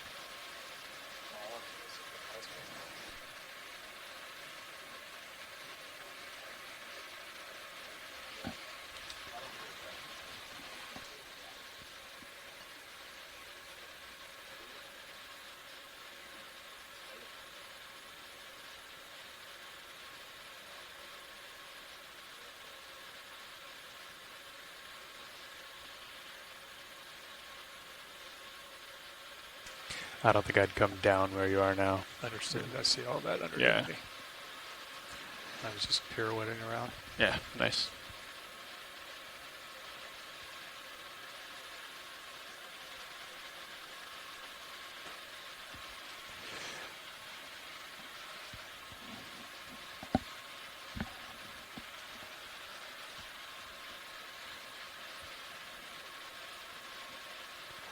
Getting out there towards the end of the tether. Understood. A little bit.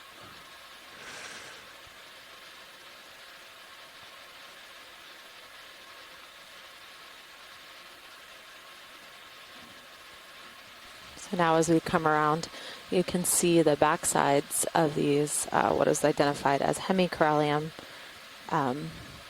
Just really awesome structures, these coral colonies. Yeah, I don't think you want to turn left anymore. Understood. It's a cool shot from Sirius rolling.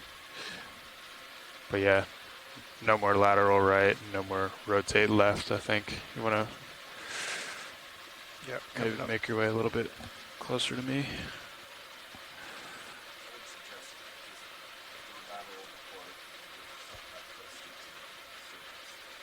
Understood.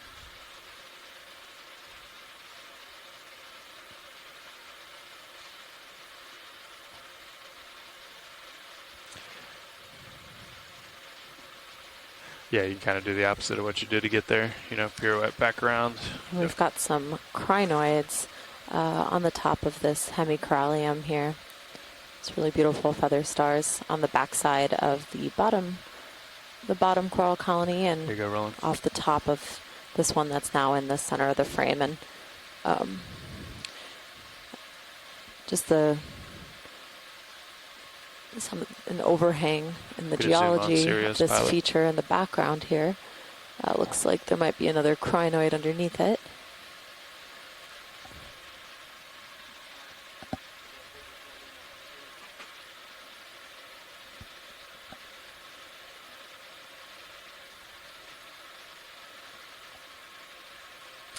Yeah, so Scott Francis in the chat room and has just commented that these coral colonies are aligned in the same direction.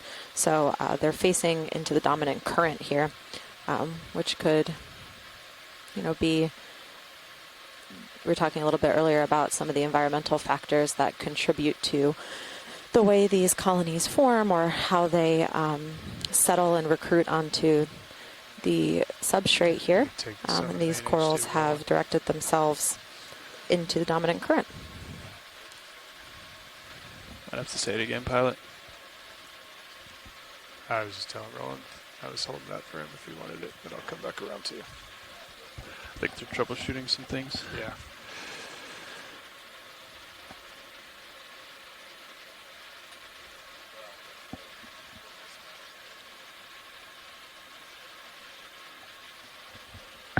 Okay, let's come wide on Sirius video. Thank you.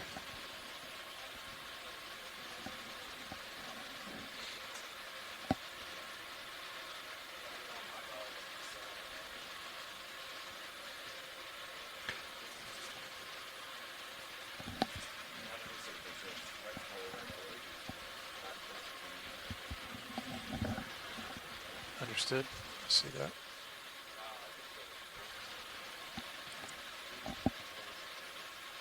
I'll follow you down with my camera.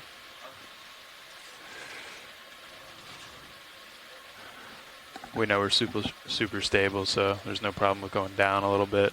Understood. Getting set up for that shot on the other side. and you're in a little tighter than you were way out.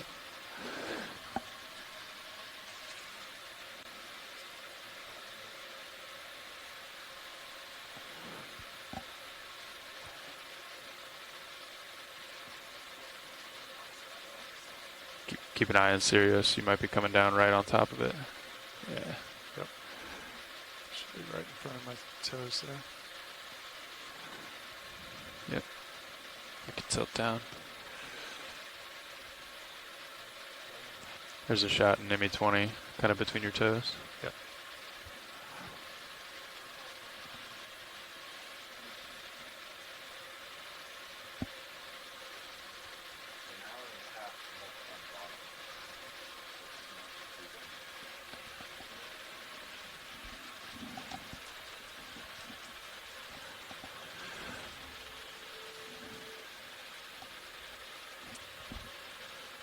I think.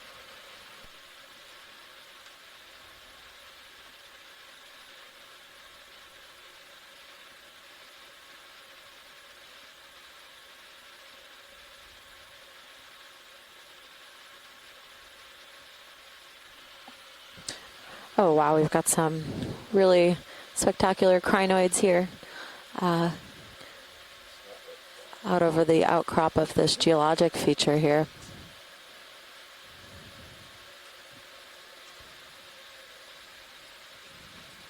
Yeah, these overhangs and the crust here are just spectacular. And it seems like there's lots of life that is taking advantage of these kind of juts coming out of the cliff overhangs here. It's really, really fantastic.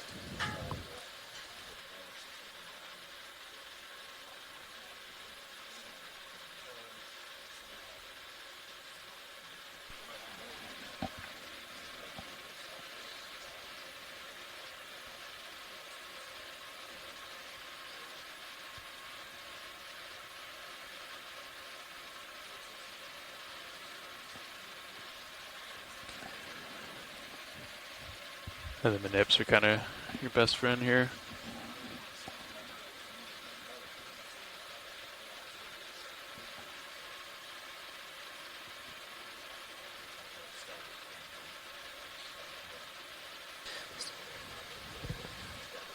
Understood. So for those of you listening at home, we seem to have some technical issues with our telecom line. So please stay tuned on that. We do still have our science chat open, so if there is more commentary that you'd like to pick out right, or have certain organisms that you'd like to see or features, please let us know via the chat line. We are currently troubleshooting that area now, so thank you so much for your patience. And please shout out if you have any other things that you'd like to see in the chat room. We also have CTube for annotations, so please make sure you log in also to CTube, have any annotations there. Our current live stream through CTube is also having some issues now, so you will not be able to view the live stream via CTube, but it does still catalog what you are currently viewing on our streams. So you can use also that. It also catalogs all environmental data that is associated with all of whatever annotation that you end up clicking.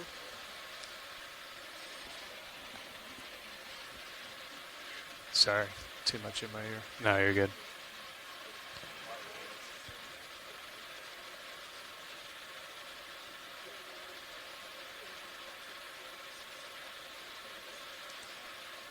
It's a decent current coming from my port, so just struggling a little bit.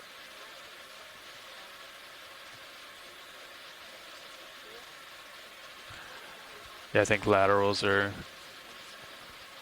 also not near as snappy as like rotating your head, so it's hard to get like that balance of turning it and yeah. But that's why we're here. Especially if you're fighting a little bit of current or something. Yeah. Nice. All right, we seem to be looking at this gorgeous feature here, and sorry if you got cut off on the line before, but not sure how much was discussed before the line got cut off or we lost track of that, but we're seeing some beautiful coral in this area. We have lovely crinoids. I see also a purple coral. If we can get a snap zoom on that also quick. It seems to be also this purple coral at the base of that white coral there. But as we're kind of working around this little feature here, we still have that gorgeous coral community that we've been seeing throughout this dive.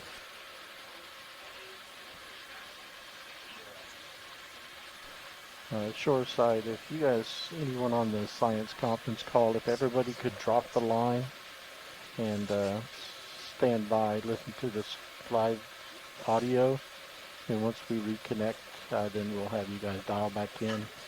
But for the moment, we need to have everybody drop the conference call connection.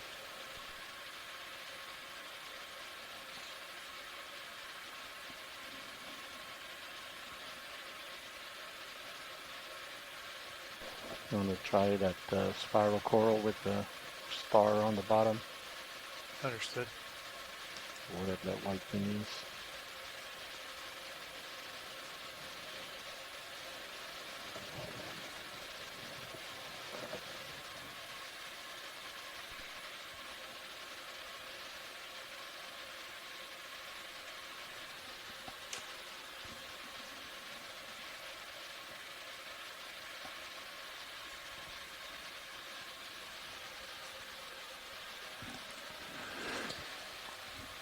Pilot, I can also put your Titan wherever you want it if in between your toes is a little bit useful. The Mini Zeus is typically a little bit wider view than this ME20. Well, maybe not actually, but it's a little bit more maneuverable. Looks like there might be some Greater sea range, star so at the base of that we use that a Iridogorgia lot more at the flying, center especially bottom between your of the toes. screen. But if you need a Titan view, let me know. Understood.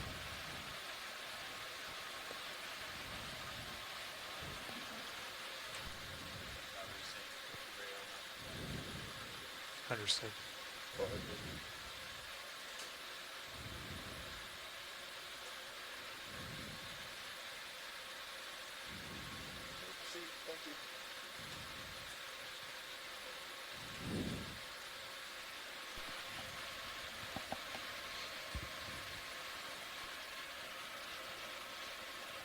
Oh, nice sea star down there. A nice sea star at the base of that Iridogorgia.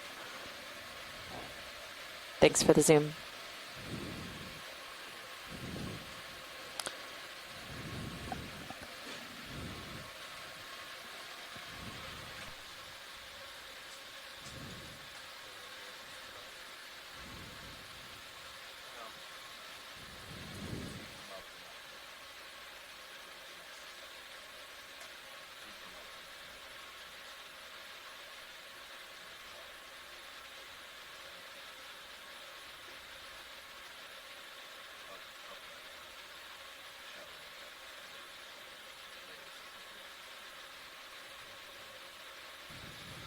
So Chris Ma has identified this as a Cerciaster americanus, and he's done quite a wonderful job at eating a lot of the stock of this Iridogorgia.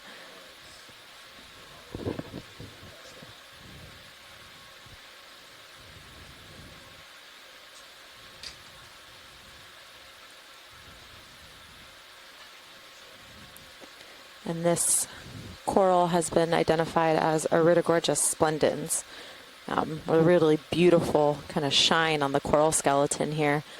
Yeah, the sea star's put in quite a bit of work.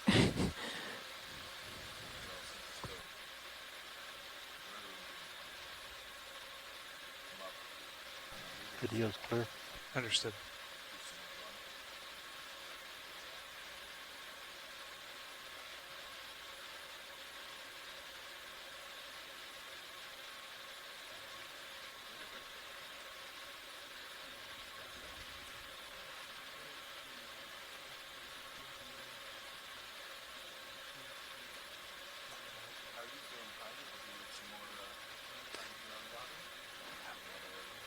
I'll take as much as you guys. Yeah, I mean, I'll take as much practice time as you guys are comfortable giving me.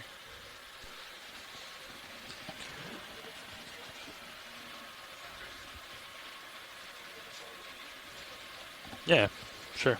Maybe just put Sirius over the top. We're close, or yeah.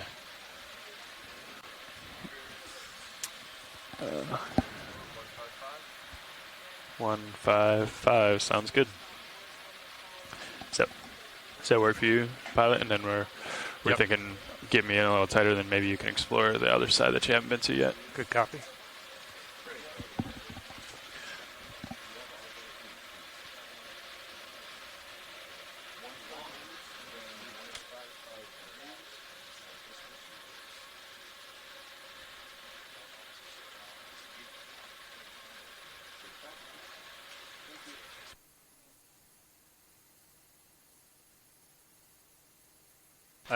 Hopefully it comes.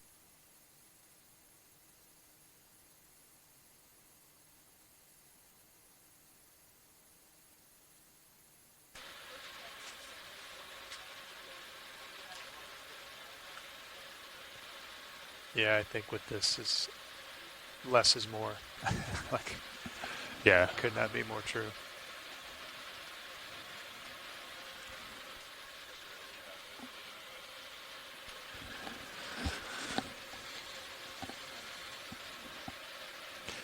We could also, if you see any rocks and you want to do some craft things, you could do that good. Try that again.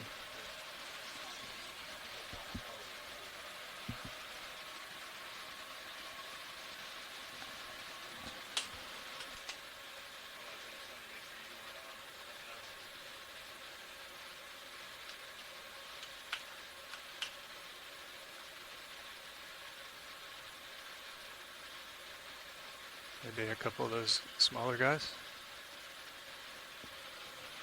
Sure. Keep working my way around.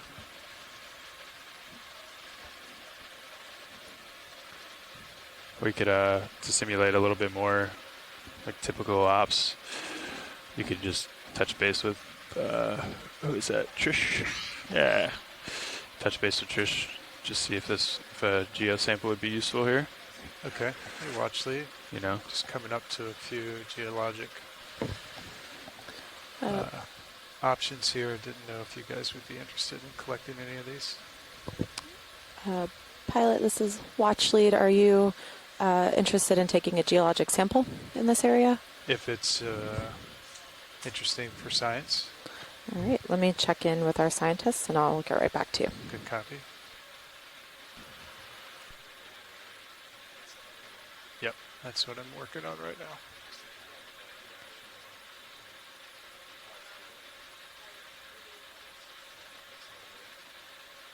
Yep.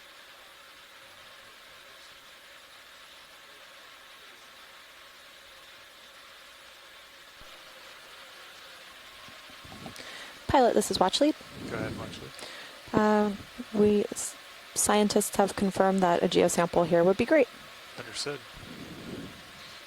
Thank you, watch lead. Okay, we'll keep an eye on Sirius. We're only moving 15 meters, so I think we'll be fine. Understood.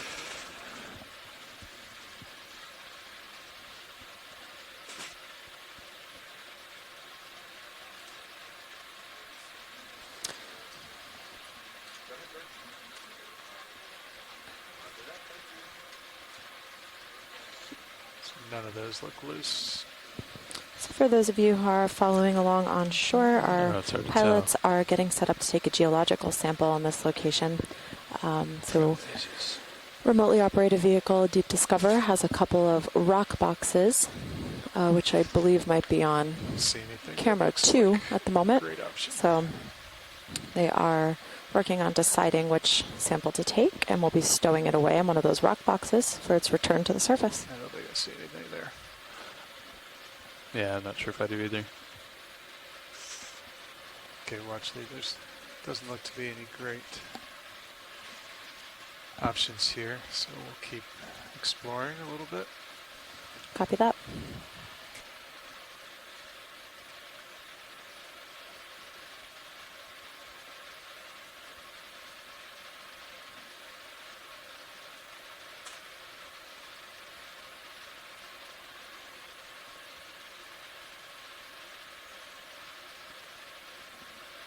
about that little one coming up dead center by his lonesome. Yeah, you could always give it a try. It might be hard to set up for that one. You know, you think about where you'd put your toes. That's definitely something to factor in, you know, before you agree to something like that. Understood. But if you feel comfortable, then I'd like to give it a try at least. Copy that. I guess give it a look from above too.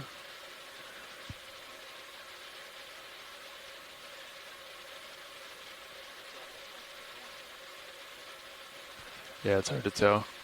Could always give it a nudge. Understood.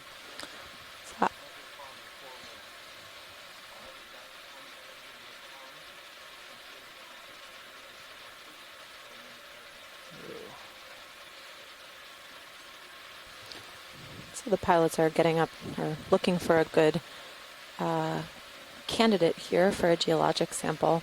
So as they're kind of scanning around the area for what would be a good candidate, they're looking for something that's potentially already a little bit loose, able to be grabbed by D2's manipulator arm. So if you were listening just a few minutes ago, when we first decided to go for a geologic sample, might have had a turn in. some of the rocks might have been a little bit too compact without I think that's very because many it's trying loose to rocks available get you that to your would auto be head, good candidates for sampling. but you're so awfully firmly just planted. scanning around for a loose rock, that would make a really good sample.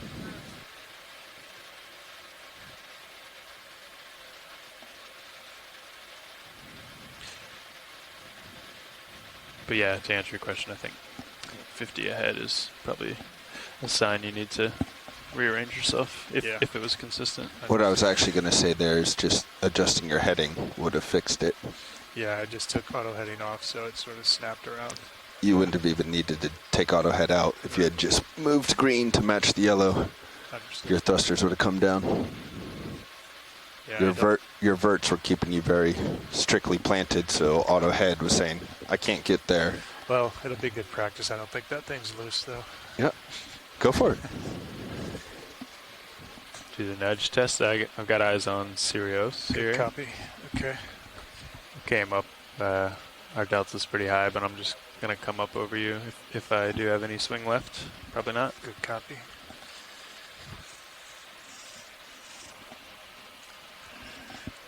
And I don't think we might not be able to draw all the way out to get you to one of the rock boxes. I think I could wing in, but you might have to hold it out there and then come up off bottom if you do collect it, which is pretty typical. But okay. Yeah. Oh yeah, that's true. It's good practice. Yeah. Okay. In the armpit. And then come ready there. Hydraulics coming on.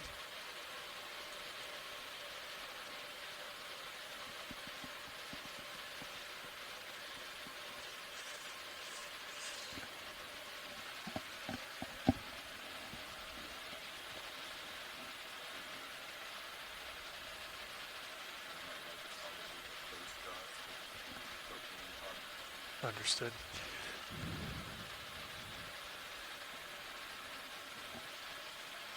Give you a little more light. Yep, like this. Yeah, that's nice and firm. That's not going anywhere.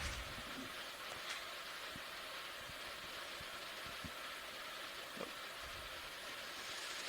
Oh well. Yeah. That's good practice. I can at least come in if you want to touch my rock box. Yeah. Do you want to wing in or should... What do you think, Bobby? No, I meant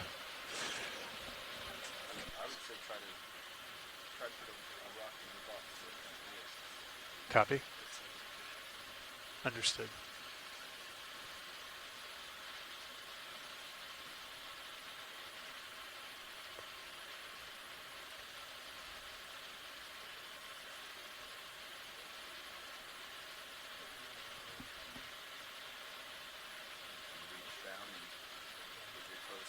Touch the bottom of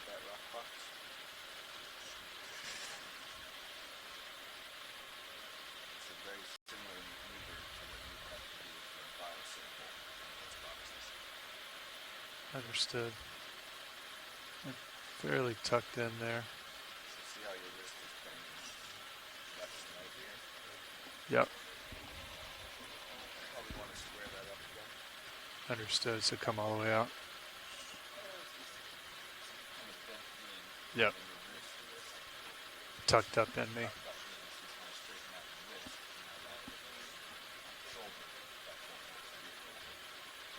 Like that.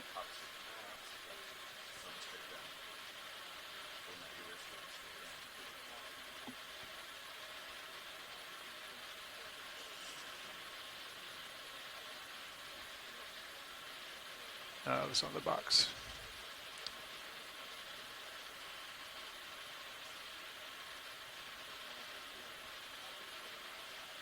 So like that. Yep. Keeping your wrist straight.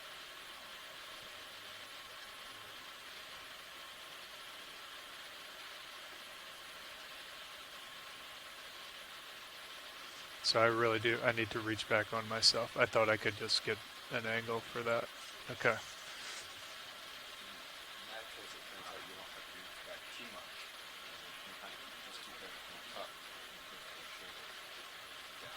Sort of like this.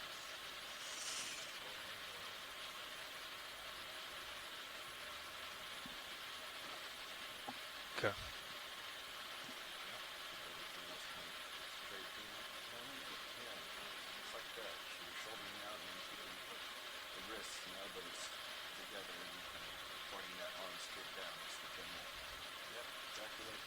All right, so I think I'm in the box there, right? Yeah, now at this point you can move your wrist to get center of the box or so when you're pushing down. Yeah, I see that. Yeah. See how the two main arm sections are up top next to each other, the shoulder and the forearm. So like this. Yeah, there you go. That's a real good nice.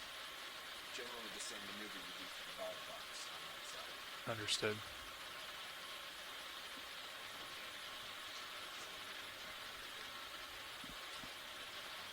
Yeah. Okay. Yeah, nice job. Thank you. Once you're there, then you use your wrist motions to do the last few inches that are in either direction.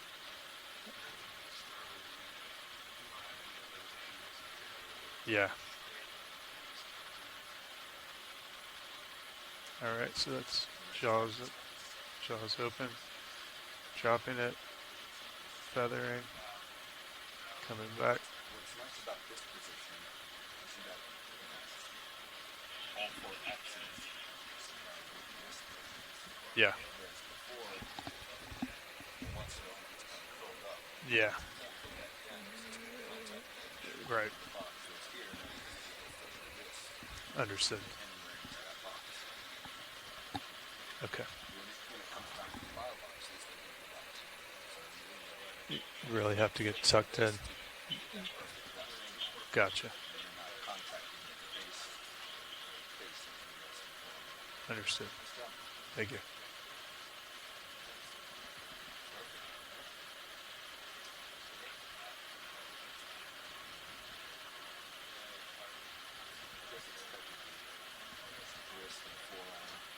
Yeah.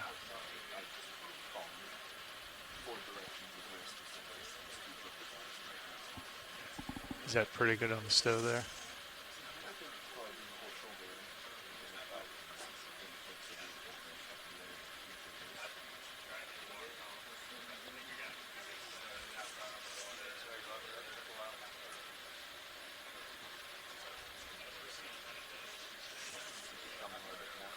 Shoulder.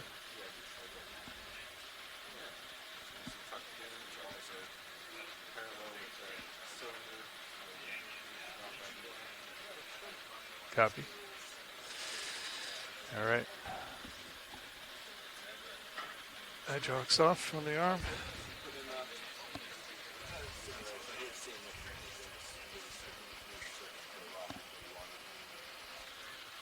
Okay. Hydraulics secure on the arm.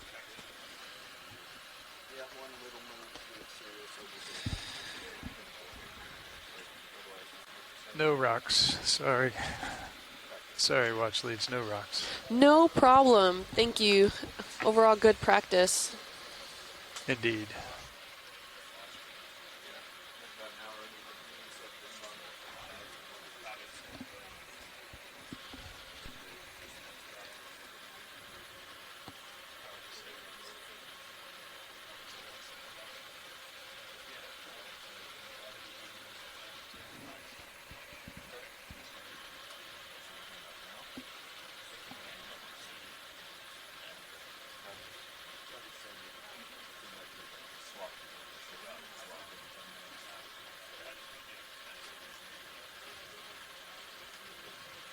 Sorry for all that in your pilot. Nope. Sounds good. Good to know what the plan was. Yeah. Yeah, so I'm kind of right over that pinnacle. I think you have room to pirouette around. Oh, I can go all the way around? Yeah. Okay. Yep, and you can come all the way around and face us if you want. Yeah. Try to practice a little pirouette. All right. Yeah, just keep an eye on your rails. Yep. Pilot and co-pilot, did I hear that correctly? We're going to wrap up around here and try to... Oh, I'm hearing some feedback. Try to hit midwater? I think that's the idea. We're going to touch base with the next watch here, but we're going to finish up at the pinnacle, do a little more imagery, and then I think the next watch will take you there in 10 minutes. Okay, sounds great. Thank you. You got it.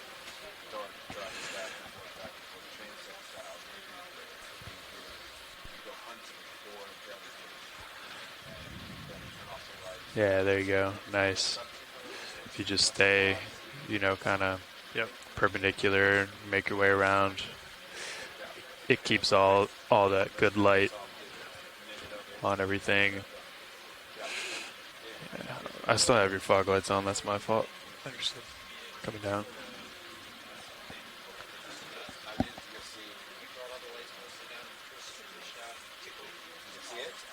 I see that coral on my left toe.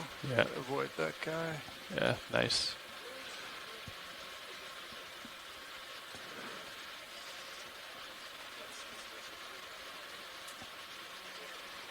Looking good. For those of you just being able to tune in, we did have some issues with our telecom line. If you would like to call in again, I will be posting a number right now that's temporary until we can potentially troubleshoot the other number in the science chat room. So I'll make sure to have that posted there, and you can then call in via that number following the passcode from that area. As our pilot and co-pilot stated earlier, we're going to be about 10 to 15 minutes still working around this more pinnacle-like feature with these corals, and then we'll start to ascend, stopping at various locations potentially for some midwater action. So thank you so much for all of your patience, and we'll go. We'll start to continue then this dive.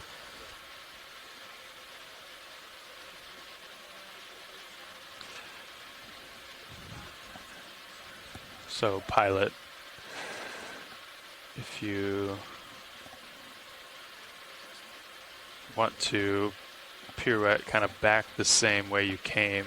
Understood. When you're looking right at me, why don't you tilt up and see if we can get a good view of Sirius, because that's kind of a rare. Come back around to the right. My right. Yeah, you're right. Yep, but maybe square up, to the feature end to me, and then tilt up your main camera. See if we can get a good shot of Sirius. Okay, so work my way back around. Yeah. Side. Understood. But maybe actually tilt your camera up and look at the vehicle. Okay, so I should. Yeah. You might not be able to from the brow, but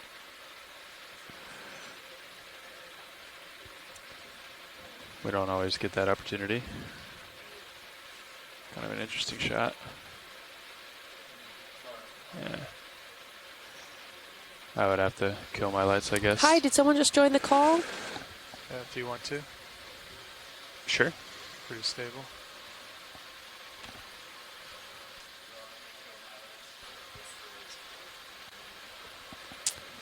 Just checking in if someone joined in the call just now.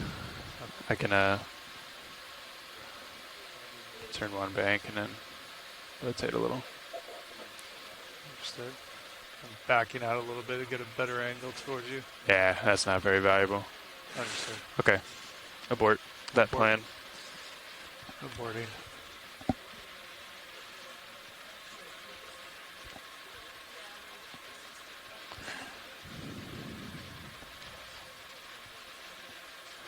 Nice. Anything else you want to do here, pilot, before we come off this little peak?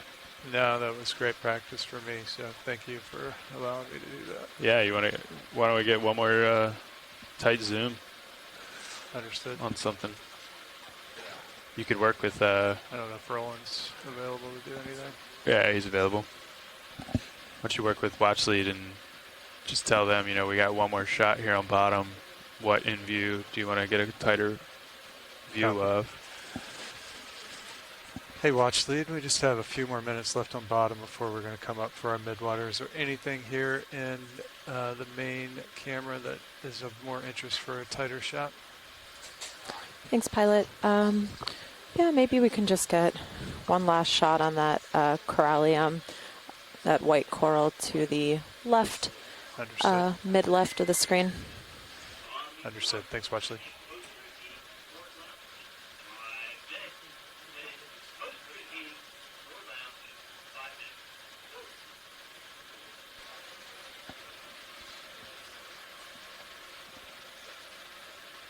Everybody, we're going to try to get a little tighter on this white coral here, if you're ready. That wasn't me.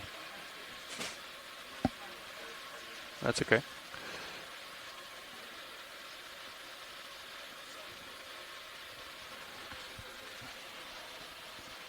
Copy that video. He's talking to you.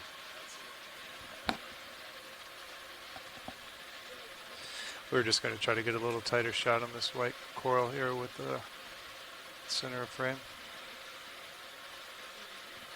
Understood.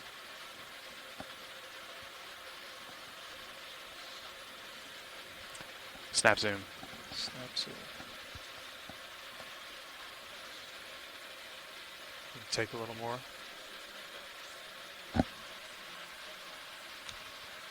Telemetrics, yeah.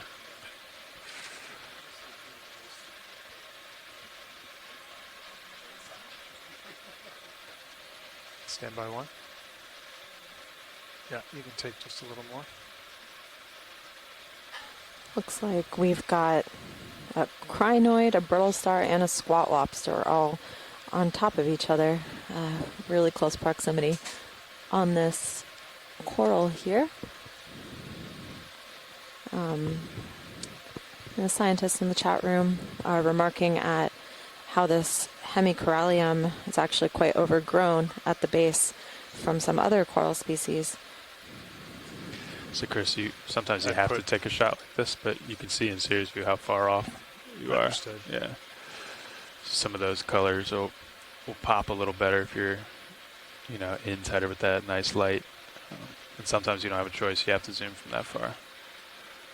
I'm going to come back in video, bring me wide.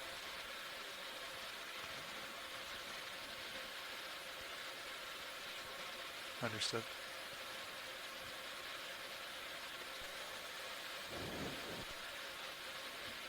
Yeah, nice.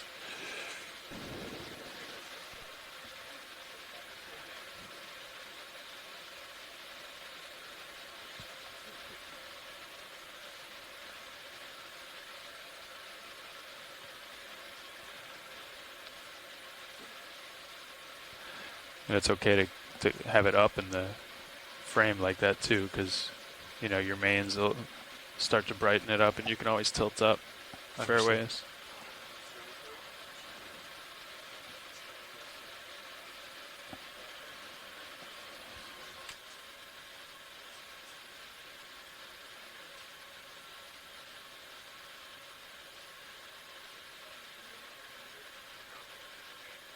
Okay, Caitlin, if you want to take a little more.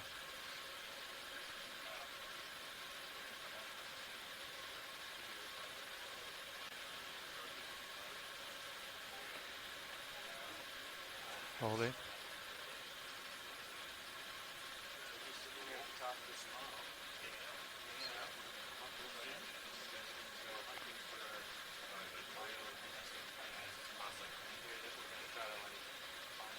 Stand by one.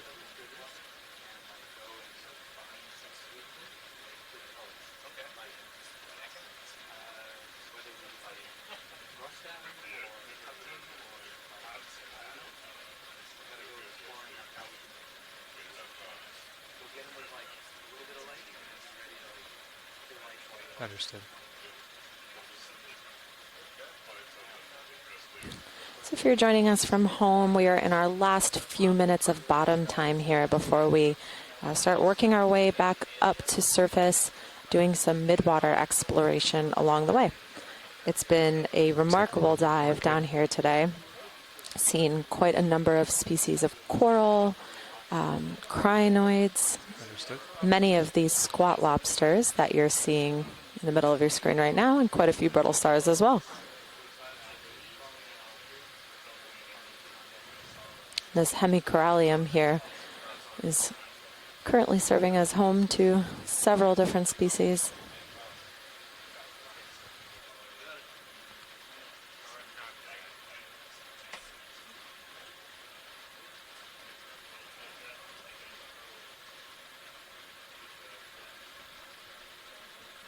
Yeah, we got a flicker somewhere.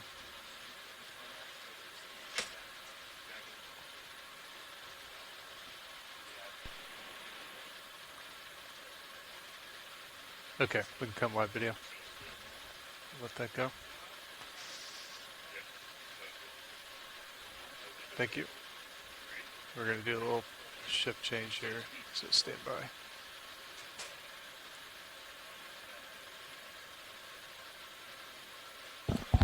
Okay, pilot. I think we'll do our change here if you want to set up the vehicle for a handoff. So just in a nice shape, a little bit back off, a little bit elevated.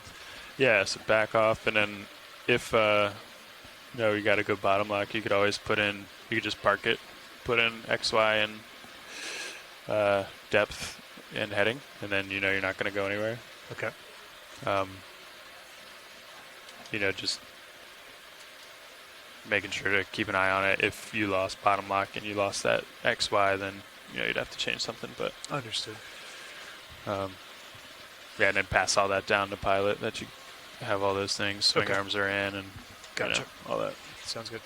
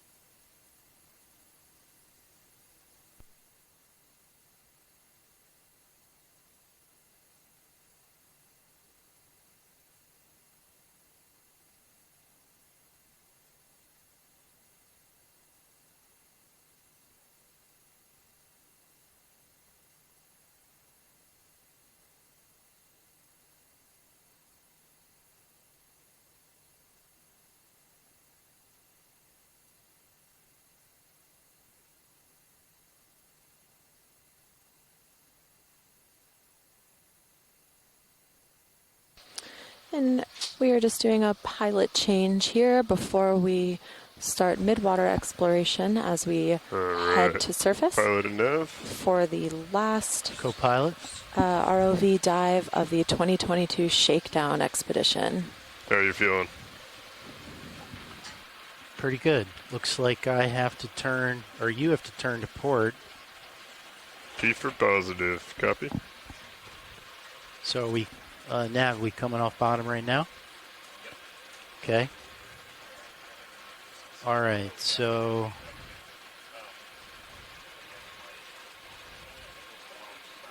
I'm a little confused. all right, yeah, let's work out the directions. Oh, you're looking backwards. I gotcha. Okay. Yeah. Okay.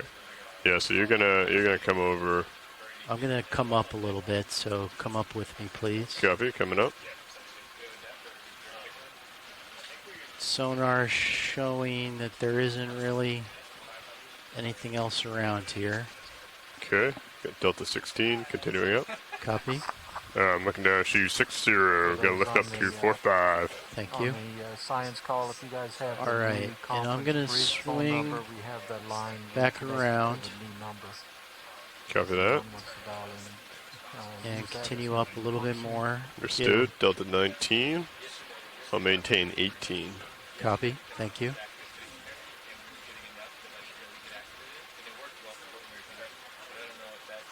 And actually, while we're here, before we go, I'm just going to take a quick look behind me with the sonar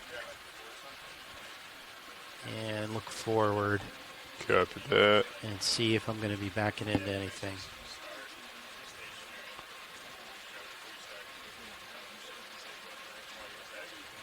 Tether looks good, streaming off to your port or starboard. So you might not have to back up into anything. Okay. Right? Like if you're already out in front of me. Yep. If you just turn around, I can see you, and then I'm just going to turn around. Right? I just come to port, and then we're kind of like already in line. All right. So that's perfect. It might just be like you kind of turn around, push out a little bit. I'll bring my head around. Copy. Line up, reverse a view. We can lock in some auto. Well, my auto head's already in. Yeah, so is mine. You know what I mean? Yep. That sounds perfect. Copy. Okay, let's come up a little bit more. Let's get maybe. Understood. I got 20. Yeah, I want to get like maybe 15, 20 off the bottom. Good copy. So I'm not really too sure about this bathy in the local area. Yeah.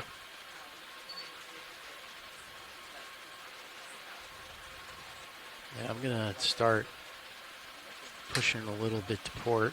Okay, I'm gonna swing around. Are you ready for that? So I'm gonna come like 180 degrees to port to get rid of mine, and then that should leave us straight. Okay. Does that make sense? Yeah. Let me line up a little bit better before you start that, please. Copy that. And I can bring up Titan.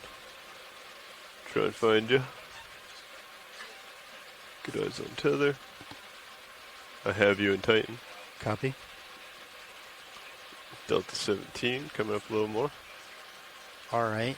All right, I'm ready for you to swing around when you are. Okay, I'm going to try and come to port while keeping you in Titan. Copy. All right, for those who are still following along with us on the last ROV dive of the 2022 shakedown, we have left bottom and are headed up in the water column from what has been truly a spectacular dive on a really lovely coral garden. We saw crinoids, we saw corallium, squat lobsters, brittle stars, just a really fantastic array of biodiversity on this fantastic feature that we found here off the West Florida shelf. So stay tuned with us as we continue to do some water column exploration while making our way to surface. Okay, I'm lined up with the ship and now. thank you so much to all of our scientists who have been incredibly helpful both in the chat room and on the teleconference line, helping us to identify some of these species and also understand a little bit more about the environment and you have one full turn. ecosystems that we have been diving on today. Stay tuned. Port. Yep. So probably want to do that with eyes on. Yeah, you want me to come back? Well, I see. Yep, that's correct. Just testing it out for you. You want me to come back? I think so. I think we either take the turnout now, or we take the turnout when we set up for the It's midwater. a little bit, it's not as loud as the last What do you think now? line. And once in a while, I could hear this over the video too. I'm getting this set up for the weird midwater. sound. Yeah, like that. That does not sound good. Would you say the level is about the same or too loud or Ready too to start soft? coming up? Yep, I'm pushing Right forward. now, as you're talking, the level is just fine. And About I'm the coming same. up. But initially, I thought it was a little lower. Maybe I'd need to hear my light Trish pool Rana and your because that's who is tail cam. usually doing the talking. Okay. Well, we have this as a backup. We're not certain what's going on with the conference bridge at the moment, but we don't seem to be able to. Delta 12. I It got good eyes it on. thinks we're still connected, so it won't let us reconnect. Copy. Yeah, it's weird. I don't know if the information got passed on to you, but what I depth are we could going hear to? you and apparently it was Mark troubleshooting. It like there was an open mic picking you up. So I knew the ship was connected somehow. Come up. So you were still there, but I wasn't hearing the main. I wasn't hearing science leads, right? Start off at 30. That's too hot. I can slow down. Thanks for helping us to test out, Scott, and for your patience while we troubleshoot this.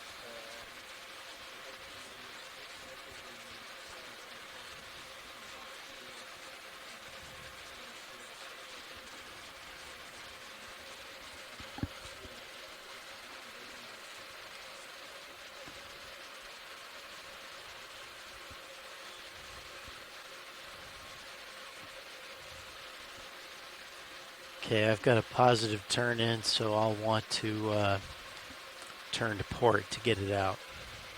Yes. Okay, on 30.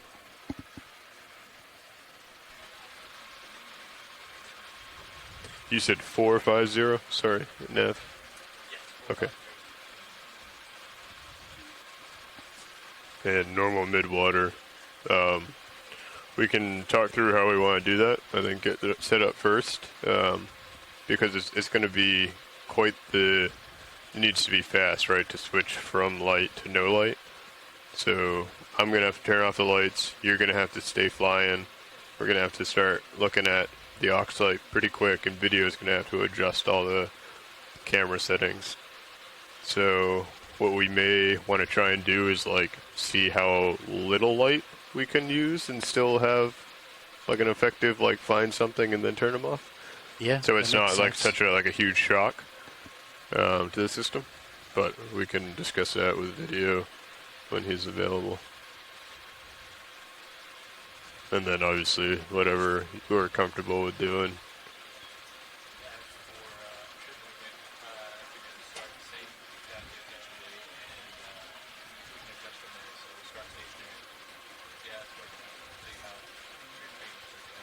Yeah, I like that. You want to come out auto head? Auto heading disengaged. Disengaged. Ooh.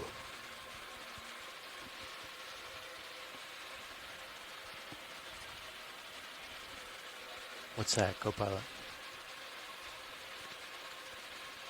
I mean, we were so synchronized yesterday. Yeah, we did say it at the exact same moment yesterday. Yep.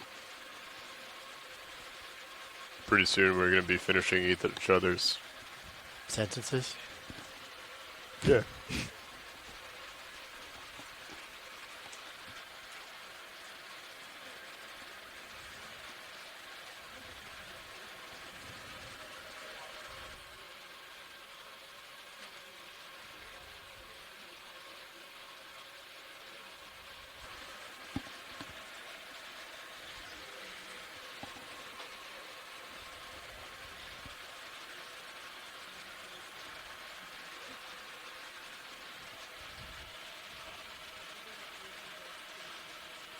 All right, everything's looking good streamer-wise.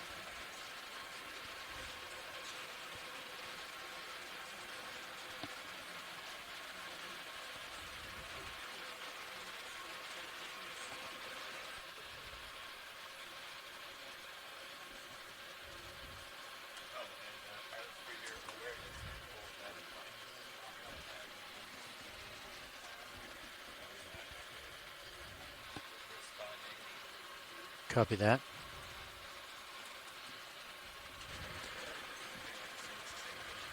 So you can't tell us the current events?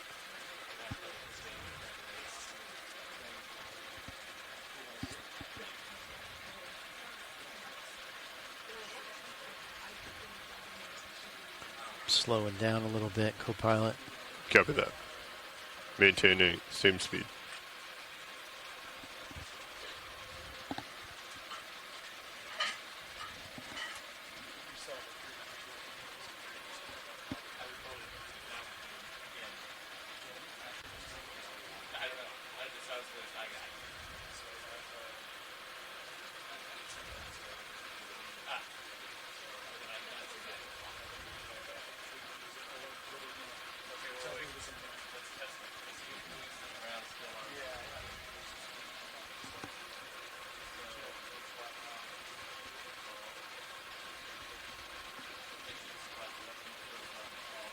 Do you know if we have any samples?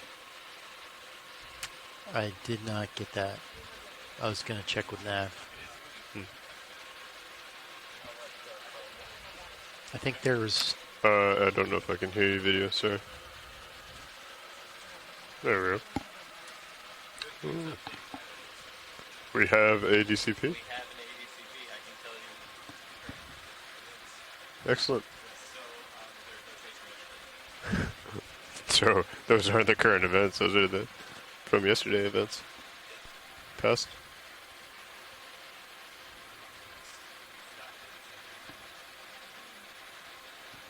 Well, that's good. Consistent. The Gulf Stream has been around for quite some time.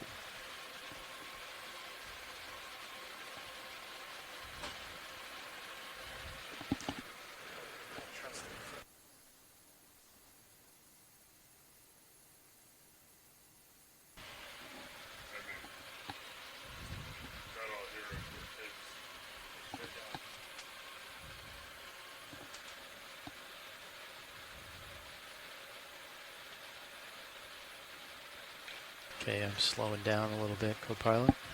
Yep. It's actually kind of funny because I sat down this morning and was extremely annoyed by the fact that it was there. Just kick it up. Exactly. Quick stow.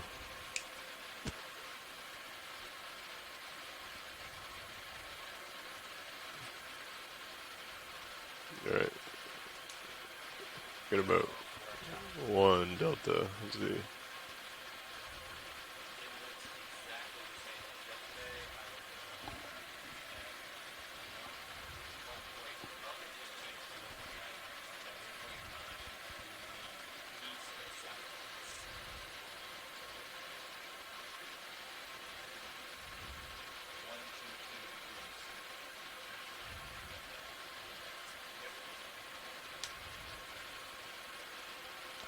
The delta's a little low, pilot. Copy. Slow down some more.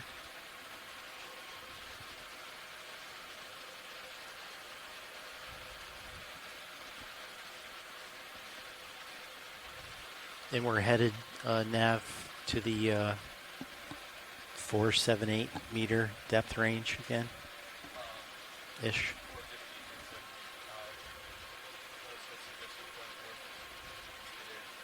$450. Copy.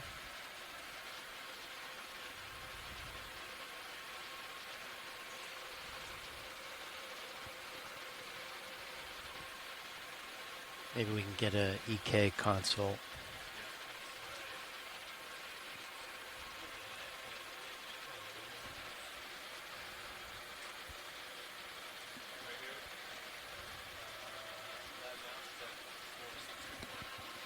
Sounds like our target. 461.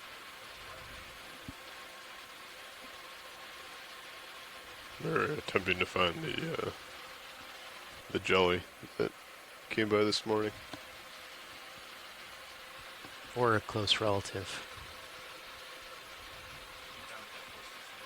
Relatively close. I'll take that.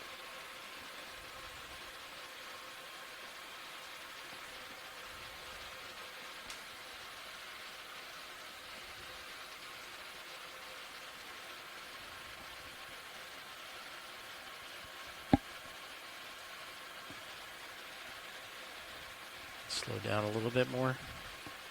Do we have direction to try and collect something in the water column, or are we just doing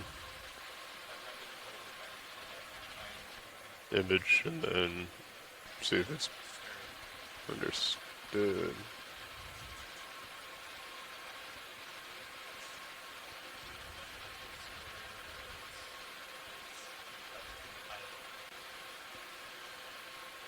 All right, so we can have the suction light, you know, at the target intensity that we use for ME20 ops. And then the rest we can just turn on. We can keep them how we want them during normal, and then just shut them off with a relay. Yeah, well, unfortunately, So I think it's going to be tough. I think we had the agitator out, where we had the upper brow, where we had the rock boxes. We always had an object that was agitating at a set distance away, right? Mm-hmm. So we were able to take the ME20, we were able to set up the lights, we were able to focus, and we wouldn't move the camera at all. Yeah. So now you're going to be chasing something with your main HD. We're going to see it. We're going to try and kill the lights. And then, like, what are the odds that it's going to be in focus on the ME20? Well, do you want to try and fly with the ME20 and see if you can see something? Yeah, that's what I was just thinking about. But then, like, still we have the distance challenge that we're going to have to work through. So, like, we might want to, like, try a setting that, like, kind of works, like, out there, you know? Mm-hmm.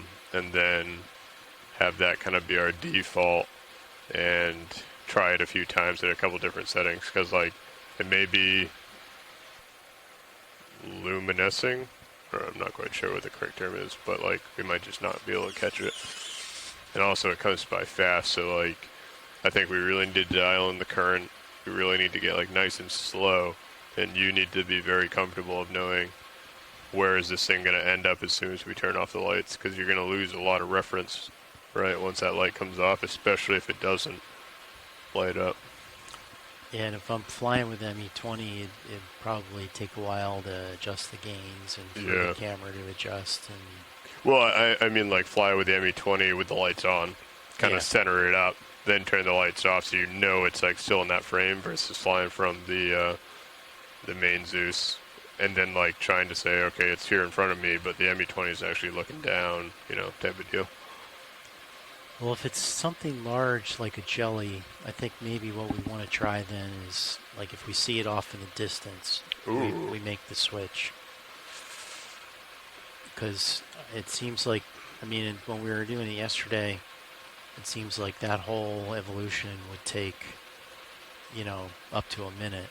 So what I think would be interesting is, what if we tried to fly with just the high beams on?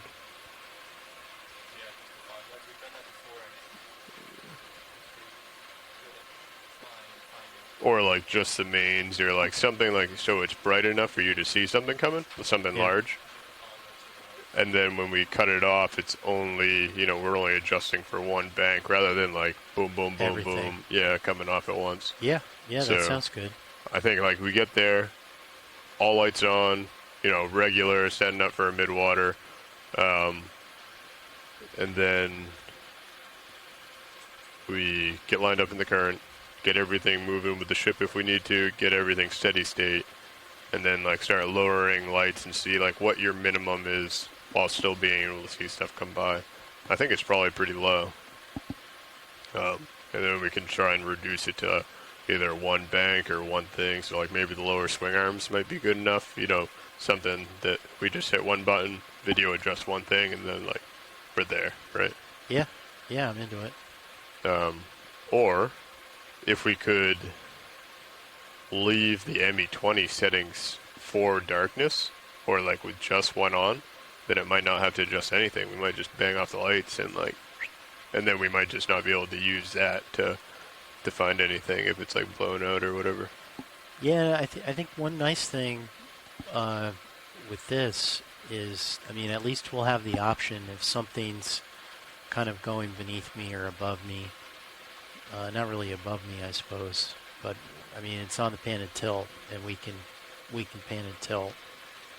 It's like a slight asset. Yeah, it really doesn't have a ton of movement, though. But yeah, I see what you mean. We can move that without moving the whole vehicle, which might disturb the... Yeah, because before it's pretty much you can only come back or down without throwing it off the its current course.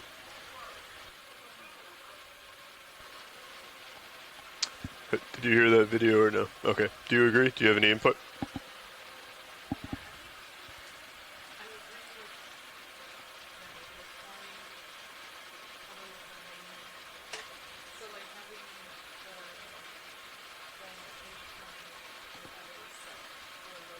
Yep.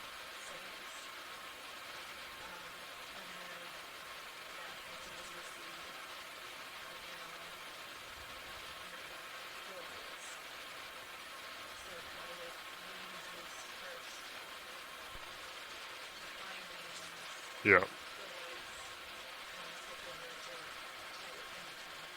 So here's a question for you, pilot. We're flying around with your main sea of jelly, switching to night mode, or whatever we're calling it, ME20. Yep. Do you want me to switch your main camera to the ME20? And then you steer off of that to keep it in frame because your main one's going to go black? Yeah, that'd be helpful, I think. Okay, so theoretically I would have two jobs. Killing the lights, switching the cameras, you would adjust, right? Yep. And I can, obviously say what I'm doing as we go through. But I think it would be better to have your view up in front of you so that you can kind of chase it around if it does start to bioluminesce. Okay. Yeah, that sounds good to me. Okay. All right.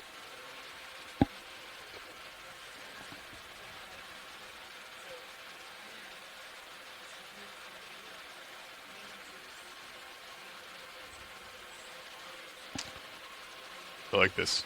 I like the trying new things. Me too.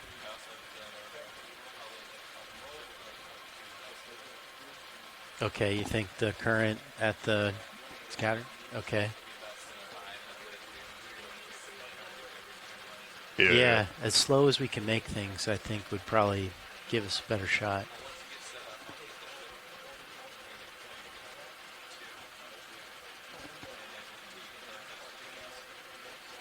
Copy that. Copy.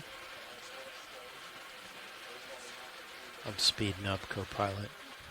Understood. I am holding steady, 29.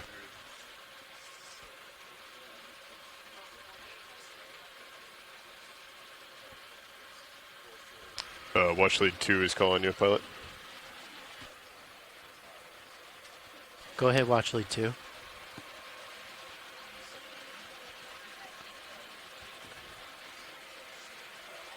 Stand by 1 moment, watch lead 2. You are really, really faint. I'm going to try and turn you up a little bit. Okay, go ahead. Much better, thank you.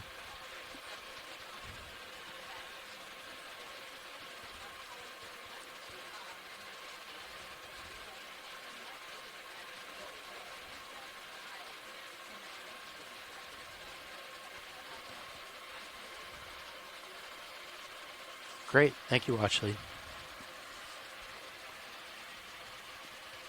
Also, be advised you turned up like all of your volumes, so we all might be a little loud. No, I didn't. I just adjusted the gain for watch lead 2.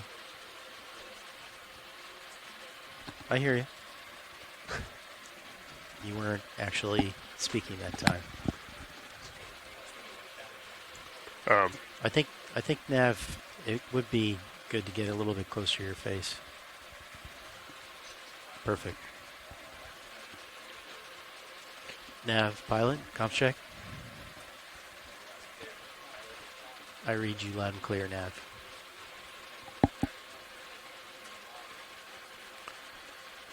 I think the issue was previous pilot was listening to watch leads over OKEX, and I temporarily turned that down with the distortion on that channel. Yeah. So, new step, potential collection. Lights on, sea of jelly, lights off, sea bioluminesce, lights on, suction sampler, jar 2, rotate, jar 3, rotate. Yeah, we can. Are we on a free jar or an available jar? We're on jar number 6 right now, I believe. So we're on. Well, this says 6 and current can number 1. Okay, so the can number on that is incorrect. Copy. The readout, the light that's lit is correct. I'll just talk in the background.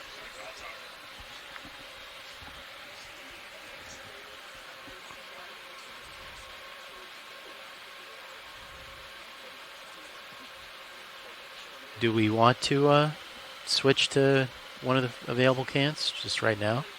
So that's one less thing. No, just because you could potentially contaminate. Of course. Like, there would be a couple different steps. I could have it rotating while I'm bringing the drawer out. Copy.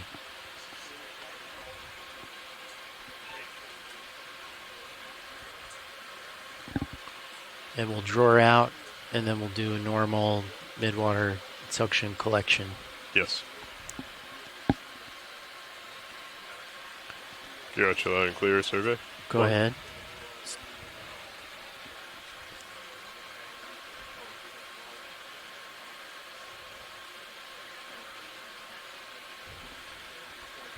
Yes. Yep.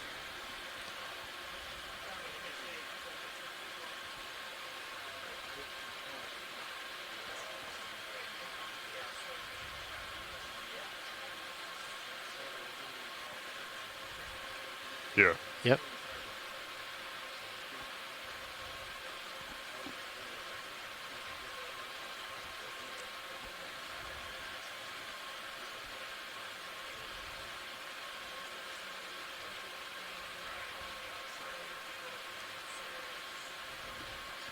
Oh, definitely. My thought would be see something for the first time, get a good image on it. If we can, turn off the lights, see if we can see it bioluminescing, I believe. And then if we see it again, take a sample. The sample would be last case scenario. I think first thing is the bioluminescence, and then second is good imagery, and then third, sample.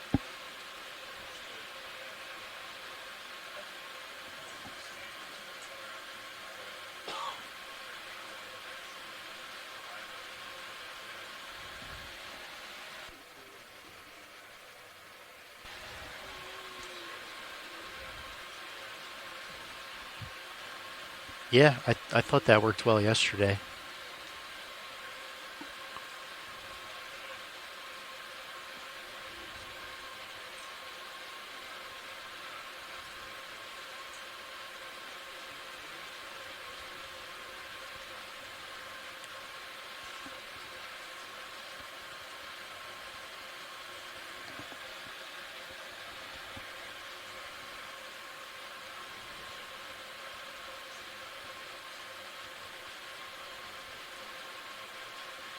Yeah.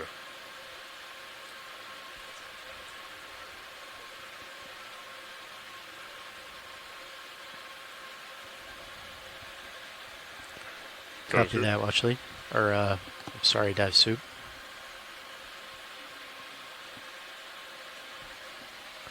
Go ahead, Workshop.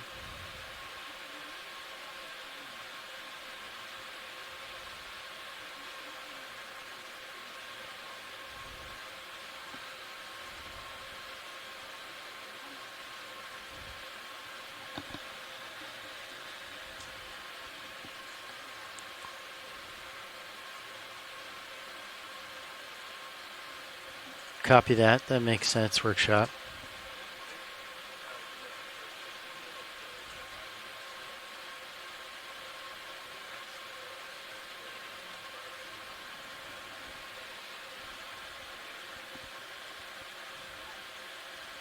What I saw was a bit like our port side, and then that's what, yeah.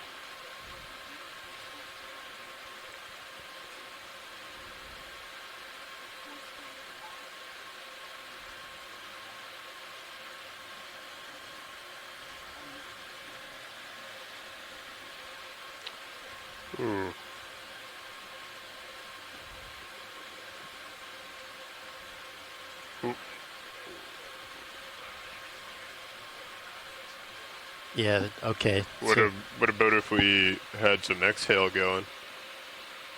It might not be a ton, but it might be enough to just like churn up the water in front of us. I think it's worth a shot. I mean, it's not like having the arm out there that's going to be in the shot, but at the same time, it might be just enough. That's true.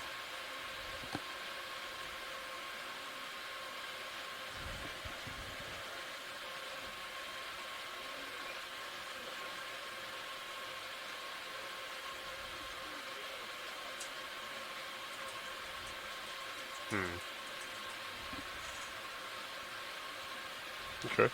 We can also like have the net out like up high or down low maybe and see if we can, look underneath it, I guess. I don't know.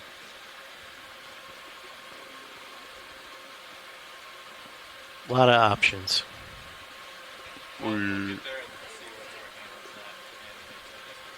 Also, the other thing is when we've had the net out before,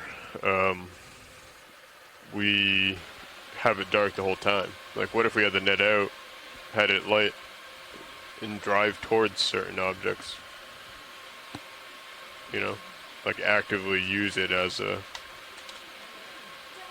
agitator rather than an active agitator versus a passive agitator. I don't know. Yeah. I think they're all good ideas. I think the one that jumps out at me that is, if we see something and we get it in frame, then, normally I'm drifting backwards or I'm pushing forward and then just reversing thrust, and that throws it around a little bit. Yep. And, that it was definitely, and then like the vehicle's moving in a direction then that, is going to make it easier at least to keep it in frame. You could also try an up-down. That would be tough. So when I'm in auto depth. True. Yep. And that's how I kind of got in a little bit of trouble yesterday, taking out auto depth without a Z-bias really dialed. I don't know how much time we'll have. I mean, that might be something that we try, dialing in the Z-bias first. Yeah, I'd say let's get up there, see how much biology there is, and then we might have a ton of subjects that we can, have different approaches on. Because the autoverts are definitely, they're designed to get someplace and stay there. Yeah. So they they're not made, you can't really use them to do quick movements. Yeah, small movements like you want with mid-water work. And so for those of you who are following along ashore, we are ascending right now, but we are planning to do some mid-water exploration. Currently the target depth that we are heading to is about 460 meters, where it looks like the deep scattering layer is sitting at that target depth. So although we are ascending, we are not quite done yet with the last remotely operated vehicle dive of the 2022 shakedown. So stay tuned. Also remember as we ascend. Turn that we need to take out we're seeing we get too far some ctenophores flying by. Saw a shrimp fly by just a moment ago. So we are not quite done yet. Hoping to see some really great biology as we're moving up in the water column here. And also planning to probably look for some more bioluminescence, try to stir it up with that bioluminescence agitator that you've seen throughout the week as we've been testing that out with the ME20 low light cameras that are equipped onto D2. So stay tuned for some bioluminescence and some potentially awesome gelatinous creatures here in the water column.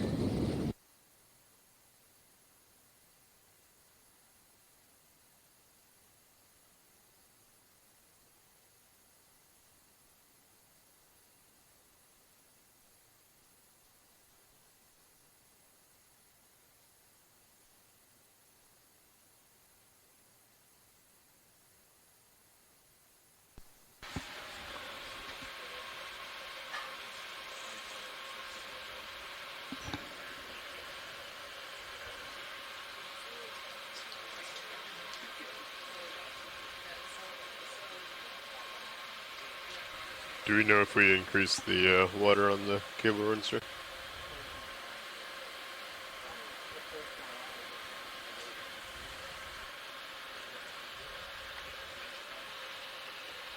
Someone increase the water on the rinser?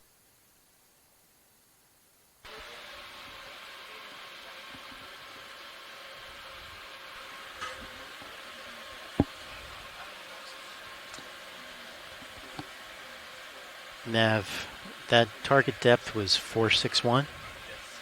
Thank you.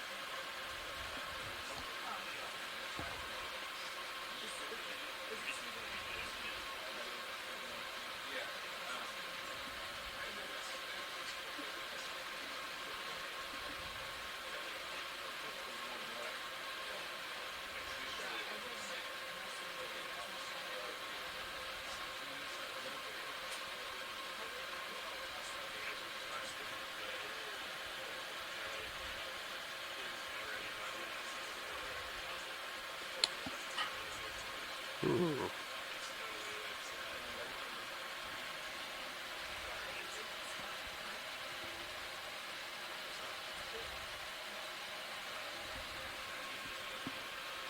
Yeah, I think we'd start off with no agitation and work our way up from there. And we'll kind of just come up in steps. All right. Well, try to like change one thing at a time, you know. That should make the whole operation simpler.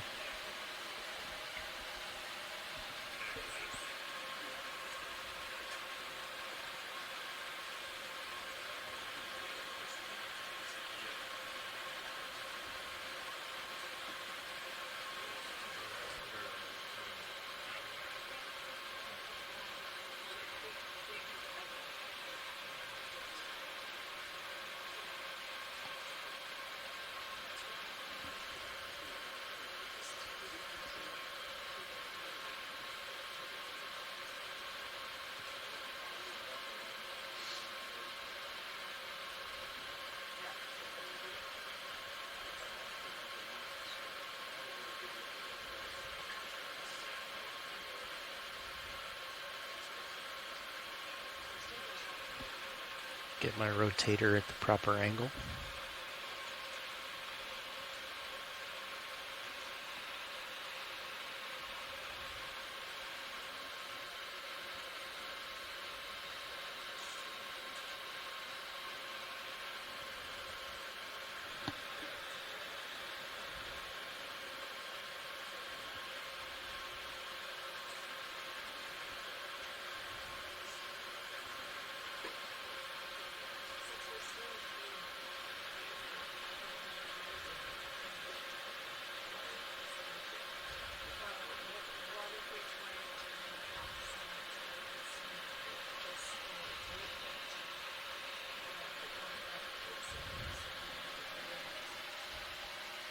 I think that's a great idea, video.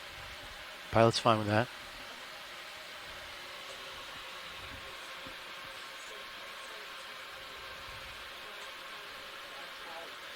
Perfect.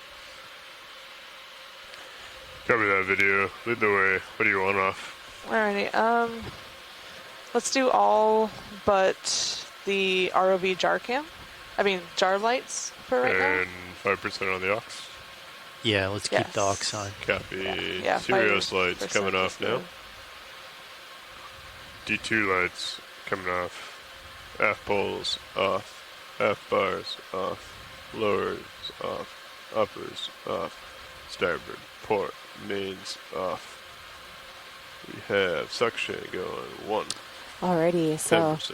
for those of you following 15, along on shore, 20, one of the things we've been working on quite a bit on this shakedown expedition is trying to drum up some bioluminescence in the water column.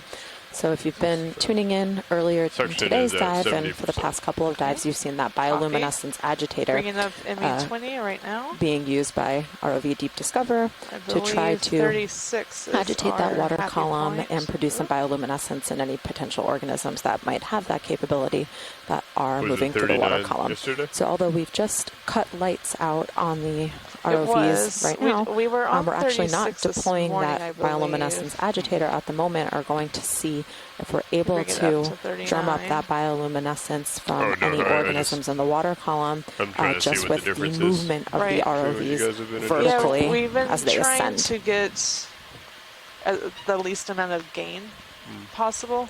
Do you want me in the to image. look up at something, or I think it's just out off into space right Yeah, now? it's just out like into space. Yeah, we didn't focus on anything.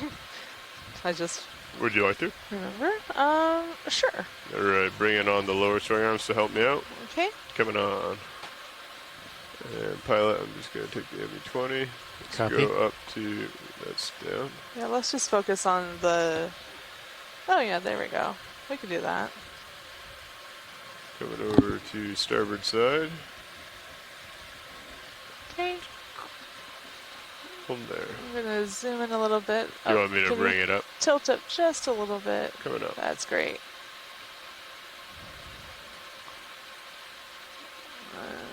Bringing the focus down. Pilot, would you like the ME20 as your main screen or your pilot cam as the main screen? We can switch to ME20. Okay. Okay, zoomed out. Ready for that? Okay, Yep. I'm ready. Oh. Switching you over. All right. Back with the video. You ready for lights to come off? Yes, I am. Lights are off. Aux light is at 70%. Sorry, suction. It's at 70.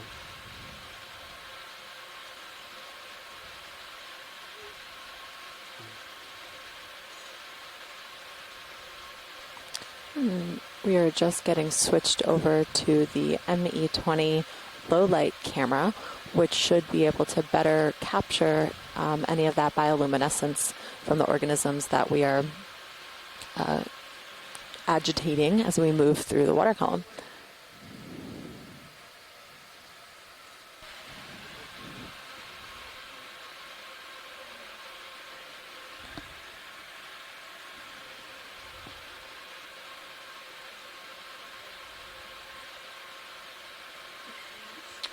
You know what? I bet. Saw a few. Serious view looking down like the tether. Will kick up a lot.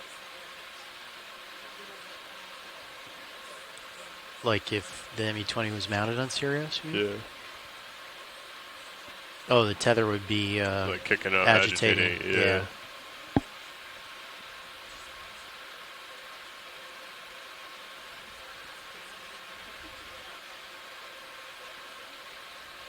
.461 is where we're headed to. Copy that. That was a question. That's right. Okay. 461 is the depth.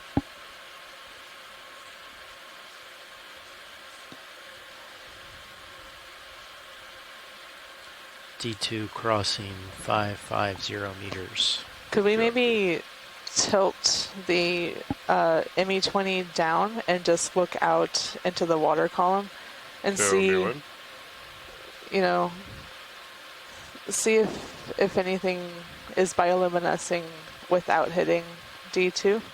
Okay. I'll come down. You said like straight out? Right. Okay, let me come down and get my toes as a reference. Ah.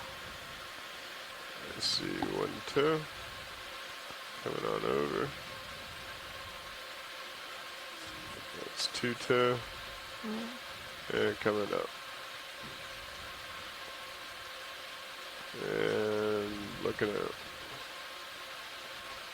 That is the abyss.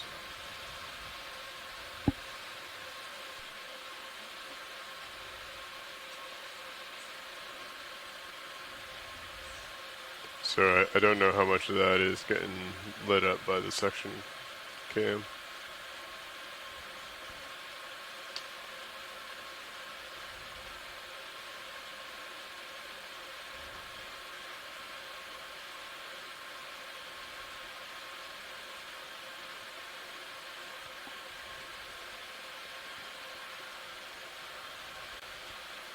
Sirius passing 500 meters depth.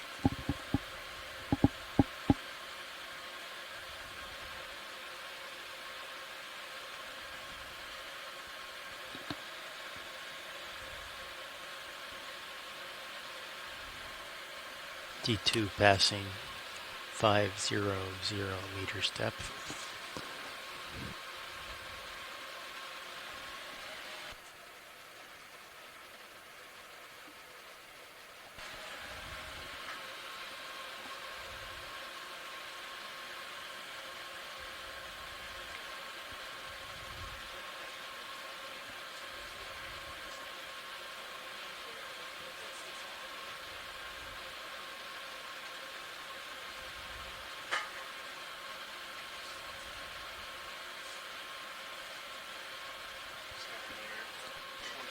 So as we're moving up in the water column, we are working our way towards the deep scattering layer, which is sitting at about 460 meters right now.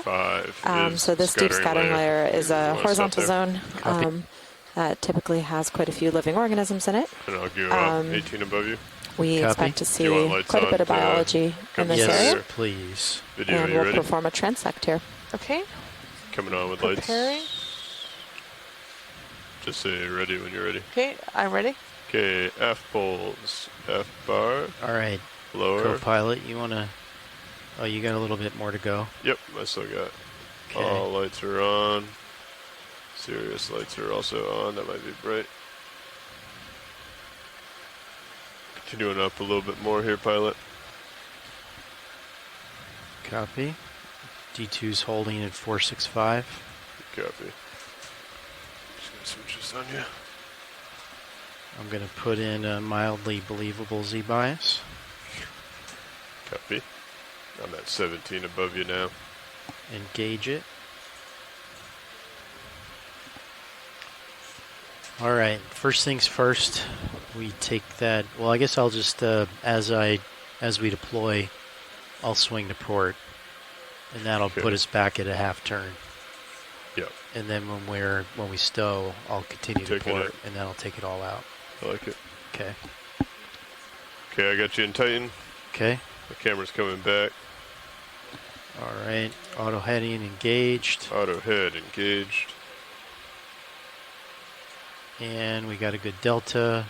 I am backing. Copy. I am following you with the Titan. Good eyes.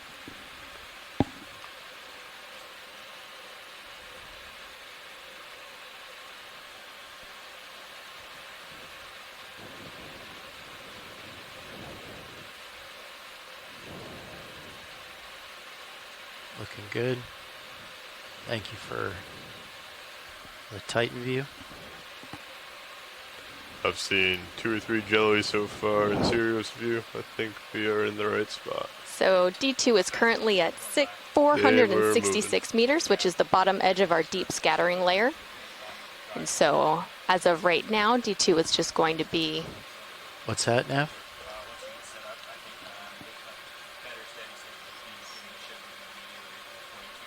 Okay. We're also pretty shallow, so we should feel that pretty fast. I mean, I'm almost 100% aft right now too.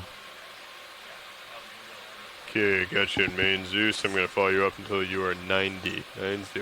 Copy. Coming up. Then I'll get a little bit farther out, and then I'll do my turn to port, and we'll be back at a half turn. Copy that.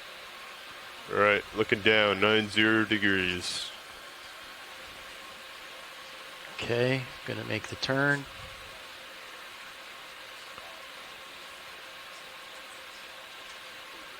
That's putting in a positive. Oh, all right, I'm gonna go the other way.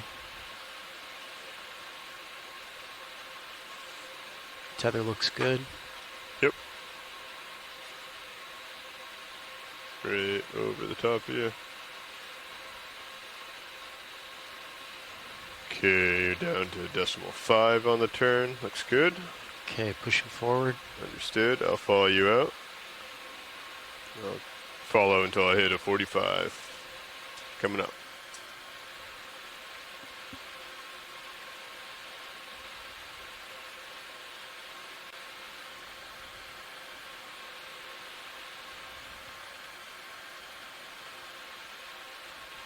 Six 0. 50. 45 on the nose. Got you there. Copy that. I'll get a little bit farther out, and then I'll go off stick, and we'll see what it's looking like. Understood. Okay, I'm off stick.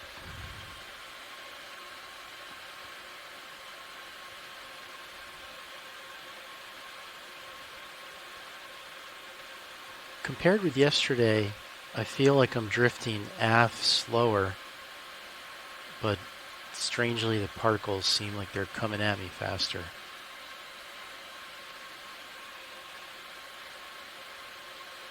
That looks pretty nice though. I mean, what do you think, Nav? Should we try and slow it down, co-pilot? I would say that's quick, so I think All right.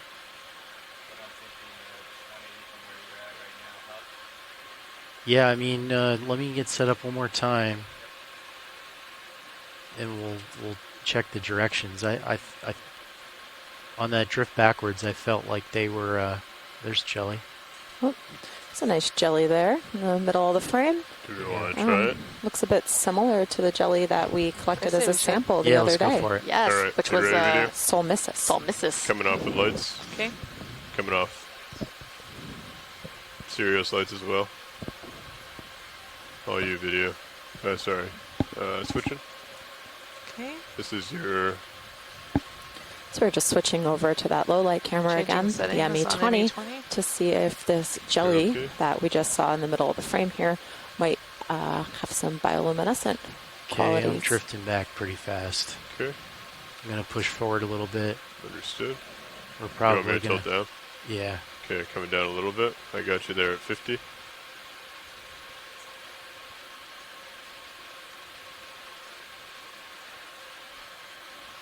All right, I think we're going to have to do that move, Nav.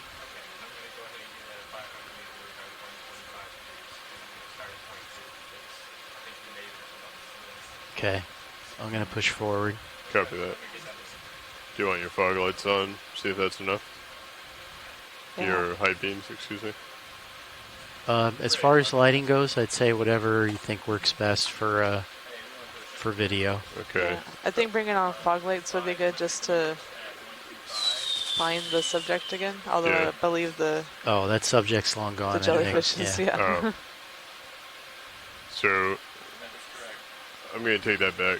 What if I try just the lower swing arms? Because right now I can't, I'd have to slide down rather than just clicking off. So let me try the lowers. Sorry, that was a little bright. Is that enough, do you think, pilot, to be able to find something? Oh, yeah. So easy. this is your ME20, all right? Yep. I can adjust for it if you Yeah, we like. can. I think we can dim quite a bit from there. Okay, so this is lowers all the way up. I can bring them down to half.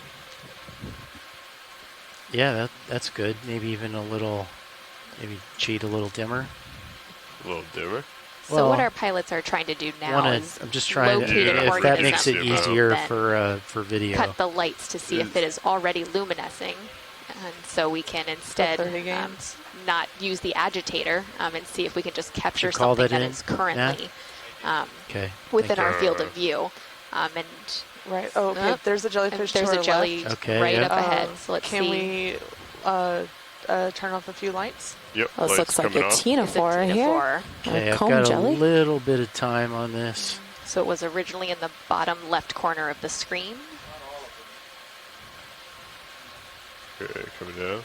Can we turn on what? Yeah. Do you think jar light? I think we lost that one. Okay. I've got to push back out. Lower swing arms coming back on. And then when I get farther out, co-pilot, would you rotate back to 4-5? Yes. Alright, I'm going to come up. Do you have auto depth in? I sure do. Alright, I'm coming up. Jellyfish. I think that's we heave. need to push up. I think that's heave. You sure? Oh, it's down to like 15. I'm just coming up a little bit higher. I'm at 19 now. A heave of 4 isn't, well, I guess not. Yeah. 4 meters? Yeah, I suppose so. I Okay, feel like coming up to 4-5. my depth has been pretty solid. Kept that. Oh, you know what it is? What? Yeah. Okay. All right. So we got to keep a close eye on the delta. I'll follow that. And Nav, if you could help with that too.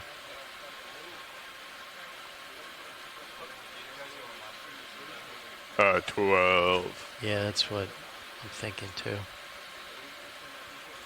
So what you're seeing right now is kind of the essence of why we do a shakedown cruise.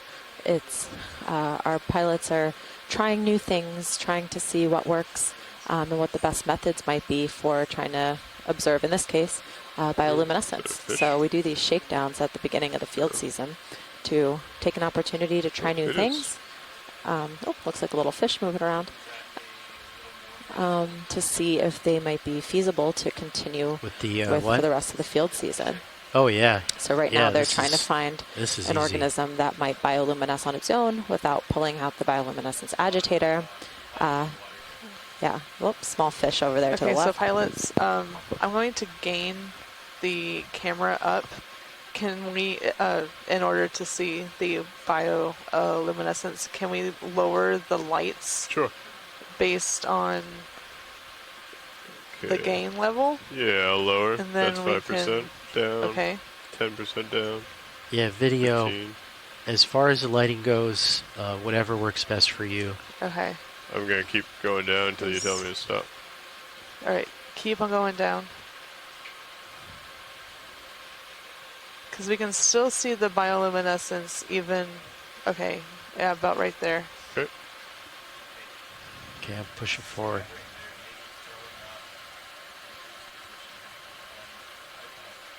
How? Holidays. You're some holidays on the USBL?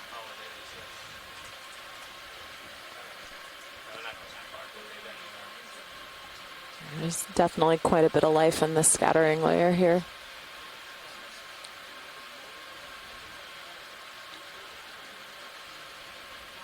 Once we get up to speed on that move,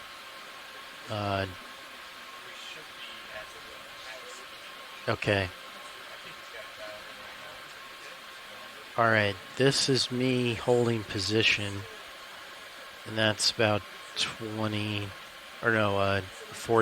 forward. Yeah, that's what I was thinking. It might kind of slow things down a little bit more.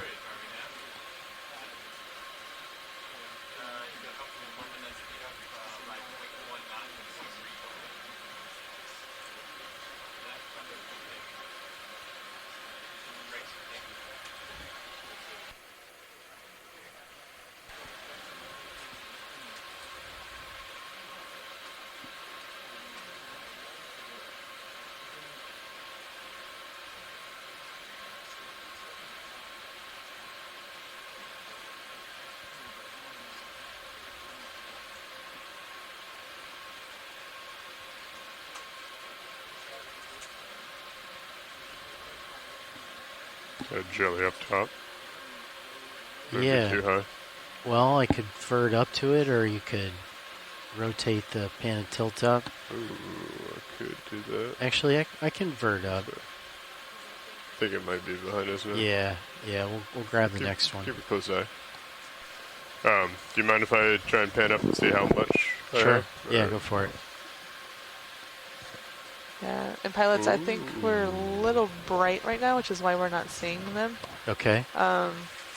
Because they should be There's a jelly fluorescing right in there. the water You column. want me to come down? Yes, that would be great. Okay, we can... Okay, that's my forwards off. Okay. You want them up a little? All right, I'm going to gain up a little bit.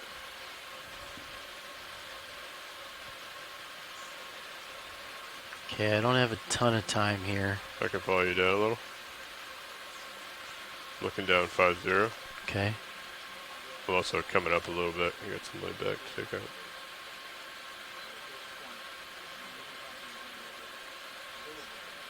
All right, I think we might have lost that one. Okay. I'm going to push forward. Copy that.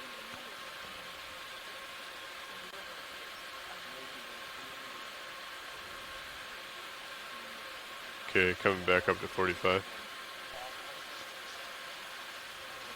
Yeah.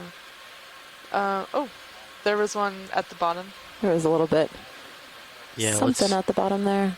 We'll get stretched out, and that way we can have a little bit of time to try and dial things in once we see another subject.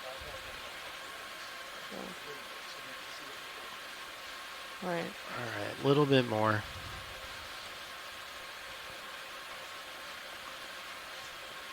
Okay, video. I currently have 0 on these lower swing arms, and I have like 70 on the suction still. Okay. Well, that's some pretty dramatic heave. All right, let's get lights on. Yeah, we need to bump up just a tad. Lights on. Oh, lights stand on by. completely. Looks like Sirius heading was swinging pretty dramatic there. Yeah, you might be out a little far. All right, that sounds good. All right, I'll drift back. Copy. All right, so that's 5% on the lower swing arms right now. Video. Oh, it is. Okay.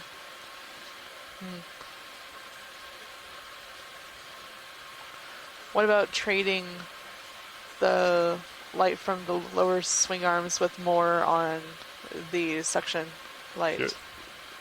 Lower swing arms coming off. Suction increasing, increasing, increasing, increasing, increasing, increasing. Suction is full up. I'll kind of waggle that beam, see if we see something. Right, yeah, so this is more of a reflective light, just shining a beam, rather than the entire area. We're trying to balance between, you know, like seeing what's in front of us and also seeing the bioluminescence.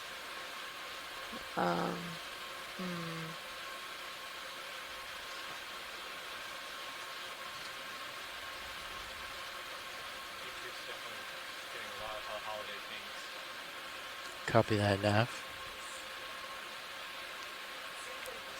What about Sirius? I might be above. Maybe just slightly above, like the hard layer. That makes sense.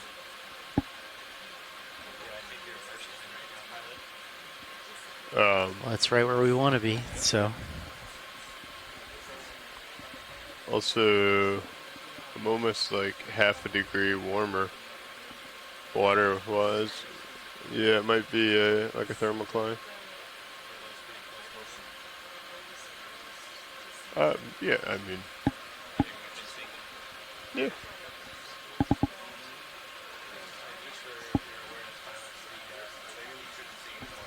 Ooh. Oh, it's just green snow. Oh, perfect. Copy. Thank you, Nav. So I think you're right, co-pilot. I was too far out in front.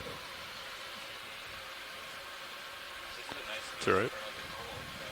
Oh yeah, definitely. this is great. Yeah. This is perfect, Nav. Thank you. So co-pilot, can we try a different lighting setup?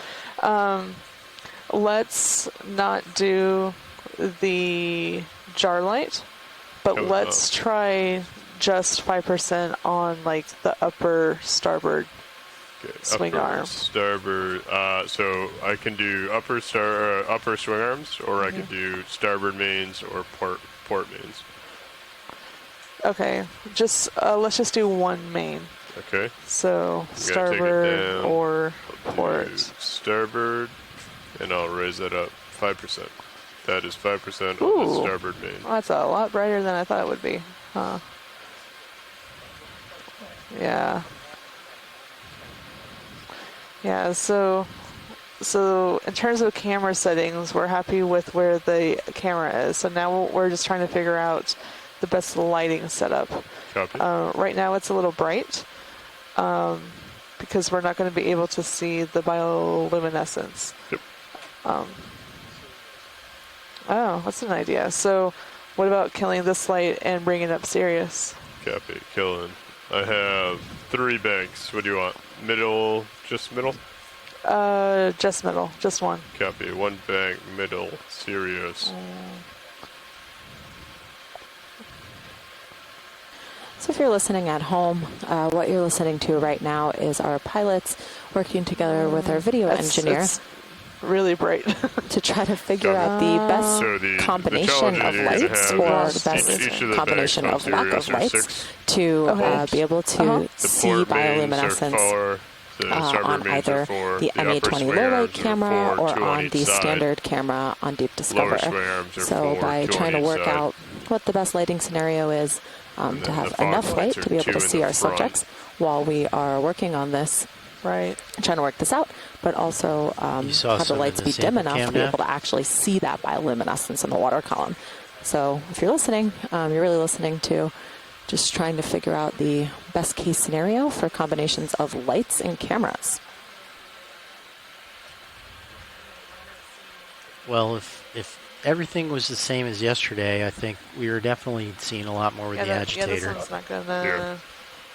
Okay, let's switch back to some lights on D2. Copy. Sirius coming off. All right, let me bring up the game back on the Sirius. Okay. Really quick. I've been pushing forward and back, but no, I've been trying to do the opposite really. But That's a good idea, Nav. I can kind of shoot it around sometimes. Yeah, let's try the fog lights at the lowest setting. Copy. Fog lights coming on, 5%.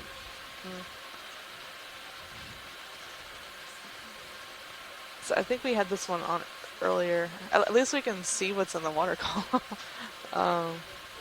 There's a jelly right to the bottom left corner that is slowly going past us, maybe. Yeah, it was right in front. Okay, I'm going to back slowly.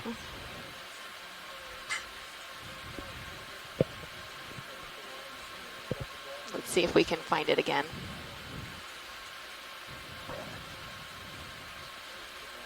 Fish. We also could bring out the agitator again.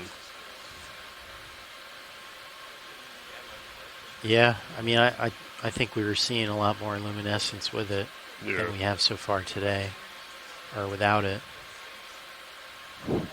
We'll see what video says. Maybe we can keep it in like half frame or something like that. Well, I was even thinking like put it up high and then look underneath it. Yeah. You know, so it's not like in the shot, but it's still like out there. Are y'all talking about the agitator? Yes. Yeah. Yes. Yeah, like we could do that. We can also try, like y'all were talking about creating. Oh, I just saw some in the upper part of the screen. Upper right. Y'all, we're also talking about like using the thrusters to stir up the water. Potentially. Right at the top, at around 1 o'clock, there looked to be a strand of something. Ooh. Oh, okay. Yeah, so here's just threw a whole bunch of water out in front of me. Okay. I got to push out a little bit. I'm starting to fall back. Right. Okay. I'll try a little bit more of that.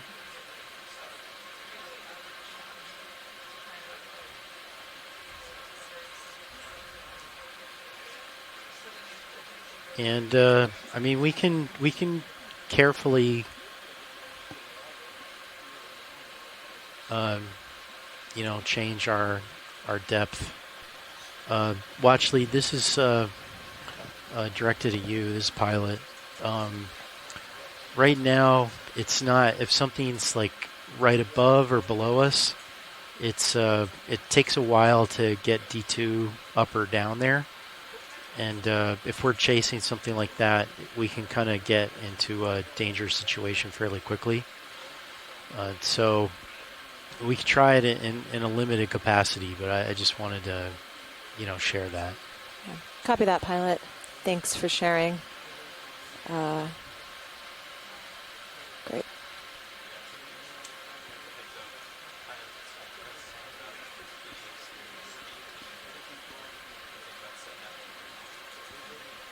Ooh. Did you see those? I don't think it's bioluminescence though. Those were fish that swam by, and I think they're hitting the fog light and reflecting. Okay. Yeah. I think putting the agitator out would be good. Okay. Because then, since we can see what's in the water column right now, we can also see the agitator and what it hits, you know, that causes or so like when something lights up, like we'll see what it is. Okay. Right. Yeah. Can I bring lights on to get that out? Sure. Okay, ready for lights?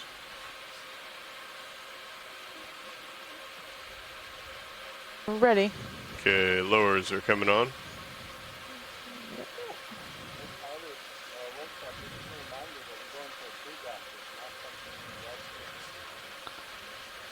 Okay. Ooh, what is that out there? Or is that just a... What are you looking at? Which Sirius cam? Looks like a big jelly. Oh, is it? Alright, never mind. So if you're tuning in at home and you're wondering why we chose this particular target depth to explore, a bigger object. So this is what is called the deep scattering layer. It's currently sitting at about 465 meters in the water column. And this layer is just a very, very dense layer full of all sorts of mesopelagic organisms. So this could be anything from small fish to zooplankton to some of those jellies and ctenophores like what you saw a little bit earlier. Workshop was saying that's not the so goal. something that's really interesting and unique about the deep scattering layer is this entire layer actually performs what's called a diel vertical migration each day, sometimes called the greatest migration on Earth. So this is actually a movement of the entire layer to shallower depths in the water column, moving towards the surface at about dusk for some of these organisms to feed on the phytoplankton at the surface, and then a movement back deeper into the water column during the day in order to stay protected from potential predators. So this migration happens every day, and if we see and something it is close, incredible co-pilot, I think that this is maybe happening what we'll try is, in the water column, which tilting, is one of the most unexplored. We know very, very little that, about water column ecology, but it is pretty amazing that this occurs every day.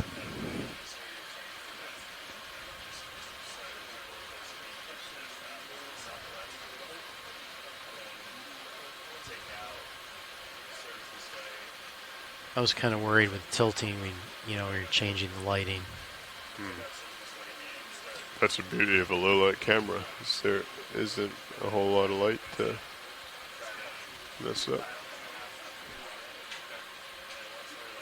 Okay, there's a fish.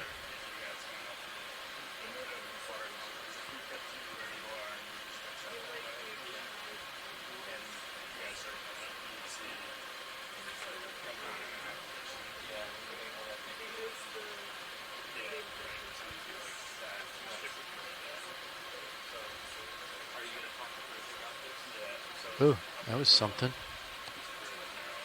I missed it. I saw a trail.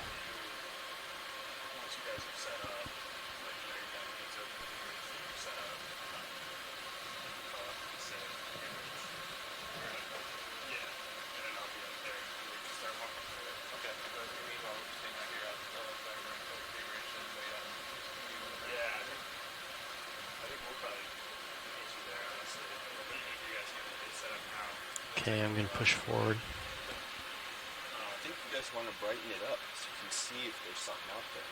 So, right?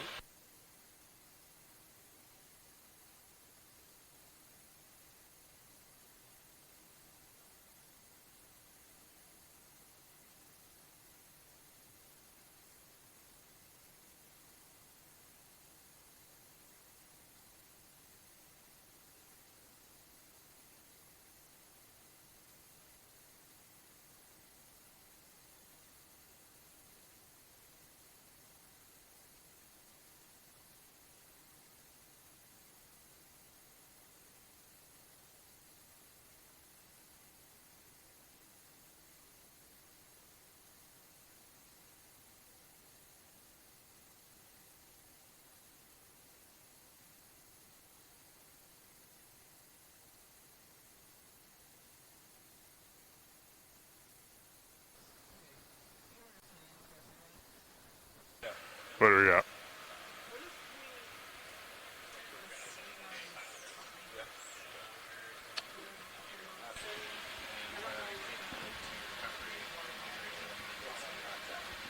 Yeah, I don't think we're going to deploy any swing arms up here, unfortunately. And even if we did, they don't point behind. The uppers could, I guess, but the lowers would still be out in front.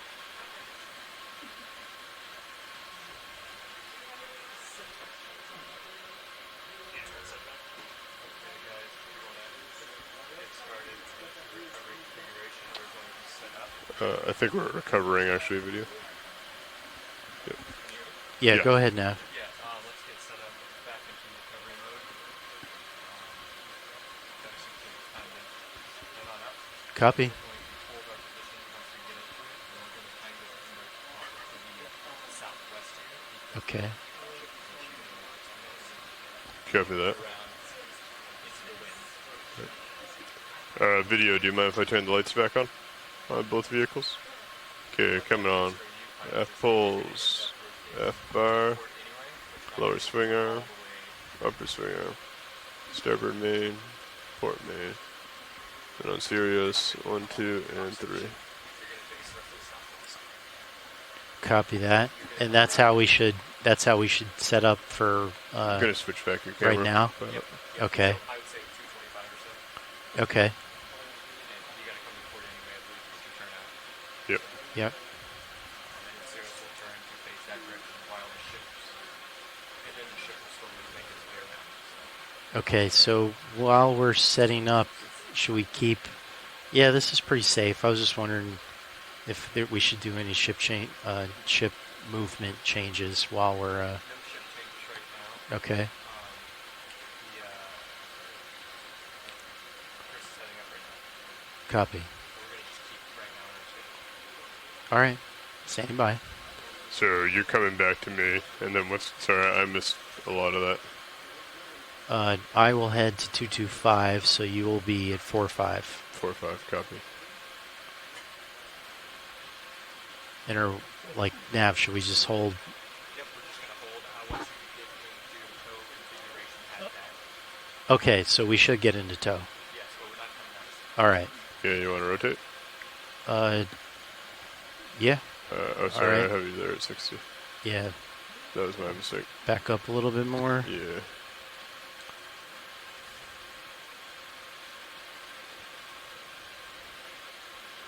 Well, at least we're not seeing tons of jellies all around us right now after we turn the lights on. Actually, I saw like 5 in Sirius view. Oh, well. I don't... Okay, I'm coming around to 225. Copy, coming around to 45. There's one. Or actually, that's a something else. Okay, so you're coming around? If you turn to stream 2, you can see the view of Sirius, from Sirius, and there is what looks to... Oh, there it goes. Now I'm pushing. Copy. What looked to be a jelly of some sort, or tinophore. I think it was a tinophore. And something's holding you a little bit off heading. Yep. This is kind of a little bit of a weird... Yeah. I'm going to follow you out with Titan as you push out. Yeah. Our pilots are just getting dialed in right now to begin their ascent to the surface. Yeah, another tinophore. And to wrap up the last dive of the 2022 ROV and mapping shakedown. All right. So there's a current pushing me If back. you're still following along with us here, while I need we're to still push seeing forward, some so I want to really nice tinophores and jellies. keep the water pushing column here starboard at as I about go forward. 465 meters of depth, still in that with deep this scattering layer. towing into these directions. Why are we towing these directions? The ship is, after you get the tow configuration, the ship's going to make its movement to line up with these Sirius. Gotcha. Yeah, I think maybe we should have gotten in tow and then adjusted. Yeah. All right, but we're almost there. All right, I'm in view. Co-pilot, I'm coming up. Copy that. I have eyes on you and Titan as well. Okay, I'm disengaging auto heading. I wouldn't do that. Okay, we're keeping it in. not in the current right now. We just get blown right back to right.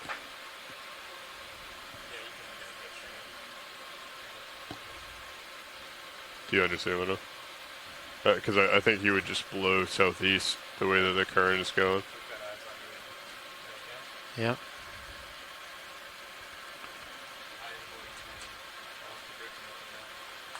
Copy.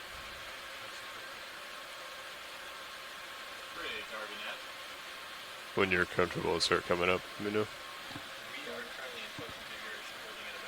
No, I think they wanted us to hold this depth.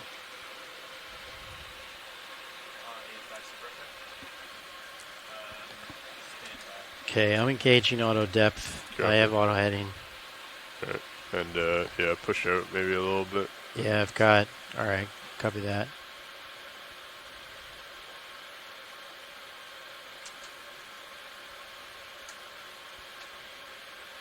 Got a little forward way on.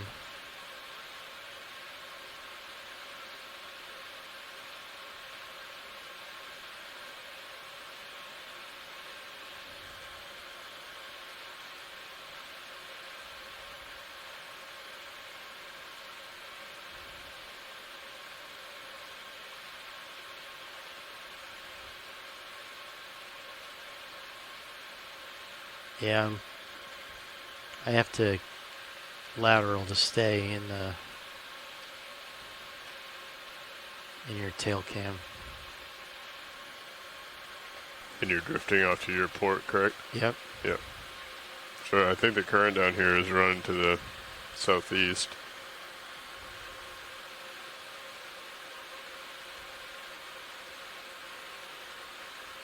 So what do you think? Should we try and orient into the local current?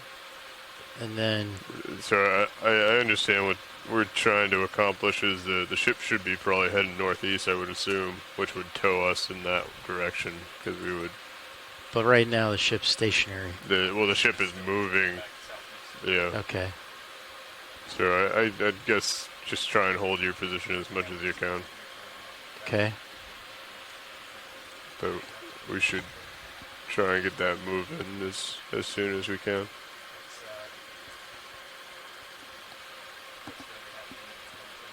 Copy that.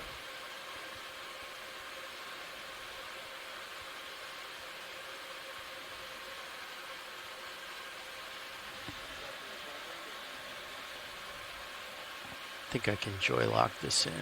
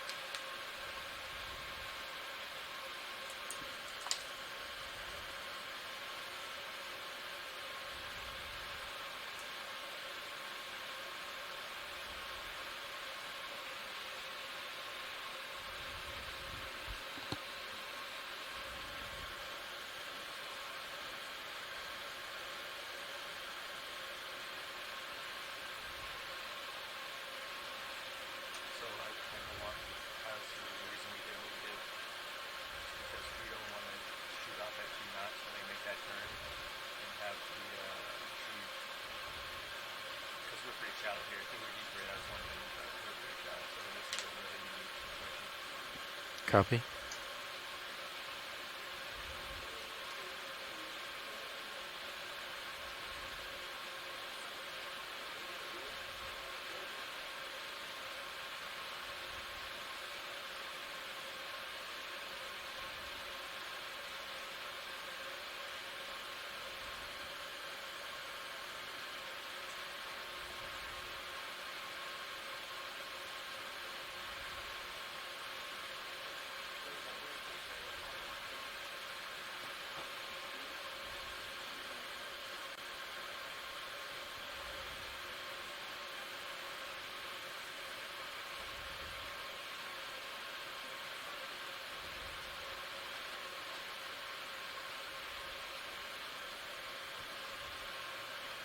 Okay, I'm pushing out. Tether looked like it got a little slack for a bit there. Yeah, I'm heaving a little bit, so. Good.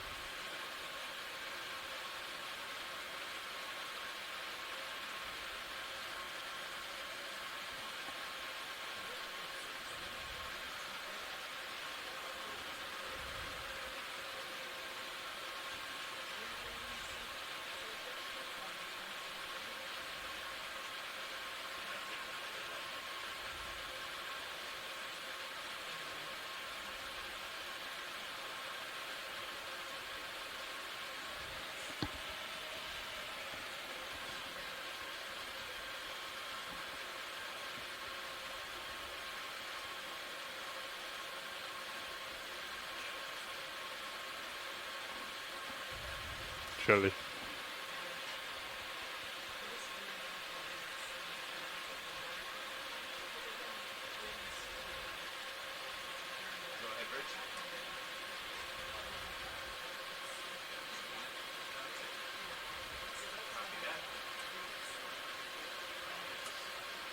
And which 060 bearing do they have right now?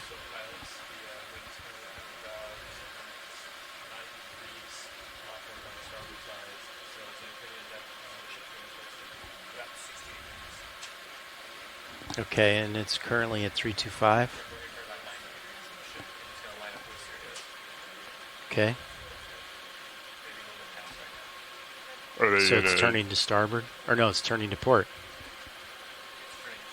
Okay. Are they about midships right now? Or are they front? Okay.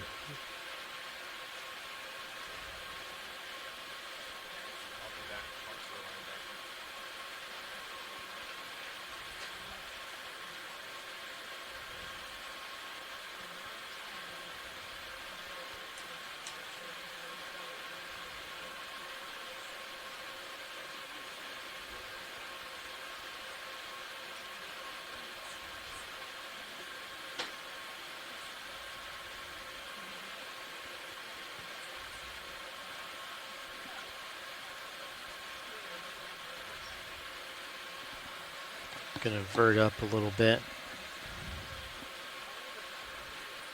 Hard lateral, and it's pushing me down a little bit.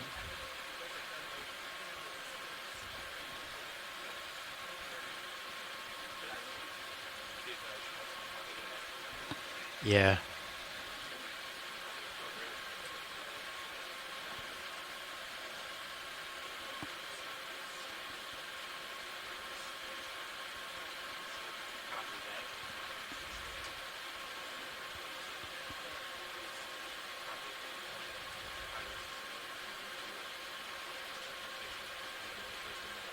Copy. So if he's going to turn 9 degrees, that could potentially pull us up to the north. And so that would be bringing you closer to me. Or no, that would be bringing you away from me. Yeah. But it would still put a...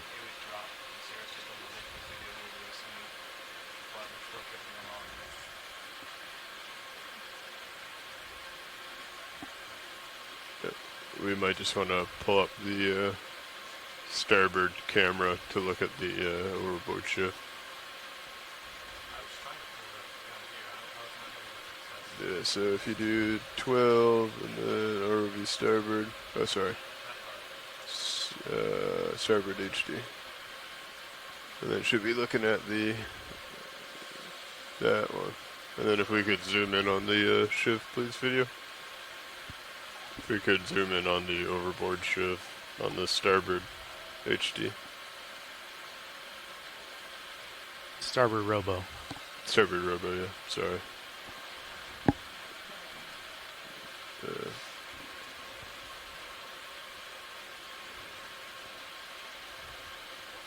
It has many names.